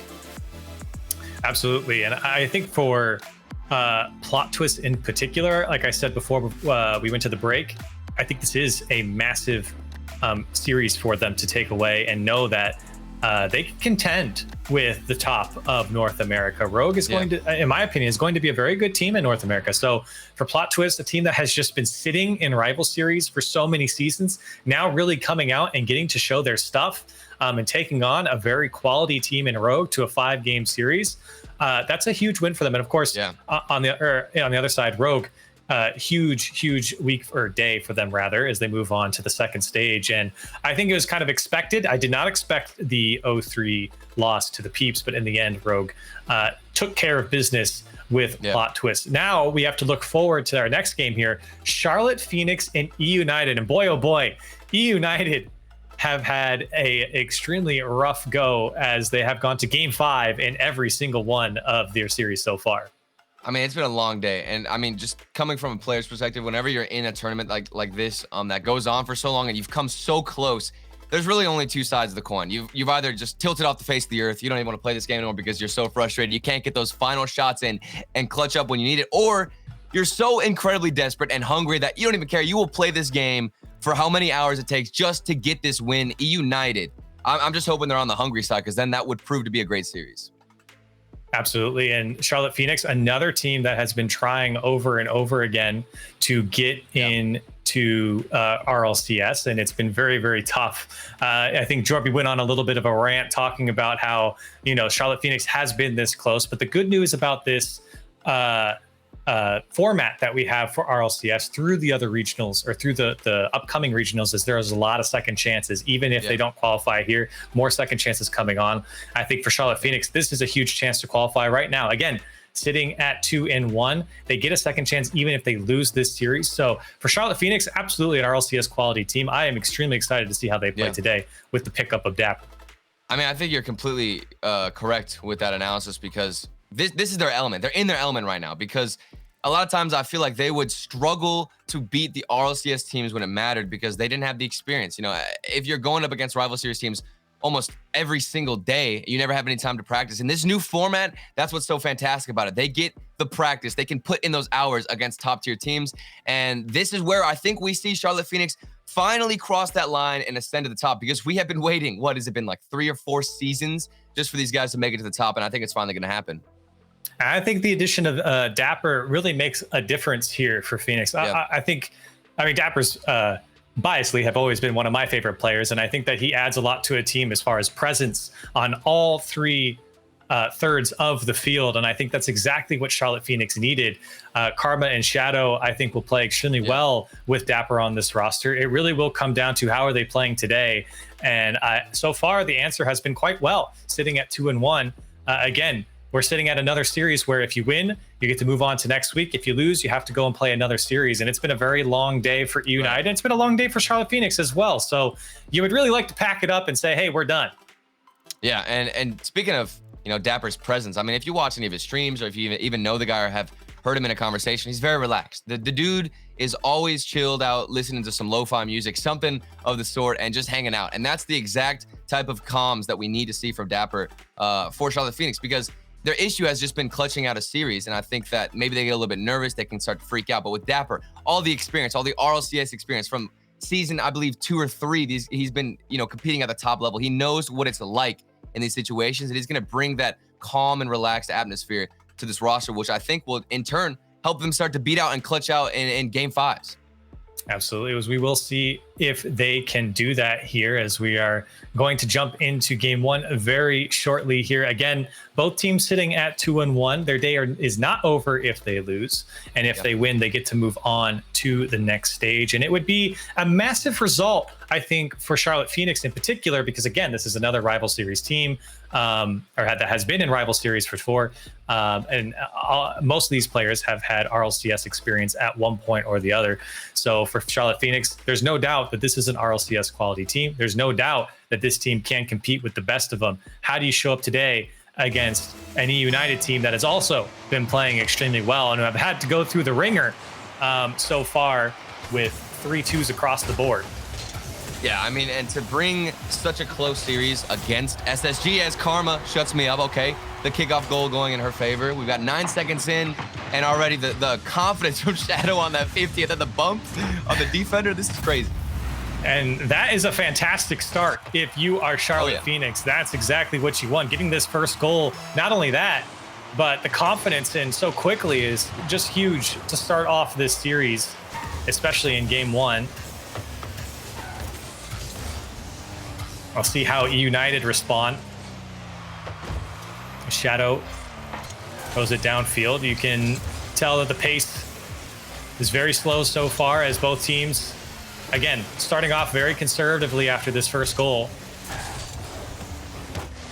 Ajax has some help to his right and couldn't get past Karma. One to Mike. Oh, nice. Beat out. Dapper trying to get a second touch, doesn't get there. Ajax to clear it over his head.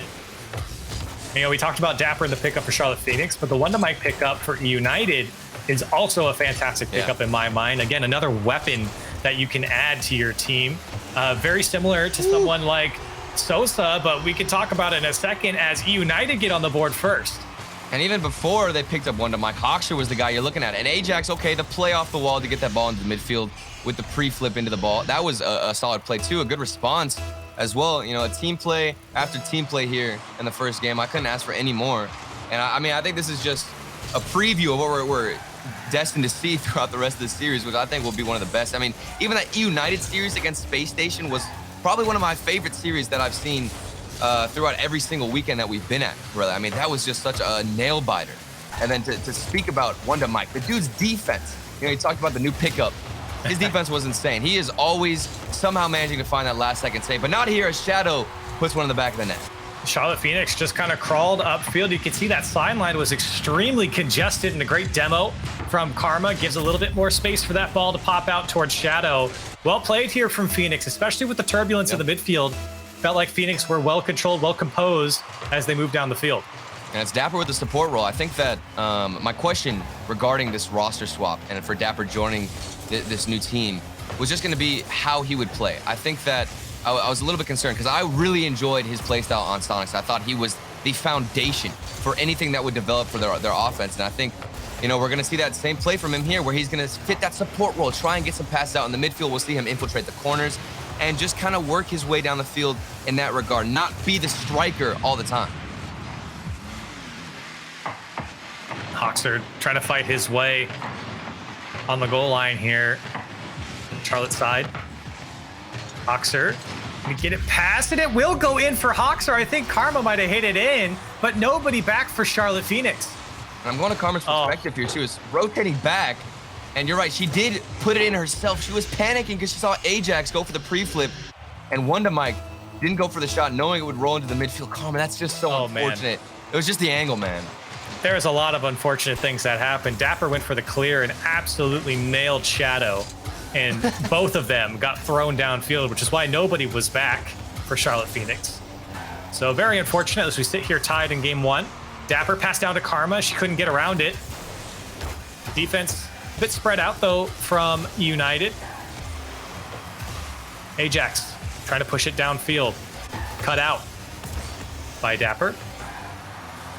One to Mike. Doesn't get the touch, but gets the fake instead.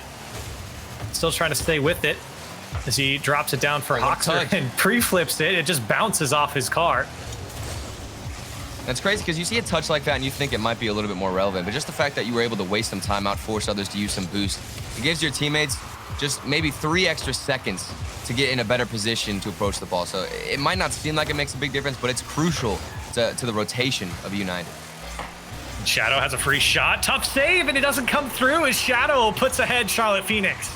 And this was just too powerful. What are you going to do with this ball? Hoxer tried to get that clear out instead of pinch down to the midfield. Bit of an unfortunate event there. Some revenge for Charlotte Phoenix, and it's Shadow with a bullet into the back. I don't think Ajax was happy about that one. That one for sure should have been saved. It was shot basically right at him. He had full boost to work with as well. I don't think he expected the shot to come so direct at him. Shadow trying to pack on another goal here for Charlotte Phoenix. So far, both teams, or excuse me, Charlotte Phoenix have had the better, only by 1 in the shooting department. Ajax puts another one on for United. Hoxer, can he get a second touch? He can, but it's blocked away. So United's offense coming alive for just a moment. It's Ajax again. I mean, good looks from him. I always want to talk about Wonder Mike and Hoxer, but I think Ajax right now he's definitely getting my attention. The man has been popping off with some mechanical plays just to open up a little bit of space, some opportunities. Even there, you see him in the midfield, always putting a shot on net in position with boost. And now Wonder Mike off the ceiling. Back-to-back shots. These guys are not letting up. And that's a missed touch, though, from Hoxer to come straight out to Dapper, and he's so quick to penalize him. I mean, this is the new style Dapper goal that we expect to see. I mean, it's nothing crazy. It's nothing, like a 1v1 play that a lot of people know Dapper for. It's just very smart decision-making. The way he challenged that ball and the timing was superb. Now a 2-goal lead opens up for Charlotte Phoenix as they look to hold on in the last minute or maybe get one more. Monster clear from Shadow. Dapper. Maybe a second touch here is cleared away by Ajax. Karma does find one under in Shadow, and the pass back to Karma almost there. Would have been a beauty of a play from Charlotte Phoenix. Now Hoxer coming up on 30 seconds left, and Shadow just takes it away, but he has no boost. He can't get back to it, and we'll take away the corner instead. And then get a nice demo on Ajax as Hoxer breaks free. Can he put this one away? He absolutely can. There's no one back. And a 1-goal game here for United. It's the delayed timing for Hoxer on this challenge. You saw Karma go up for the ball. It might have actually just been a miss. Karma, did she think that there was going to be a 50 or if somebody on the defense would have come to the ball sooner? I'm not sure. I mean, she definitely should have gotten a hit on that either way. Maybe going for a fake. I'm not completely sure what happened. That's a free goal given to United, and now they've got a chance to tie this up if they can get something going.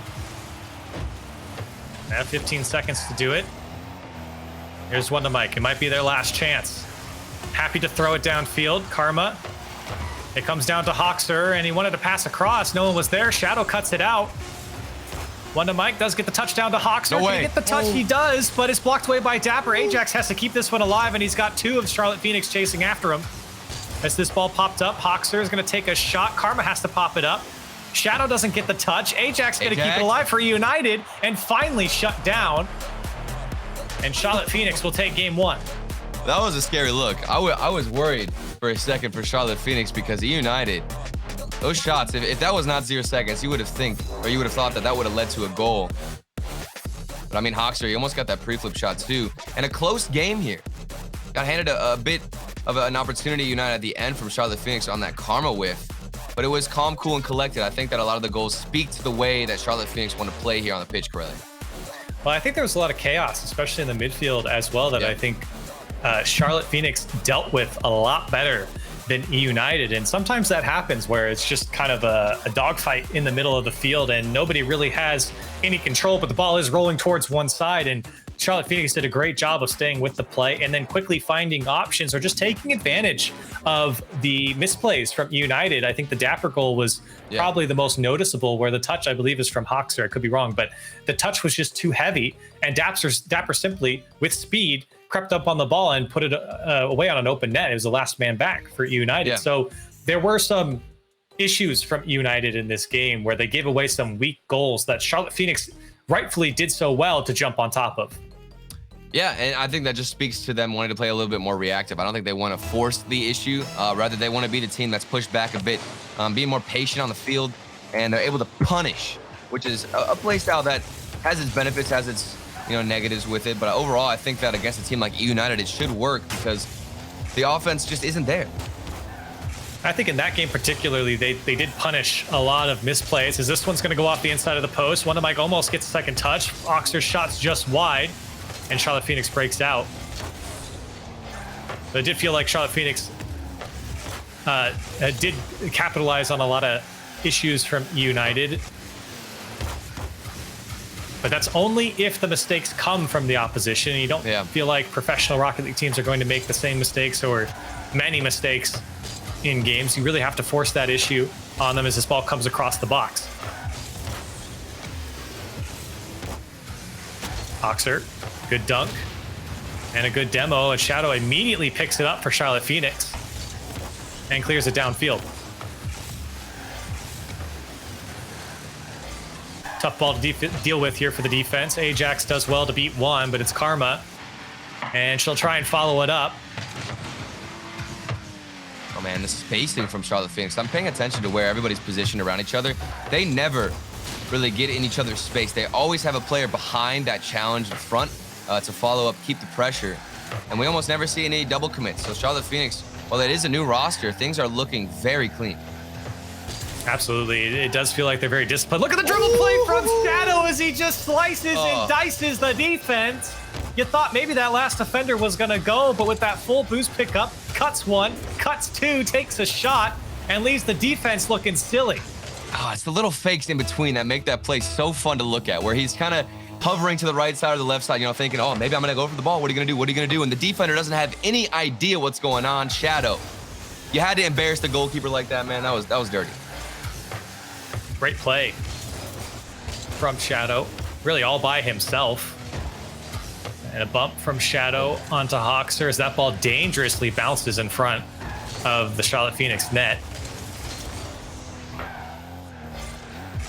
Strong clear from Shadow, at least back towards the United half, as Ajax trading back and forth clears at the moment. Hoxer going to pick this one up, has some help to his left, is cut out. All of United is here. It has to go in, but it's on the goal line, and Shadow will clear it away. Still a dangerous ball. Ajax is going to pick it up. Shadow with no boost. Going to be a tough save, and Dapper bails him out.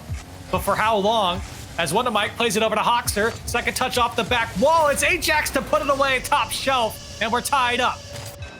It all started from just one double commit out of Charlotte Phoenix to lead into this offensive pressure. Look at the passing back and forth. You'd think one shot would hit. I thought Hoxer, I think he purposely hit that one above the crossbar just to give his teammate an easier hit at the net. A smart play, and they're not getting too desperate, which is what I want to see out of United. So they're hungry, you can tell, just in the way they're playing.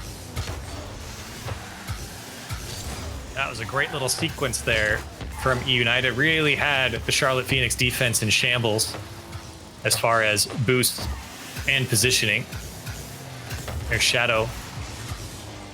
Can't get the second touch from the Hoxer clear. Coming up on 2 minutes left here. In a tie game, everything all knotted. Wondermike wants the back wall. Hoxer's there to at least prevent the initial clear. Tough ball for Karma to deal with, and she does get by Ajax. Here's Wondermike. Demo's one, but the ball thrown straight towards Shadow will stop his attempt, and Shadow doesn't get a second touch. Over Karma, Wondermike pops it up. Hoxer has all the defense out. If he's trying to put it back towards the midfield, that was a great effort from Hoxer, but it was just a bit wide. He's getting scary. Hoxer going for a little bit of a dribble. I can see that he's trying to make use of this midfield space that they're given. And he's just bringing that ball down and then again, mixing it up a bit. Going for a boomer off the clear, or off the ceiling, excuse me. But now it's Charlotte Phoenix's turn. Do they have something in the bank? It's Shadow.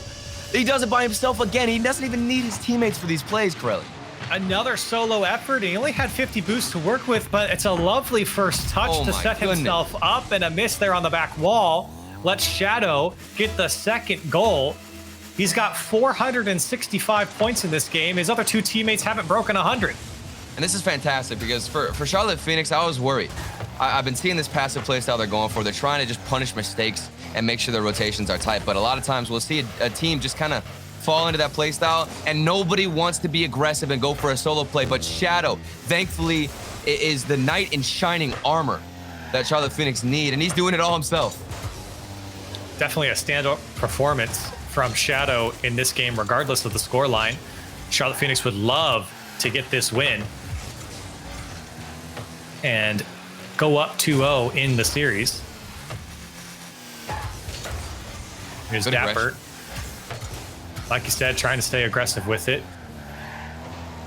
Looking to see where Ajax goes with it. Shadow was at a complete standstill in the midfield, waiting to see what this player is going to do with it. Karma couldn't get the shot on target, and a big clear from United finally comes. They need to get one here in the last 20 seconds. Here's one to Mike, has some space to work with and some boost, has Ajax in the midfield, gets it over to him, but no shot on target. 10 seconds left now for United.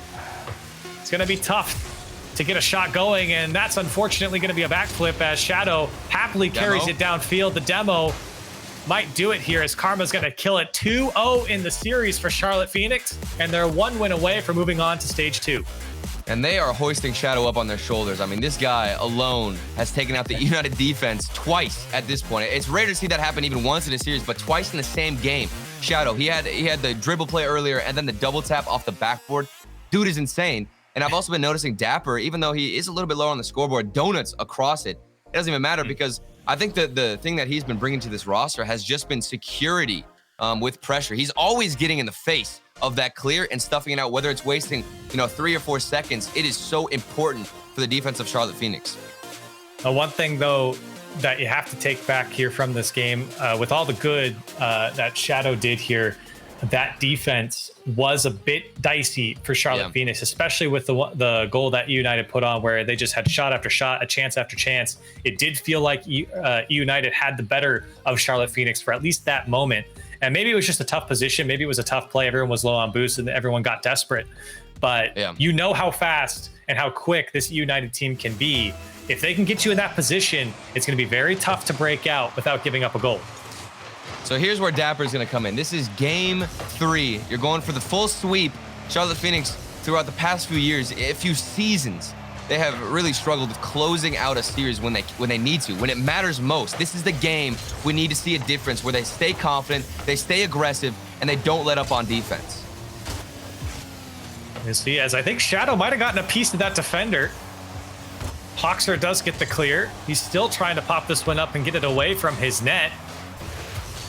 The ball does fall down back towards Shadow. Hoxer, one touch, bounces over Karma. United would love to get the first goal here. It feels like Charlotte Phoenix has been setting the pace of the game in every single one of these games so far. Karma's shot turned away by Hoxer. Here's one to Mike. Shut down by Karma. Knew exactly where he was going. Yeah, just trying to keep this ball in the other opponent's half. I mean, not much else. Make sure you're keeping the shots coming, but it doesn't really matter if it goes in for Charlotte Phoenix because you just want to waste some boost at this point. You are just waiting for that mistake, knowing it's going to come, and eventually you're going to find somebody like Dapper in the midfield or maybe a solid solo play from Shadow. Dapper can't get to it quick enough. It's Ajax, and Shadow will break out. You know how scary he's been on the ball, at least in the last game, and he will take a quick shot. It was on target. And Wonder Mike and Hoxer have to combine to break out, but that's a good demo. This one's coming dangerously off the ceiling, and Wonder Mike does clear it away for United.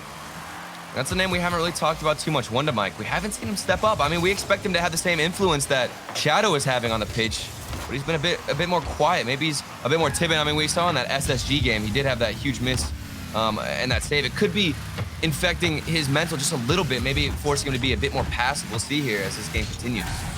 Does feel like the United offense has been a little disorganized at times. not everyone on the same page. A bit more of a desperate attempt on some of these attacks.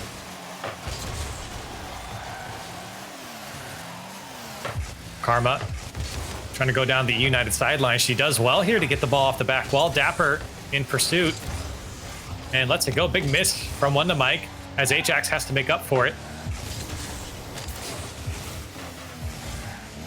Here's Hoxer. Maybe not the best touch. Ajax there to bail him out. Nobody from Charlotte Phoenix expected it, and a great cut from Shadow. Well, maybe. Oh, it's always that third man for somebody from Charlotte Phoenix who is stuffing out the clear. And E United, I mean, I feel like I've been talking about Charlotte Phoenix this whole game because E United, they just can't string anything together. There is barely any synergy on the field, excuse me, and that's because they're struggling to transition this ball out. And what is that? Shadow. What a touch. What a touch from Shadow. What can you say? Dapper just puts it right on his head. He backflipped. What? He backflipped. Shadow, do you need to do all of the lifting here? This man has done everything on offense alone. He's insane. Where has this man been all throughout the past few seasons? It's just been him versus United, and he's winning. This dude's backflipping, and he's still scoring. What a play. That is the craziest goal I think we've seen all day. What, I don't even know if he meant to do that or not. I honestly have no idea. Well, no, he used the boost, though. You could see him use the boost after the backflip, so he knew he was just trying to get a touch. Maybe he didn't expect to break it, but Ajax, okay, he's trying to shut us up because the upper right-hand corner, or excuse me, left hand is looking too good. This is a great play here from United, mostly because they finally generate a shot that goes on target. That's their first shot all game long. Wow. And they finally get one here. They're 1 for 1. But United really needed that one, and it feels good to answer back immediately after giving up a goal, especially one in the fashion of Shadow backflipping and then making up for it. So for United, happy to see that one go back in as 6 shots have rained down from Charlotte Phoenix to the 1 of United, but it might be 2 here. Dapper clears it away. Karma, that's a tough angle, almost gets it. Shadow and Dapper go. They have to score this. This could be dangerous as Karma does well to get back into the mix to slow the counterattack from United. Oh, that was such a good job from Karma, too. She was being over-aggressive, and as that first challenger, she could have gone all the way back, but instead she decided to turn and keep that ball in. She saw the double commit and knew she had to get a 50. That's what saved them when that mistake did come out. So kudos to her as they keep themselves alive here. A minute left. United, they did get one on the board. They've had only, what is this, 1 shot, like you were saying. That's it. Let's see if they just need 1 more to take this game. I mean, I don't know how you can counter that shadow play. Man, it's the 1 shot, but it's also the 9 saves that they've had so far in this game for United. So it's been a defensive effort so far. Charlotte Phoenix trying to put this one to bed in 3 games, excuse me. Karma. Hawks are there to clear it away. 20 seconds left. Are we going to overtime? Karma's going to get the shot. The demo wide open for Karma, and that might do it for Charlotte Phoenix. And now she wants the spotlight. Look at this. She takes the player out of the field and turns to get the free shot on net. That is the best timing in rotation you could ask for. Karma, what a clutch play. 17 seconds left. We never see this from Charlotte Phoenix in the final few seconds to clutch it out. And finally, maybe this new roster is what they needed to bring life and energy back into their veins. This is what we wanted to see. Their time has come to finally cross that line, Corelli. Well, it's going to be 5 more seconds here, and United might have one last chance. Wonder Mike's going to keep it alive, and Ajax can't get there. Charlotte Phoenix into stage 2 with a 3-0 sweep over E United. I mean, that was beautiful. Shadow in the first few games, all himself, and then even here in game 3, he gets that 1 solo play backflip, and then it's Karma to finish it out. Dapper filling in the gaps. But you got to credit E United. I thought they played pretty well with the amount of pressure they were having to deal with. They were doing a solid job of keeping that ball out, but it just came down to how many shots can you prevent? At what point are you going to break down on your defensive line and rotation? And I wanted to see a little bit out of Wonder Mike. I didn't really see him be aggressive, Curly. It seemed like he was just a little bit too quiet in that game. Yeah, it was a quiet game, I think, from everyone from United, but it was an extremely loud game from Shadow here for Charlotte Phoenix. Play after play, especially in games 2 and 3, looked extremely good throughout this series. So we'll see what Charlotte Phoenix can do coming up in the next stage next week. And for United, they have to go and play another series. So they are sitting at 2-2. We got more Rocket League coming up after the break. Stay with us.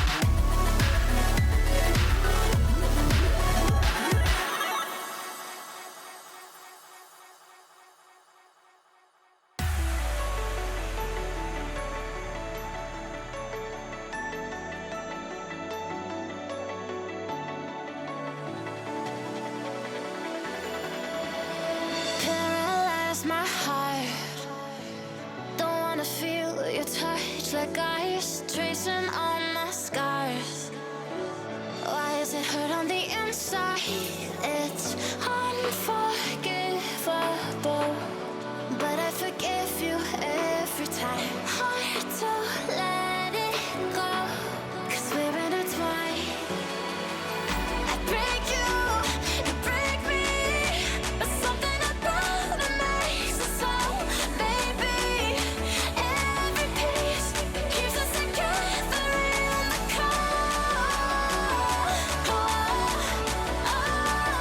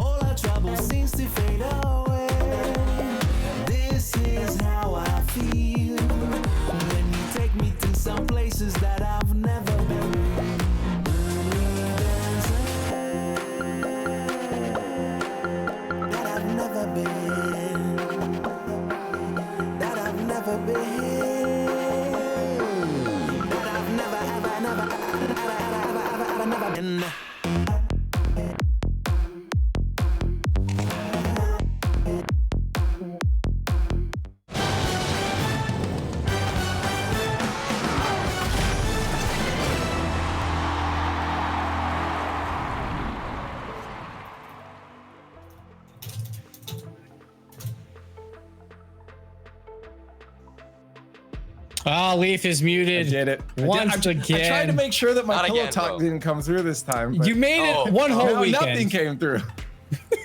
And welcome back to the Rocket League Championship Series, where we just watch United get taken down by Charlotte Phoenix. And welcome to the desk. We have Turtle joining Gibbs and I to talk about that match. Finally, we have, again, we talked about a lot of those last minute, like, I guess, issues that Charlotte Phoenix tends to have where they just can't finish things off, but now they've made it to the top 16 Turtle. They've gotten through. Yeah. This is a giant step for them.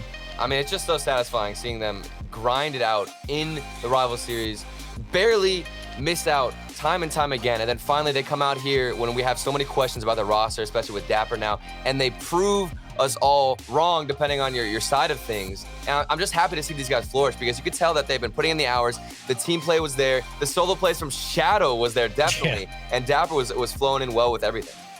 Man, game 2, Shadow makes 2 high quality goals by himself basically, and then the pre-flip, I guess you could call it, where he lands back down and the ball lands on him, confuses everyone. To score there. At the end of the day, though, Karma puts home the last one. 3-0 sweep. That's what you want when you're a Charlotte Phoenix fan. You don't want to go the distance because we know what happens a lot of the times, but they're through to the next weekend, through to the top 16, a great result for them. And to talk about their top 16 placing right now as their journey continues next week, Karma is going to join us on the line. Karma, congratulations on making top 16. Hey guys, thanks very much. Yeah, this is big. Let's take it back a step though for you guys, back to obviously a little bit of a different roster here. Turntaro off and now Dapper in place of that. What was the transition like, and how did that off season work? Was it an instant click, or was there some work to get that to work? Well, I still think we're kind of transitioning. Usually when we make a roster change, unfortunately, we've had to make a roster move for the last 3 seasons. We haven't really had a stable roster, and for me personally, that's really difficult for my play style to have be trying to constantly be adapting to new teammates. Oh, no kidding. But Dapper is fitting in great after a kind of turbulent off season for us. There's a lot going on, a lot of roster moves, and we couldn't be happier to have him. So speaking of that offseason, obviously the promotion tournament didn't go your way, but when this new season was announced, this new format, how did you feel?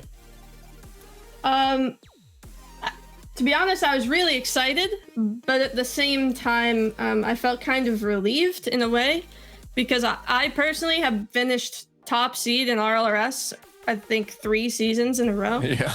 And have been, I don't know if this is the right word, but like bottlenecked, stuck in RLRS. We haven't had some good results in the promotion tournament. And when I saw this new format, I felt like it more benefit our continued stability, like what's the word I'm looking for? Consistency. Yeah, consistency. And we're just really hoping to continue that. And I like playing all these matches, that's for sure. It's a great experience. Oh yeah. And on that note, I mean, speaking of the new format, you guys have so much experience against all these rival series teams. I mean, how does that boost your confidence coming into the new format and how you guys play in these tournaments?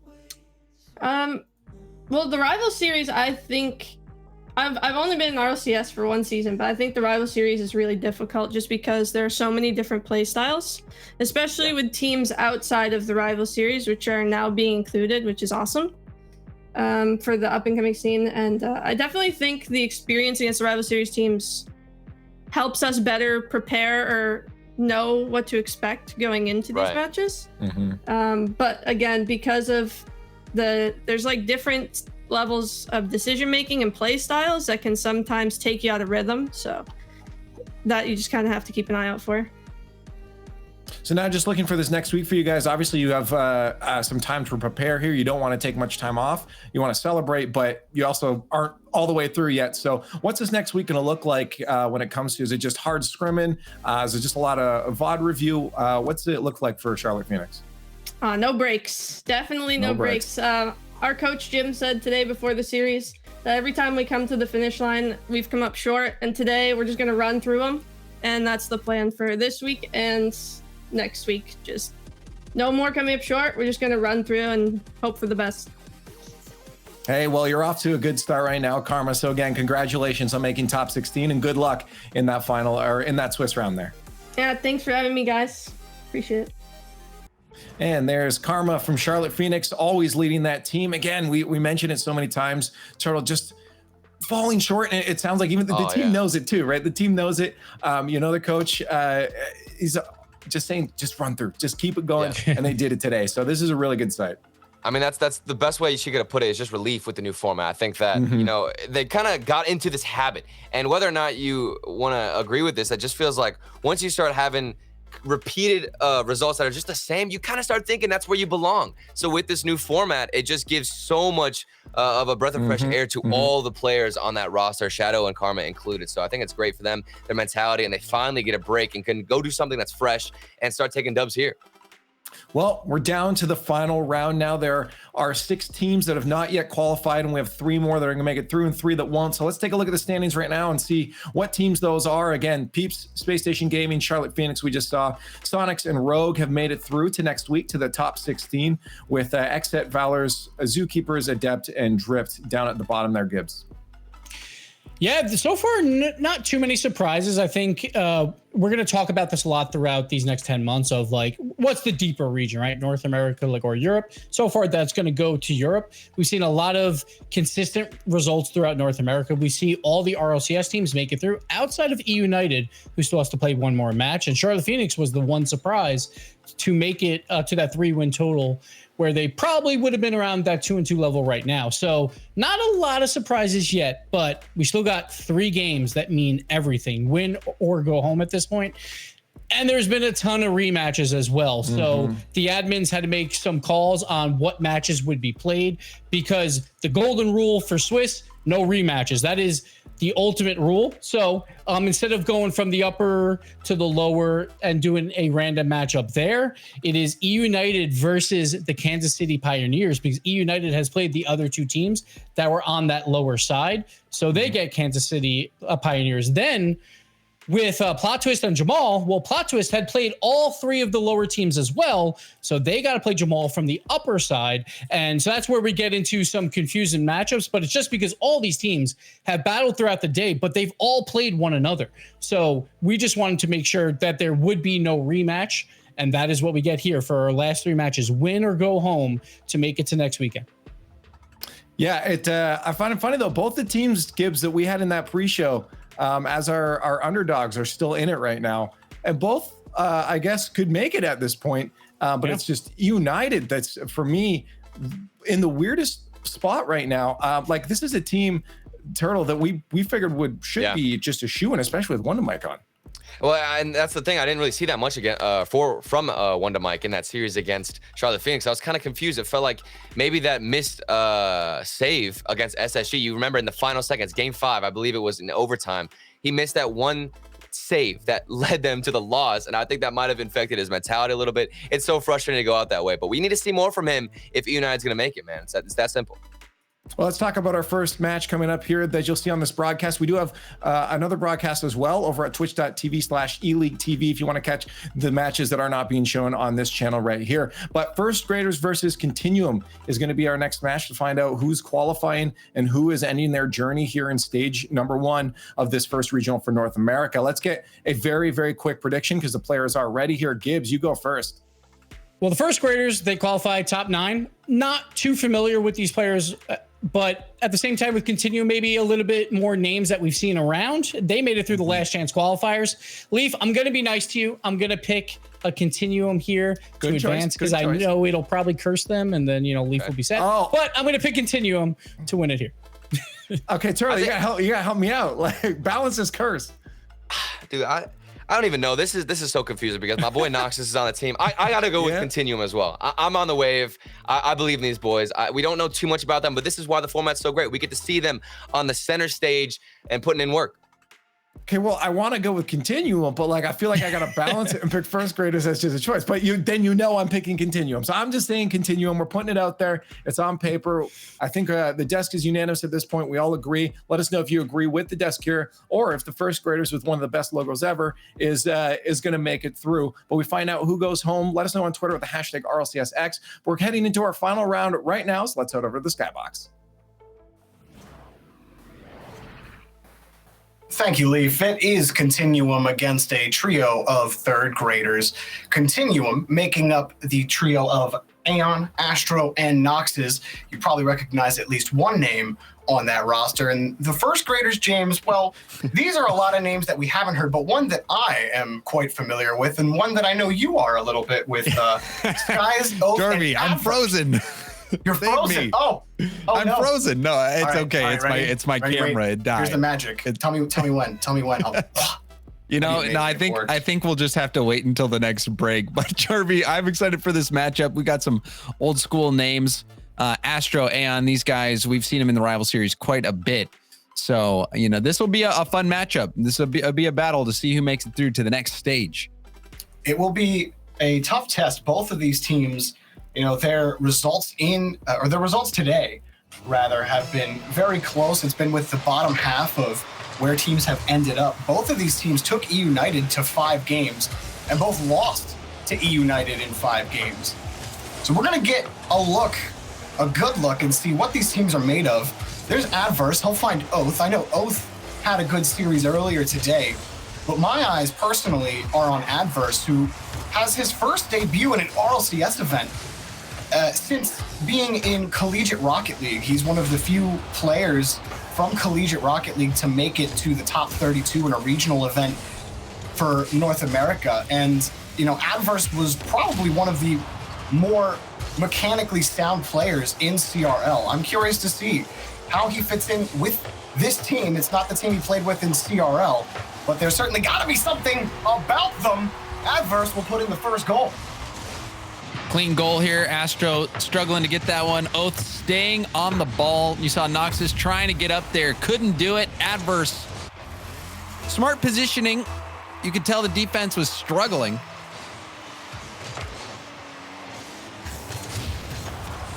Aeon gonna go for the backboard. Adverse. Gonna stay with it. He's out of boost. He'll see if he can get some backup. Sky is getting blocked by Noxus. Noxus gonna pass that down to the middle. Adverse a little slow, still got a piece of it. Aeon able to make the play on it. Trying to do a half turn. Noxus will put that towards net, but that's easily handled by Skies.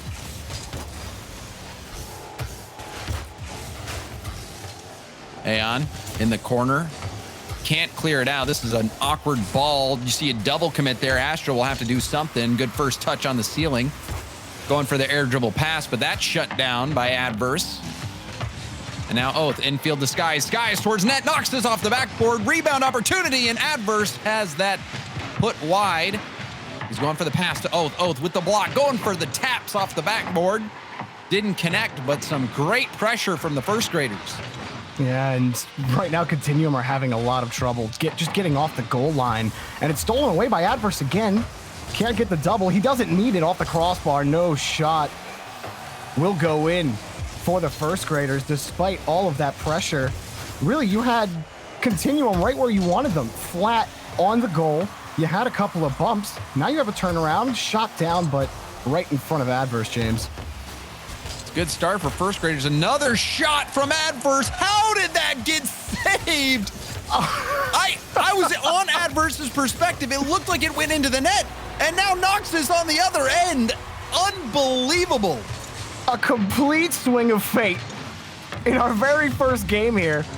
Oh, he tried to recorrect with the side flip to try to get around the ball, but could not. And James, that save, I would love to see that again, because I was as confused as you were.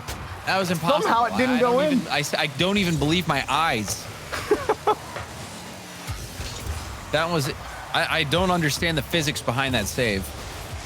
Well, Skies will put another in the net, and we can take a look at some cybernetics for you, James. Maybe it'll help your sight to see what is going on this pitch right now, but it will be a second goal for the first graders. That was a great shot from Skies. You saw Adverse even coming in with the bump attempt, making that last defender jump. And that opened up that opportunity for Skies, who blasted it right in. First graders, their offense has been quite good so far in game one. Continuum struggling to find answers. They just can't get back to the ball in the corner. Sky's going to win another challenge. It's very comfortable positioning for Adverse and the rest of the first graders. Every single touch is coming straight back to them. And it puts Continuum back on their own corner, where Adverse is just winning every single touch he gets behind. Continuum still struggling for a clear, and Skies is finding another shot on net. Long ball. Oath gonna stint the counterattack, but it comes forth anyway. The shot from Aeon is denied. Adverse getting there just in time. Maybe another quick counterattack for the first graders. Adverse, you mentioned him, Jarby, the CRL player, showing his chops here in this new format of the RLCS. And he has been making some plays, not only on offense, but on defense, even there, making a very good stop. And he has been all over the field, going for bumps, getting shots on net. Well-rounded player, making his mark so far. If you were to ask me, which players in CRL had a chance at the pros or who you were looking at, Adverse would have definitely been on my list. He's been performing as he's needed to, and gets back in time to save a potential shot on net. Trying to give his teammates a clear lane forward. They've held this lead. They've also held the ball. Continuum struggling to get to challenges. They're just slower to every single touch. They're having to use all of their boost. Aeon screening across, used like 60 of his boost just to miss it. And now Skies almost had the double, taken away for now by Astro. Noxes will play it back out to the side. Continuum. I think that the ball has spent about 4 minutes in the attacking third for the first grader. Not even just past midfield. Continuum struggling for some offense, but could this be what does it? Noxes on the air dribble, sends it in. Knocking socks off with this play. Air dribble past everyone else, getting bumped by Astro. That was a solid body block. And you couldn't ask for better timing. 6 seconds remaining is a surety. Now, Oath, Adverse, cleaning this up. Do they have a chance? No. That ball will touch the ground, and where we thought the first graders were going to walk away with a game one victory. Oh, that's quick. It's a quick overtime, and Astro stealing the game for Continuum. You send 2 players for boost. Adverse taking a wide line. Astro won that rock, paper, scissors contest off kickoff. Bit of an awkward first game. I think that would really describe how the whole match went for me, James. That kickoff just felt like Continuum were stuck on their goal line on so many opportunities for first graders, but they weren't able to punch in a lot of goals. They got a lot of shots on net, 12, but I mean, where's the goals? Where's the finish? It felt like Continuum were starving for boost the entire game. It certainly did. Continuum stole this game right from under the feet of first graders. First graders had all the pressure. Adverse playing really well. There's that save from Oath. Certainly thought that one, or not Oath, but regardless, I couldn't believe that they turned that around. Were able to not only save that ball, but get the counterattacking goal. Continuum stole this game completely. First graders had all the pressure, had the offense. It was all there, and it was just that big play at the end, the body block from Astro that opened up that net, the goal with 6 seconds, then a quick kickoff goal. And that's how it goes sometimes. And now we'll see how the first graders respond just mentally from a game like that. Those always hurt the worst. So very critical that they come out and try to run through Continuum in this one. But I think what we've seen from first graders, if you're looking at how they bounce back, you are looking at Adverse again, because I felt like he was probably their most versatile player in game one, James. He was making a lot of great challenges, stealing the ball away, trying to create opportunities with his car rather than consistently booming the ball down the pitch. So we'll see what looks Continuum give them. It's a great game one win for Continuum. You know, you don't get those kind of wins too often, and those are the ones where you kind of get out of debt a little bit with it. You know, it's like, you get yeah, a free one. That You get a free, game. it was a freebie. You know, You know, you take a game where you think you're going to lose in the final seconds, you make it happen. It's such a rarity. You don't really see it too often. It happens enough, but still, when it happens, it's such a boost. When you think you're going to be down 0-1 in a series and you make some magic happen. Oh, tough shot for Oath. He tried to be quick about it off the pass from Adverse. They had caught Continuum really tight on their rotation, all coming back from the same side. And Continuum just can't hang on to the ball as Oath sends it right back. But the first graders, their biggest real downside was their inability to put shots in the back of the net. And here comes Continuum. Astro behind the ball will play it out to the corner. He'll steal some boost for his efforts. But for how long can they keep the ball? Well, it's a great challenge from Noxus. He recovers. Is the shot there? No. Oath diving back to make sure it doesn't go in. And the first graders get out. Continuum looking a lot more ferocious on the attack in this game. Early on, last game, first graders setting the tempo. This time, Continuum has come out swinging, and they're taking another one. They're Adverse getting there just in time. Astro, another chance, but a good defensive play from Skies will slow down the attack. Probably not the best touch in midfield as Adverse took control, but it is sent away. Astro and Nox is able to send it back to first grader territory. That's weird to say. And all high off the backboard, Skies. I mean, it's scared of first graders have any three territory. first graders, then what are you doing, right? Continuum are hoping that they don't have that loss behind their name. Oath, it might be a 2-on-1 with Adverse, but he pulled off the play. Skies having to come in quick. That's a great follow-up touch. Adverse got a clean net and a clean goal. First graders on the board first. Good setup. You saw that writing on the wall. Skies taking this ball and completely getting bamboozled there. Adverse open net for him. Didn't have much boost, but he didn't really need that much. That beat by Skies was so good over Aeon. Just feels uncomfortable for both teams. Like, they're both getting caught in situations where everyone's really close together in the rotation, maybe just trying to cut in early, trying to be, you know, having the quicker cut to win on the rotation because you know where the other team is positioned, and if you just cut right here and win that next ball, it'll be a free goal. But it's put both teams in trouble at times, yet the scoreline, only one goal has been able to make it past the goal line. And so far, little action as both teams vie for possession. Adverse, a nice carry, maybe a little too much on the ball, but Oath picked it up. Aeon having it send it out to the corner. Well done by Adverse to win that challenge, and now that challenge won by Noxus. This is going to be a chance. Astro could go for double tap, go straight for net. It was the right call as it overpowers the defenders. Beautiful, powerful touch. You have everyone rotating back. Adverse, probably the guy who has the best look at the ball and just launched a little too far past it. It was excellent power, like you said, James.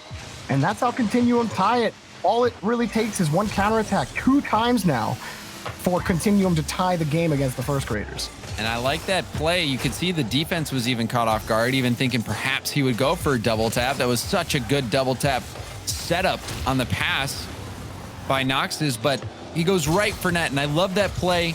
Astro, hard shot, high enough. That was exactly the play to make in that situation. And tying it up, feeling good for Continuum. They've had, at times, questionable starts, but they still managed to pull it back. Well, Skies trying to buy some time for Adverse to get a look, but Adverse was blown by. And Skies looking for Oath. Oath is found, but Adverse cannot beat Aeon back to the ball.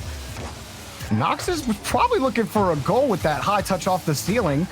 Aeon able to win that touch in midfield. He'll send it back towards the box. To commit from the first graders. Noxus gets in the way, and it's high flopping from the first graders, but they do get out past midfield.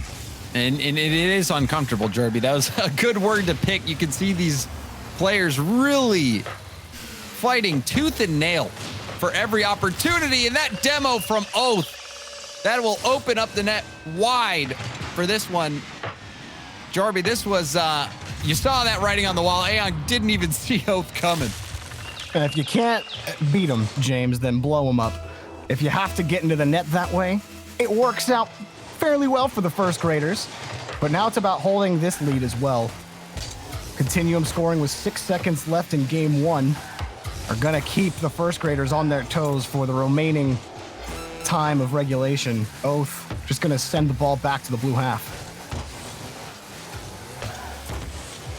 Well, Skies, that second touch off the sidewall only gave Astro the ball. It's sailing towards the net, but taken away by Oath. And a good follow-up from Skies.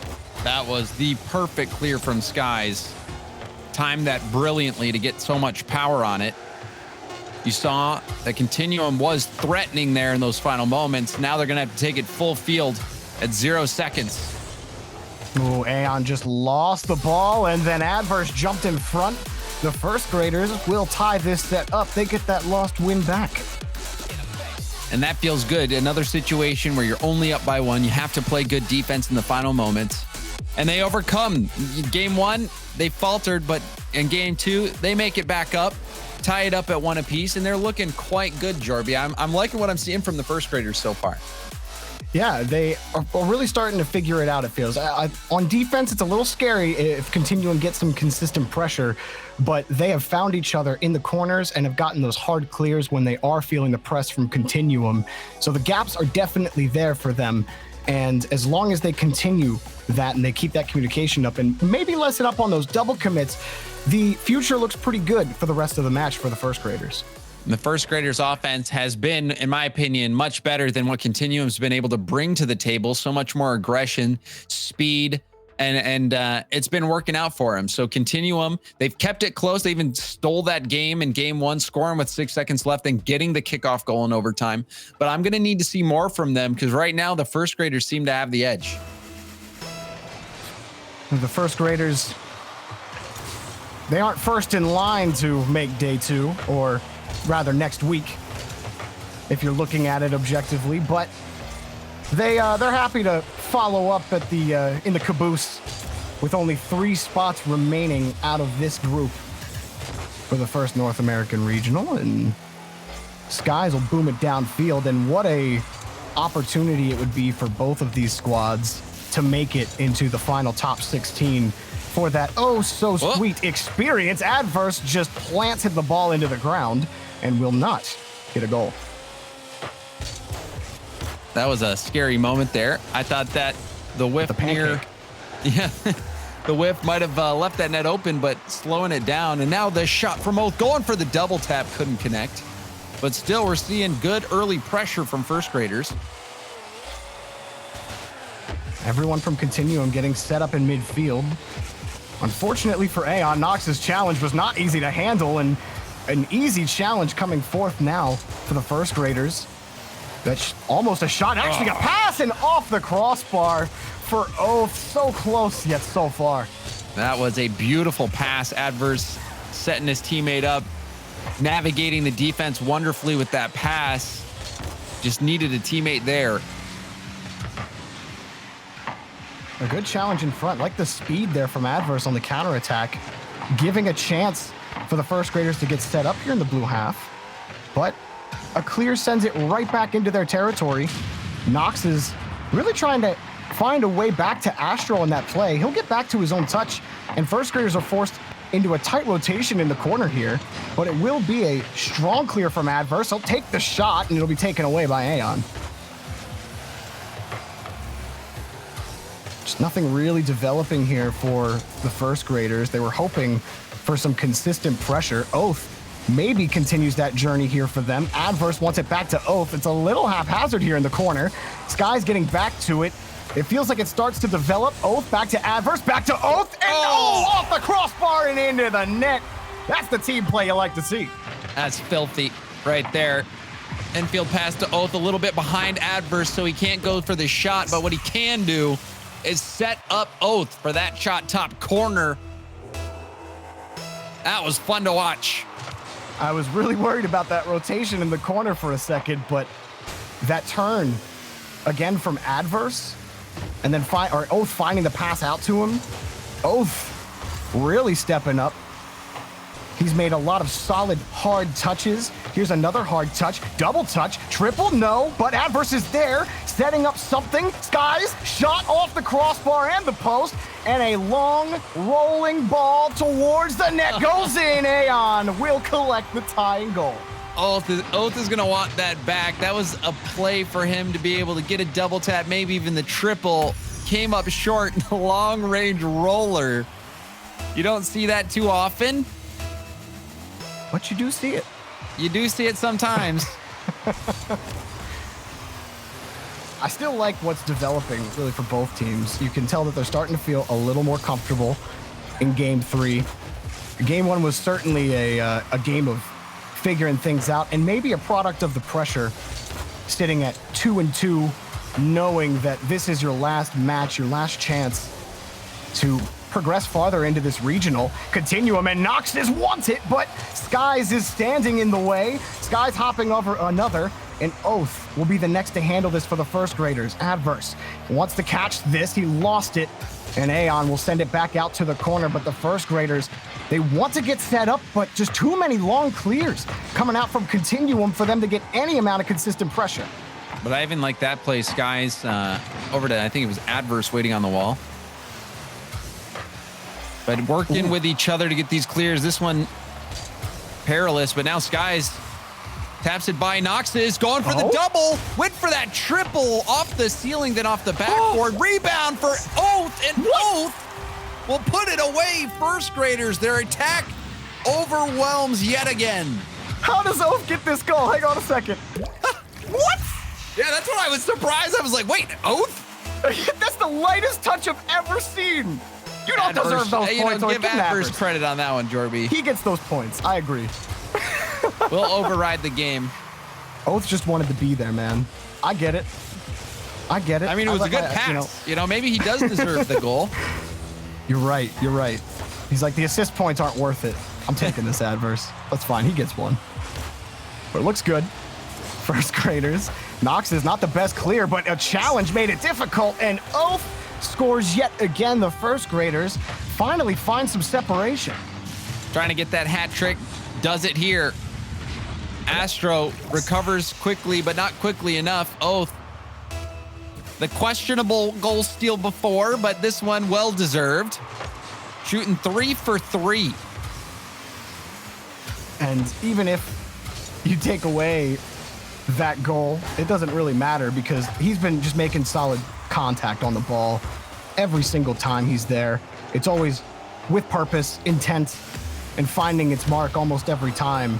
The worst you could probably say about Oath in this match so far is that he's hit the crossbar a couple of times, but the dude's got 3 goals, so you can wipe all of that off of his record for all I care. Adverse will carry the ball out, waste more time off the clock. Continuum, little stunned here with how close the series has been, but first graders, more times than not, James, has felt like they've had control of the pitch, and they certainly have had control of the ball. Look at the work from Adverse, but can't find a goal for the road, and one more for first graders will send them to the next stage here in the first regional.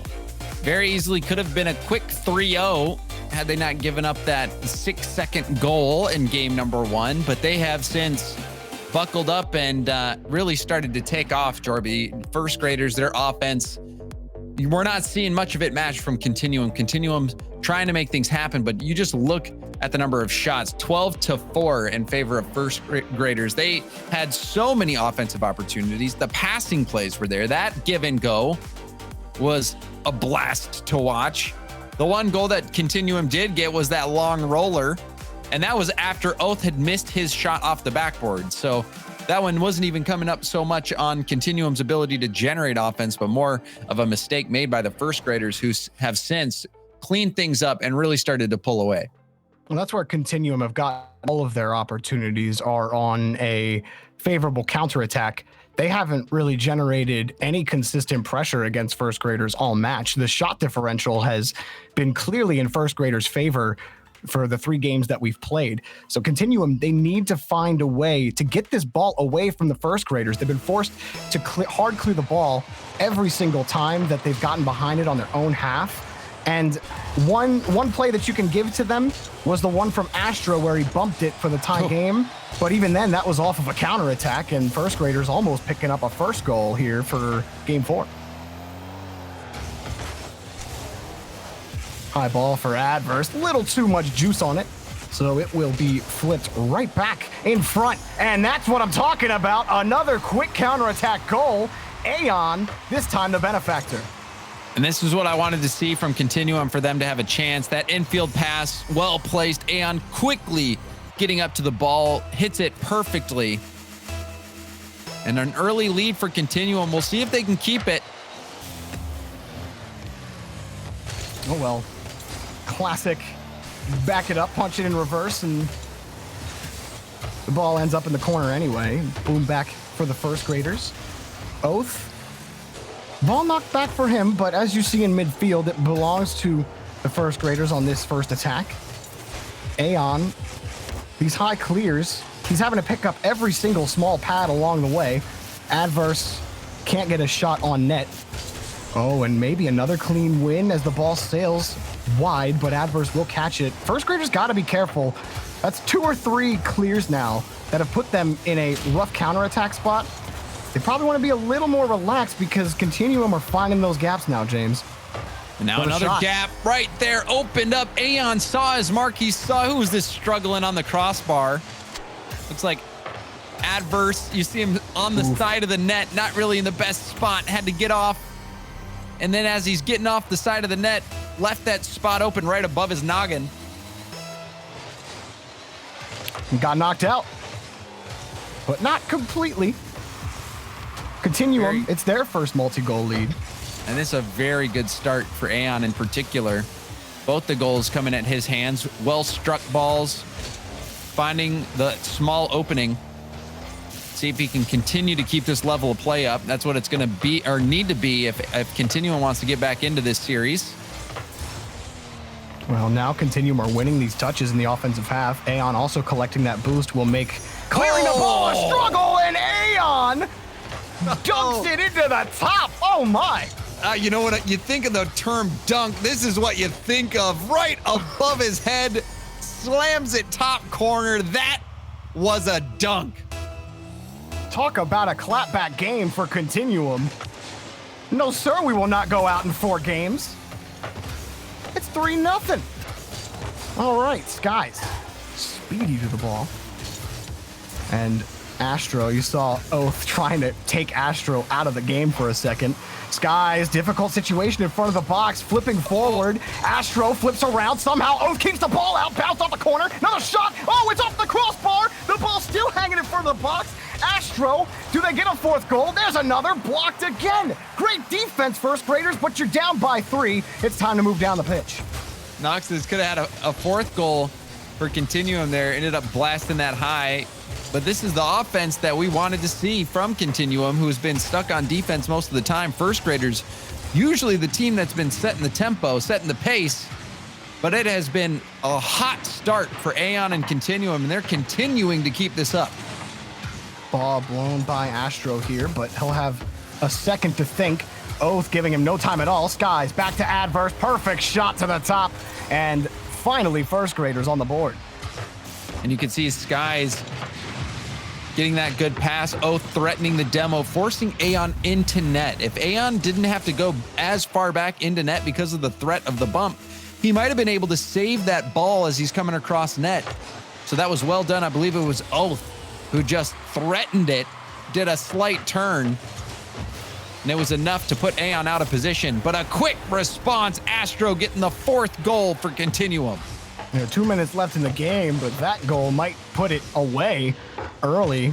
Nice placement from Astro. Oath almost got there in time, but had to dive too far into the back of the net to make a play at it. And that's going to be Continuum really finding their stride. And they've had some good looks. They might get a 5th goal, but it will be sent away for now. And a Hattie for Aeon is nice to see after Oath put up a Hattie himself. if you're a Continuum fan out there, I know that Nox's in particular has got, more than a couple of fans out there. Shot on, but saved. Maybe if first graders get a goal there, they can work on a comeback, but I think we're looking towards game 5 as goal 5 gets put into the back of first graders' net. 5 goals on 15 shots for Continuum as they continue to make it rain on net. This was a statement game. Continuum, this is the type of performance you want going into a game 5. See if they can stay strong, prevent first graders from getting any sort of momentum in these final moments.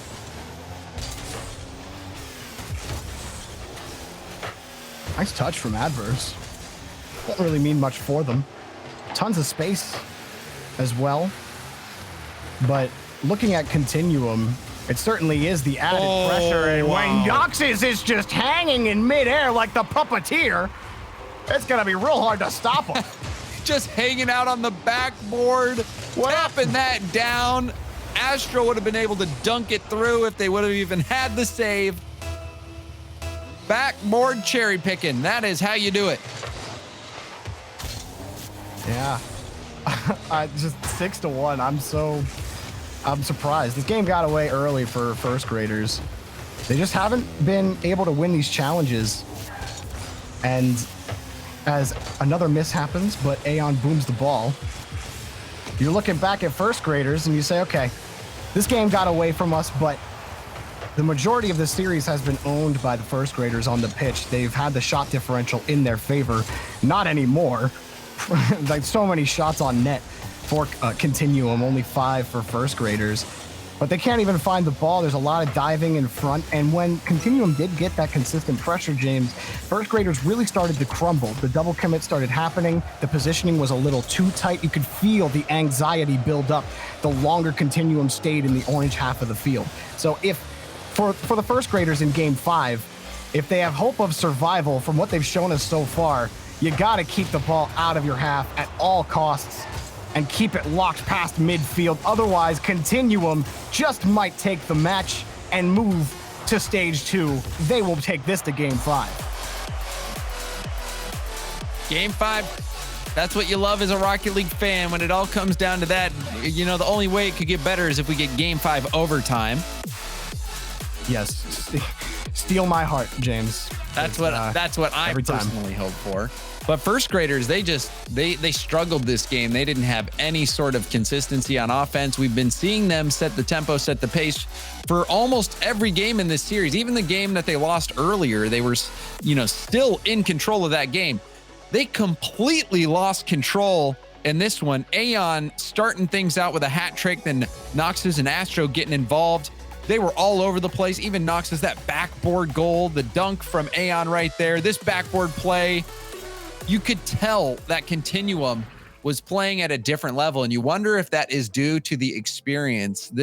Astro and Aeon, they've been around for a while. They've played in some really high pressure situations multiple times throughout their career, and now it's coming down to that situation where you have a lot of that pressure on you. You're playing on the main stage. It's all coming down to this. Which team can better hold up under that pressure? We're gonna find out. Game 5, Champions Field. We've been here many a time on this broadcast. And Astro, Aeon, and Noxus. It started pretty flat, but they came away with a game 1 victory. Game 2 and 3, it really looked like first graders were gonna waltz out of this match into stage 2. But instead, Continuum, there's a little bit more in the vat. We'll see if they can boost downfield here. Astro having to make a challenge. And it does give some space here for Noxus. He'll actually win the midfield boost as well. And you saw hunting was Aeon trying to find that dunk shot. Ooh, barely blocked by Oath. You can see Astro went straight for net. He had Noxus in the back, however. If he goes for the backward pass, maybe Noxus can clean up. It was well defended, though. And now we're still even as the first minute of gameplay passes. That shot saved as well. Sky's taking it off the crossbar. Aeon making 2 challenges work for his favor. Oath hoping for some space. Instead, Noxus takes the ball up high. gives it another little tip. Skies, the clear. Oh, no, it's man. a shot and a laser beam. Aeon with a goal. Aeon shooting has dug Continuum out of a pit. That one right on the corner of the dominant, 75 miles an hour. A blazing shot. Might as well be a Rocket League fastball. Oh, the bounce almost gave Skies a shot opportunity. Had he touched it, likely would have been challenged. Now first graders, not what they wanted to start off that kickoff. The ball's just hanging around. What is going on? Somebody grab the ball. It's disaster. Like a for first fumble on graders the as goal they line. desperately trying to get into it. They're pre-flipping into every ball late. The shot barely blocked by adverse. Some time, some space. You can breathe a little bit, first graders. It was a little dangerous. I don't know how Continuum didn't score there. Adverse somehow wins that ball. Very well done by Adverse to take his time in that situation. Now you can see Boost coming in for first graders, but a very good chip from Astro and a miss from Oath. That's going to slow down the first graders significantly. It's just dying here for first graders on the attempted clear. Even when Adverse had a lane, Aeon made it difficult, but that's a quick clear. Adverse will make a good challenge. Guys, it's a light shot. And Astro, long ball that he'll get back to. No follow-up forthcoming from the first graders. And the ball ends up back on their back wall, and they're forced to dive again. You saw Adverse, well, he got punted to the top of the stadium. But still, first graders, they're able to get out. It looks like it's all gonna fall apart. But then at the last moment, somehow a desperate clear comes forward, and now first graders with Skies, close back to Adverse, bounced off the back wall for Oath. And now Aeon almost recovered off the bump. Adverse having to dive in at the last moment. These last-ditch effort challenges have kept first graders barely with possession of the ball, but they can't get anywhere with it, waiting for this touch from Nox's. Just nothing is developing here for the first graders. Continuum retain their lead, forced to make another save. There's Astro looking for Nox's double there, but Skies has the backboard defended, sent back out to midfield. Aeon wants to try again, but some space and a nice clear from Oath. And there was a moment of time where all three first grader players were within about 3 car lengths of each other, getting bottled up. They are really struggling to find any kind of space to work with. I always think it's impressive when a defender can go up the corner, come off the ceiling, and you're hanging there before the hit actually comes from the opponent, but then you just time it perfectly and flip in midair. It was a good read from Oath in the corner just a couple of seconds ago. Skies will look for Adverse around the way, but Continuum, well, they close the net, and now Oath, he's trying to cut his way out, but Astro making his life difficult. Skies gets a monster clear downfield. Adverse will just sit in front of the ball, but nothing for the first graders. They're running out of time. Every single clear now for Continuum will send them an inch closer to stage 2. Pass, bouncer, Oath can't find it, but here comes Skies. Aeon takes the ball away for now. Oath back around the corner, still behind the ball. Nox's gets another clear. Adverse can't catch it before Nox gets back to it. Can Continuum find insurance? The roller! Oh. No, it's off the post! Oath desperate for a clear. Cut off again.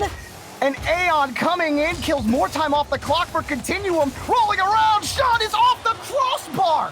If there's any hope for first graders, Continuum have given it to you on a silver platter. But you gotta move down the field now, and they can't! Can't even keep the ball on top of their car! Skies can't roll around the corner. He's being harassed from every single angle.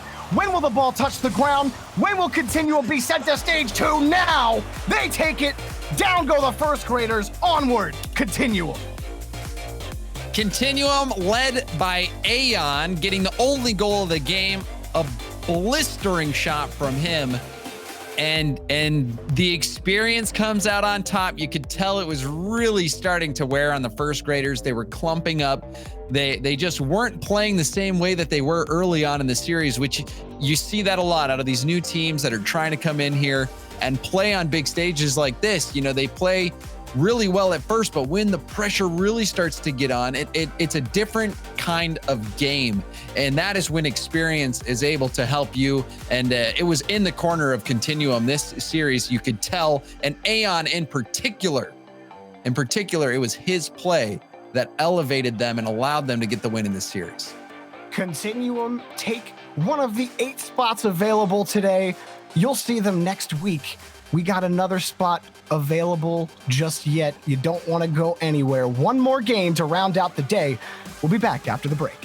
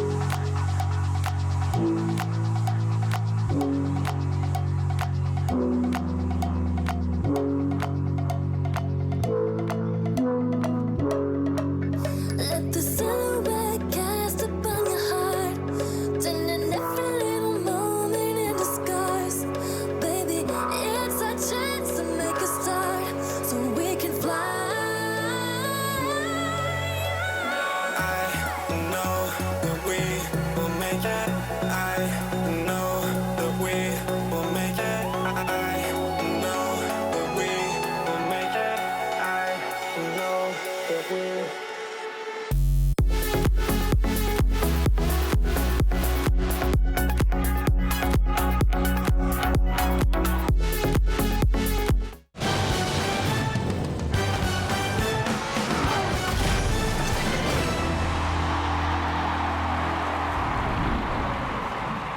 Ladies and gentlemen, welcome back to RLCS Season X. We have one more match to give you today, and it will be our last qualifying spot for Stage 2 in our very first North American Regional. Kansas City Pioneers up against E United.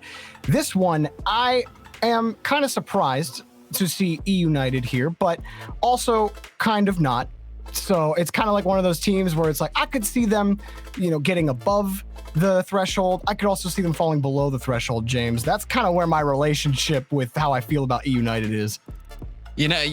That's fair. That's fair. We've seen E United all over the board. We've seen them get to the World Championship, play quite well. We've seen them struggle, so it's fair. But I think E United deserves a lot of respect, and I think this is a team that really can do well. We've seen Wonder Mike, especially even in previous tournaments when he was looking for a roster to land in, he's really got a lot of talent and can make some incredible plays. So this series will be a fun one to watch. It will be indeed. Kansas City Pioneers. I got to look at this team earlier this week during the grid, and I haven't seen a lot of them yet, but there is a lot to like about this Pioneers team. I feel like they're one where, their potential will be met later on. They are certainly making a fight of it, and E United will not be an easy out. You said it. Wonder Mike has been quite the addition to this team. He's flying all over the pitch today. If anybody is going to get them over the hump, it's him. Certainly, we've seen what he can bring to the table. Off the ceiling, air dribbles, flip resets. He can do it all. He is a very talented player. And, another interesting aspect to this matchup is the fact that Memory was on E United for a brief period of time. I believe it was something around a month before he was let go. And now Memory finds himself back on his old team. This is the old Flight roster, except we have Beast Mode standing in. And Beast Mode played in their grid matches this week as well. So maybe Pioneers looking for a switch, at least this week they are. And Beast Mode, I've liked what I've seen from him so far. He's more of your aggressive type player. He'll try to make those midfield challenges and get you set up downfield. But so far in the first minute, neither team finding the leg of consistent pressure that we look for. Rapid won't be anything as Wonder Mike takes it back away, but it's a battle for the midfield boosts right now as E United collected both. Wonder Mike will demo the lead man on the Pioneers on his way back. E United will try again, but a demo will give the Pioneers the ball back, and so we go.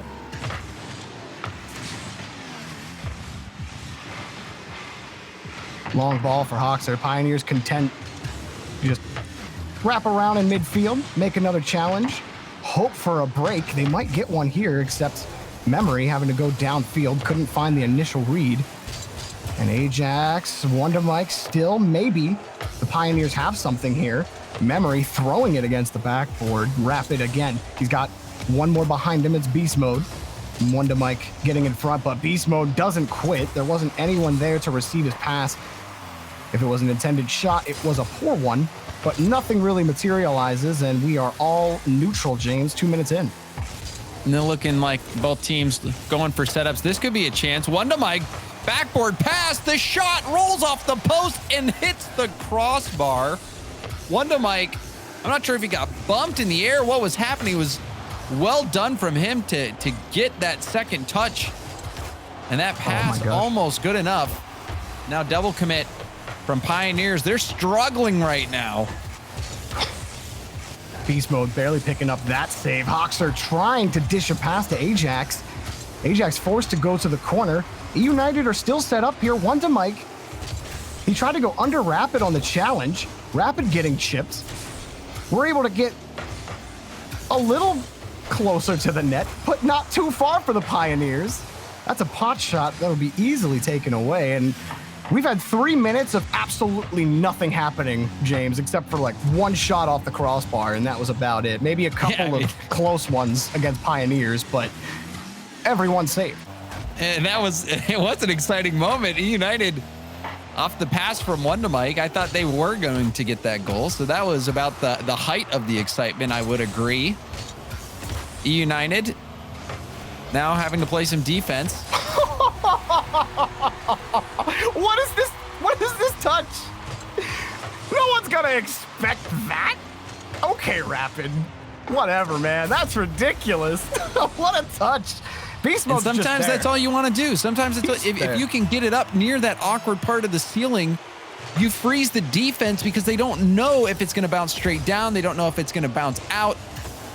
And if you're coming back as an attacking player, coming towards the net, it's so much easier for you to read. Well done by Rapid. That was a smart play from him. Wondamike finds a bunch of touches, but it won't get him anywhere. Pioneers will get that bump. One clear and another shot from Beast Mode. You might start looking back at those couple of opportunities that they had, but that bounces just wide, and now they certainly are looking at their previous opportunities. E United registering 6 shots on net and putting up squat. Nice pass from Hoxer, but Ajax did not want to commit.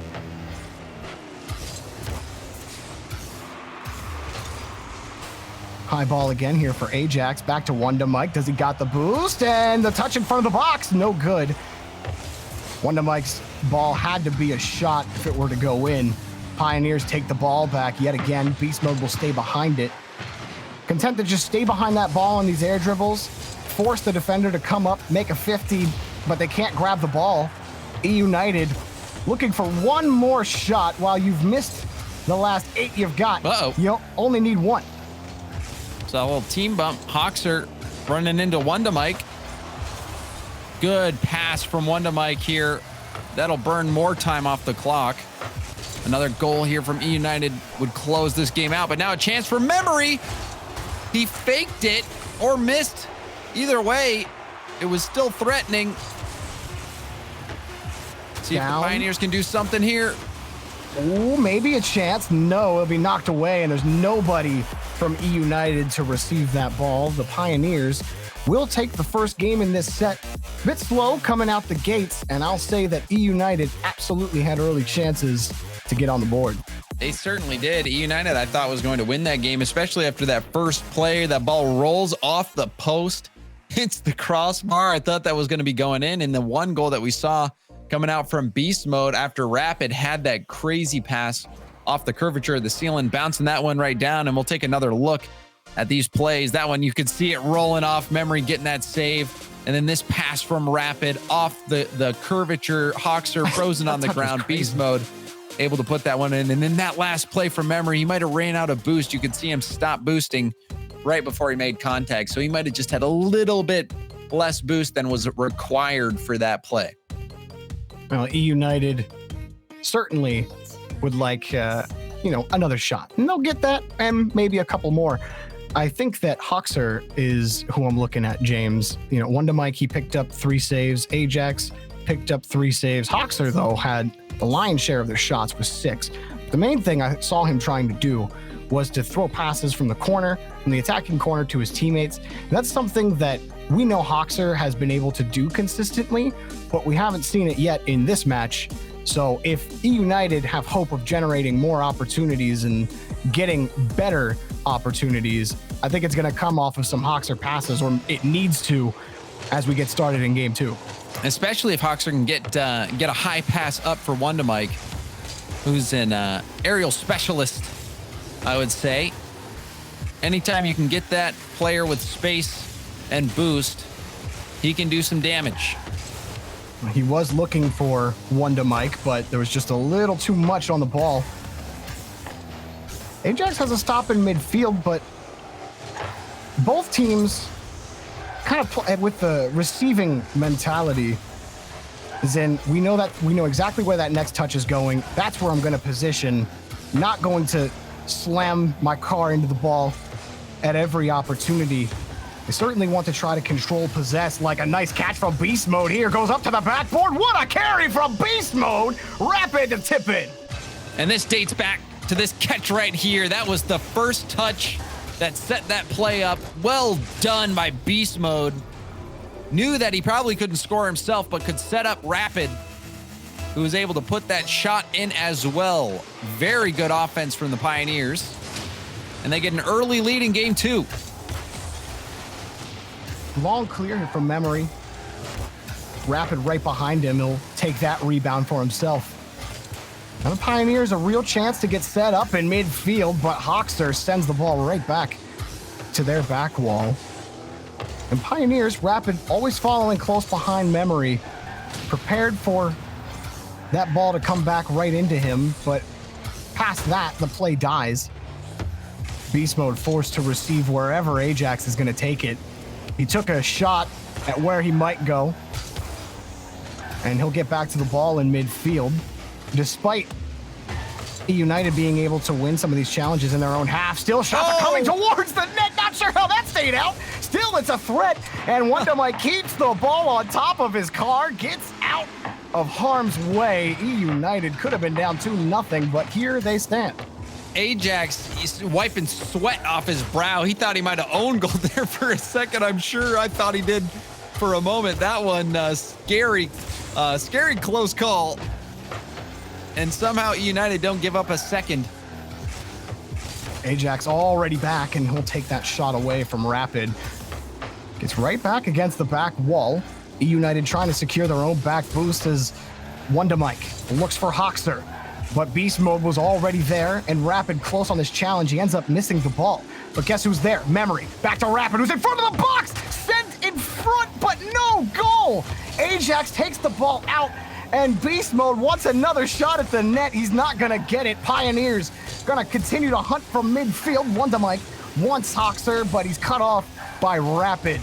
Pioneers were in danger of being counterattacked, but instead they're going to put another shot on. It comes back to Memory. Throws it at the top, but Wonder Mike is there for the save. No boost for E United. They're all sitting below half. Ajax finally getting more than 50 as they get some breathing room, but it was a moment of absolute boost starvation from Pioneers on E United, who couldn't really do much to get out in the midfield and challenge those shots. Ooh. Wonder Mike couldn't get to that ball initially. He's got Ajax downfield. Ajax got paid, but Rapid jumping in front. Wonder Mike wants Hoxer again, but 2 commit for the Pioneers to ensure it stays out. And then one United member, that's Hoxer, he got bumped out of the play. Rapid doing everything he can to keep the ball away from him. Popped up again. Pioneers hanging on to this 1-goal lead. Rapid again, every single time he's been behind the ball these last minute has been to E United's detriment. He has been a force to try to get around in this game.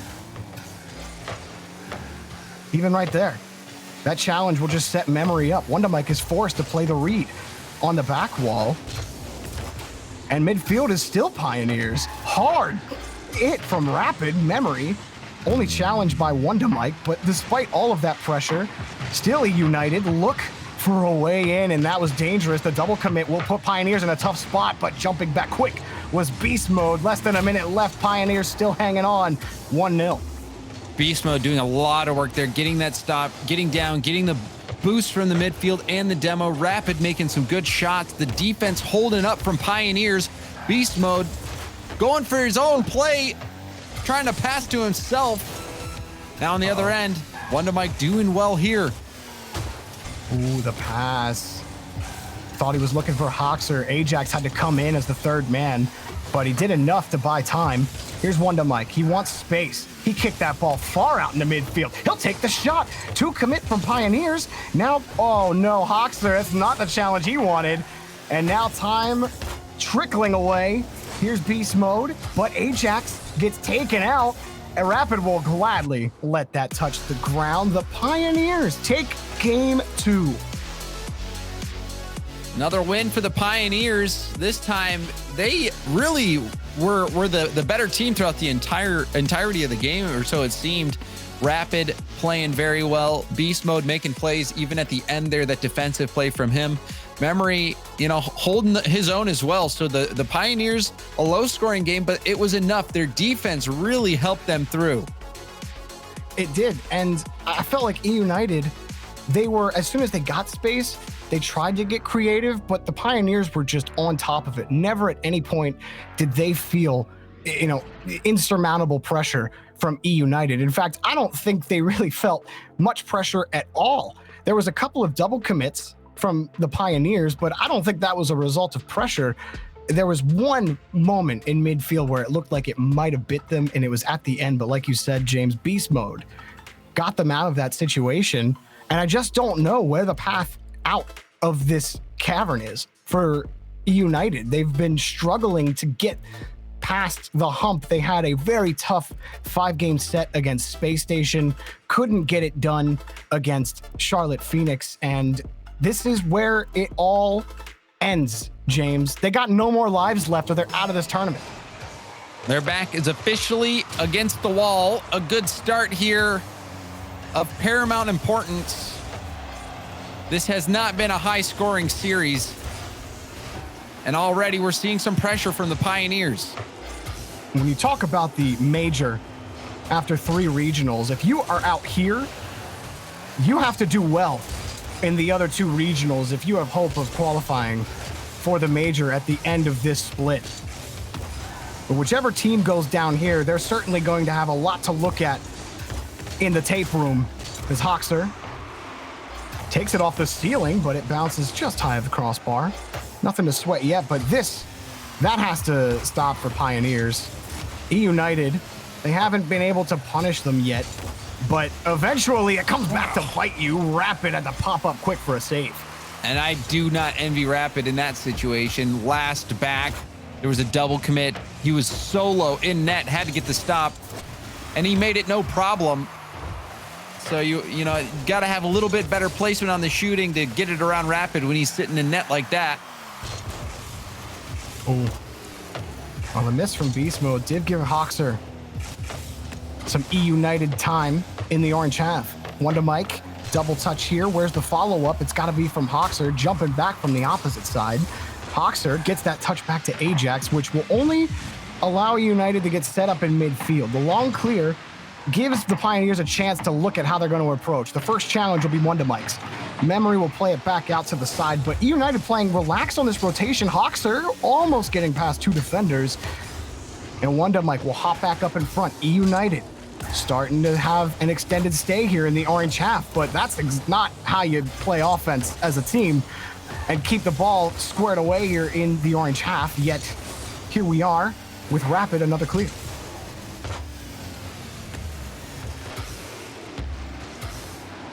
Things have slowed down. And Ajax having to hop in front. They'll get hot real quick. One to Mike. Whew, that was a touch straight down into his bumper. United looking for a path into this series and looking for a path out of their own half. As the halfway mark in game 3 approaches, one to Mike. All he can do is buy time. The ball still sails towards his net.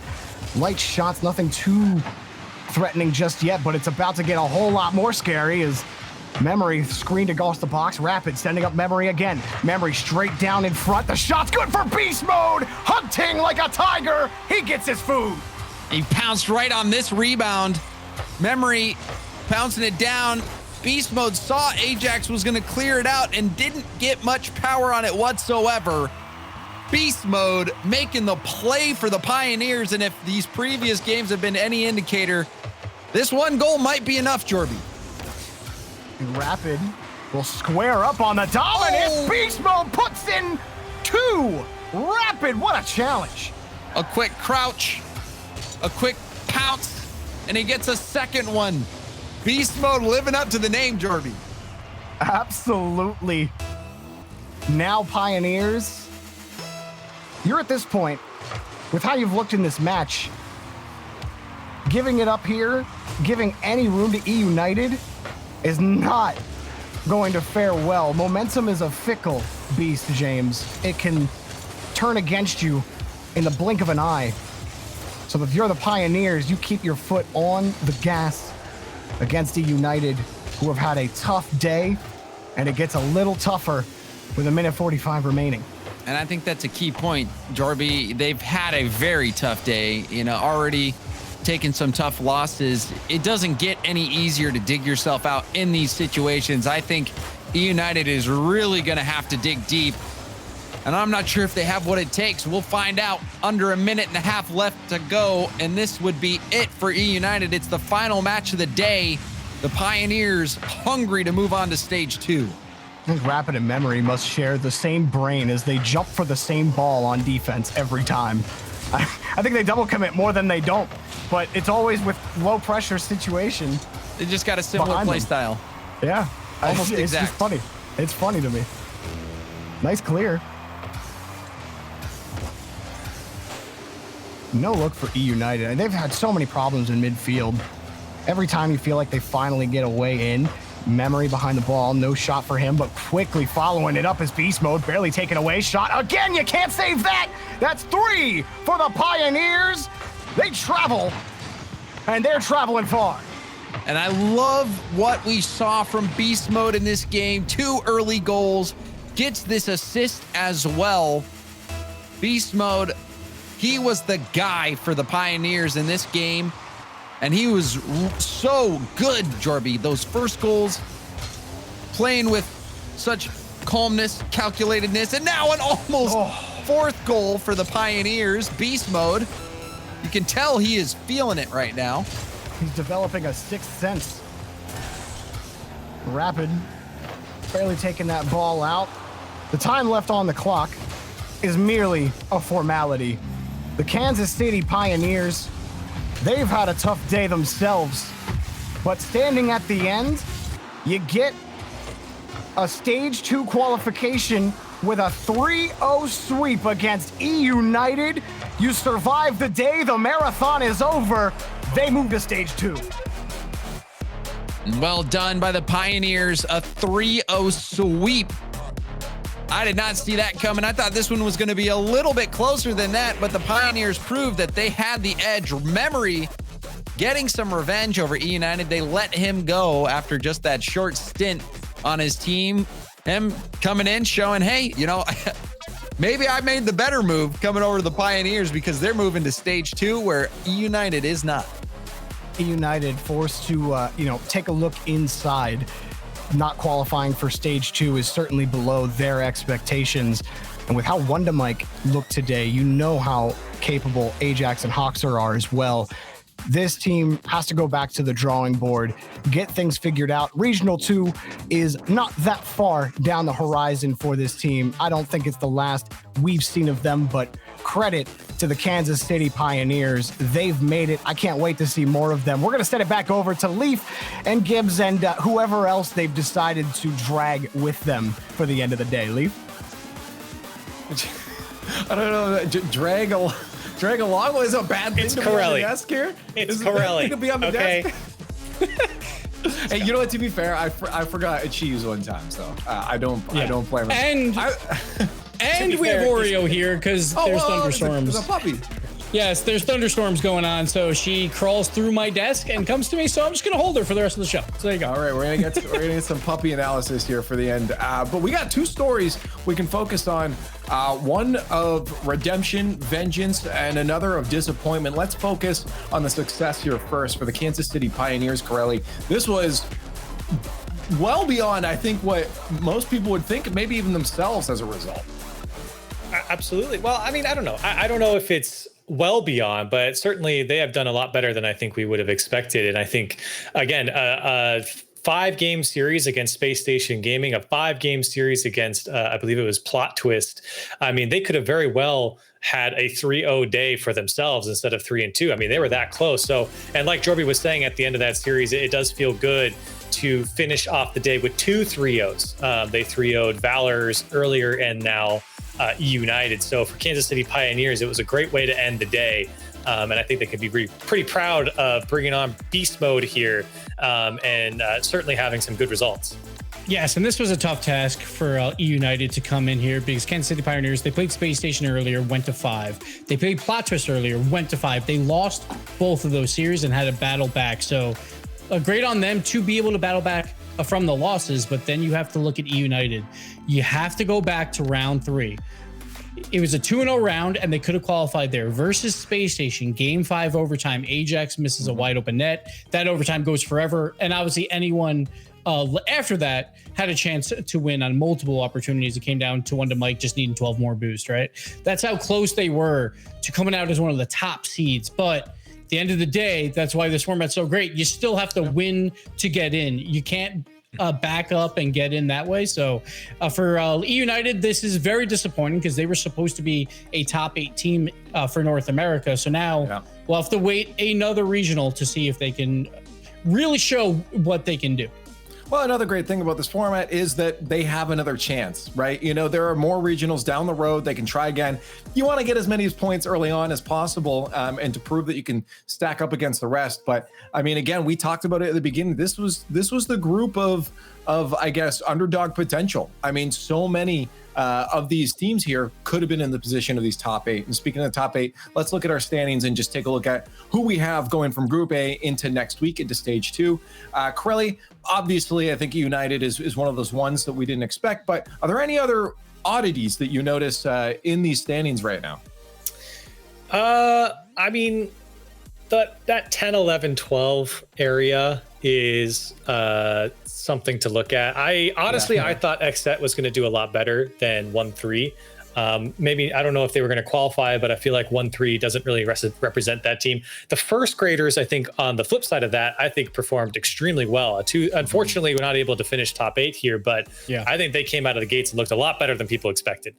You got to talk about Continuum, though. They made it through the last chance qualifier. They didn't make it through the normal means of that double bracket. They had to play an extra round just to make it in.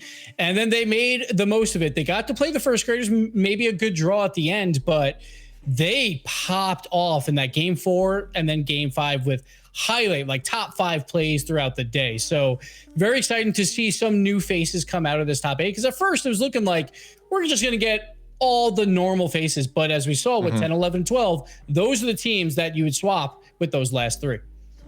Yeah, I think overall, relatively, the teams we expected to be up there are again with United. Actually, I guess Corelli, you're right. Kind of those 3 in that same area.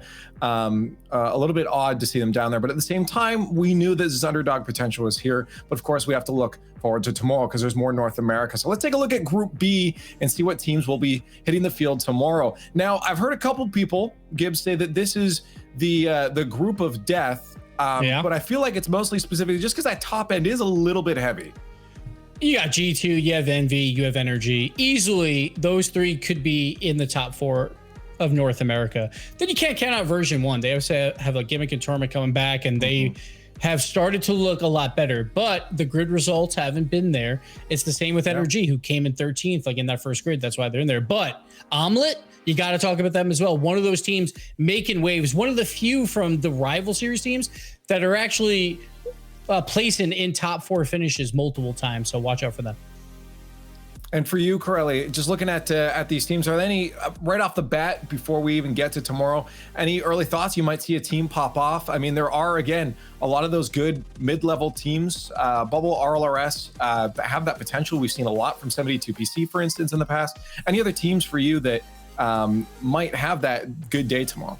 Yeah, 72PC was the team I was going to bring up. I'm sorry for saying that. Ty, big pickup for them. Obviously, it was a tough loss to lose Lion Blaze on that team, but bringing up Ty, 72PC could make some waves. There was a team that people expected to do really well coming into these qualifiers.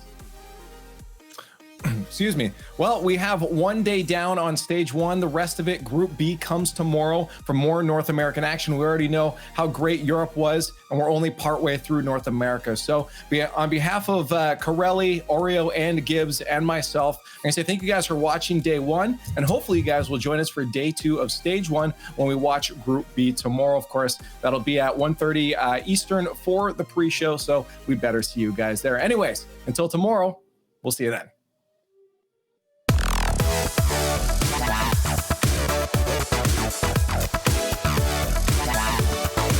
That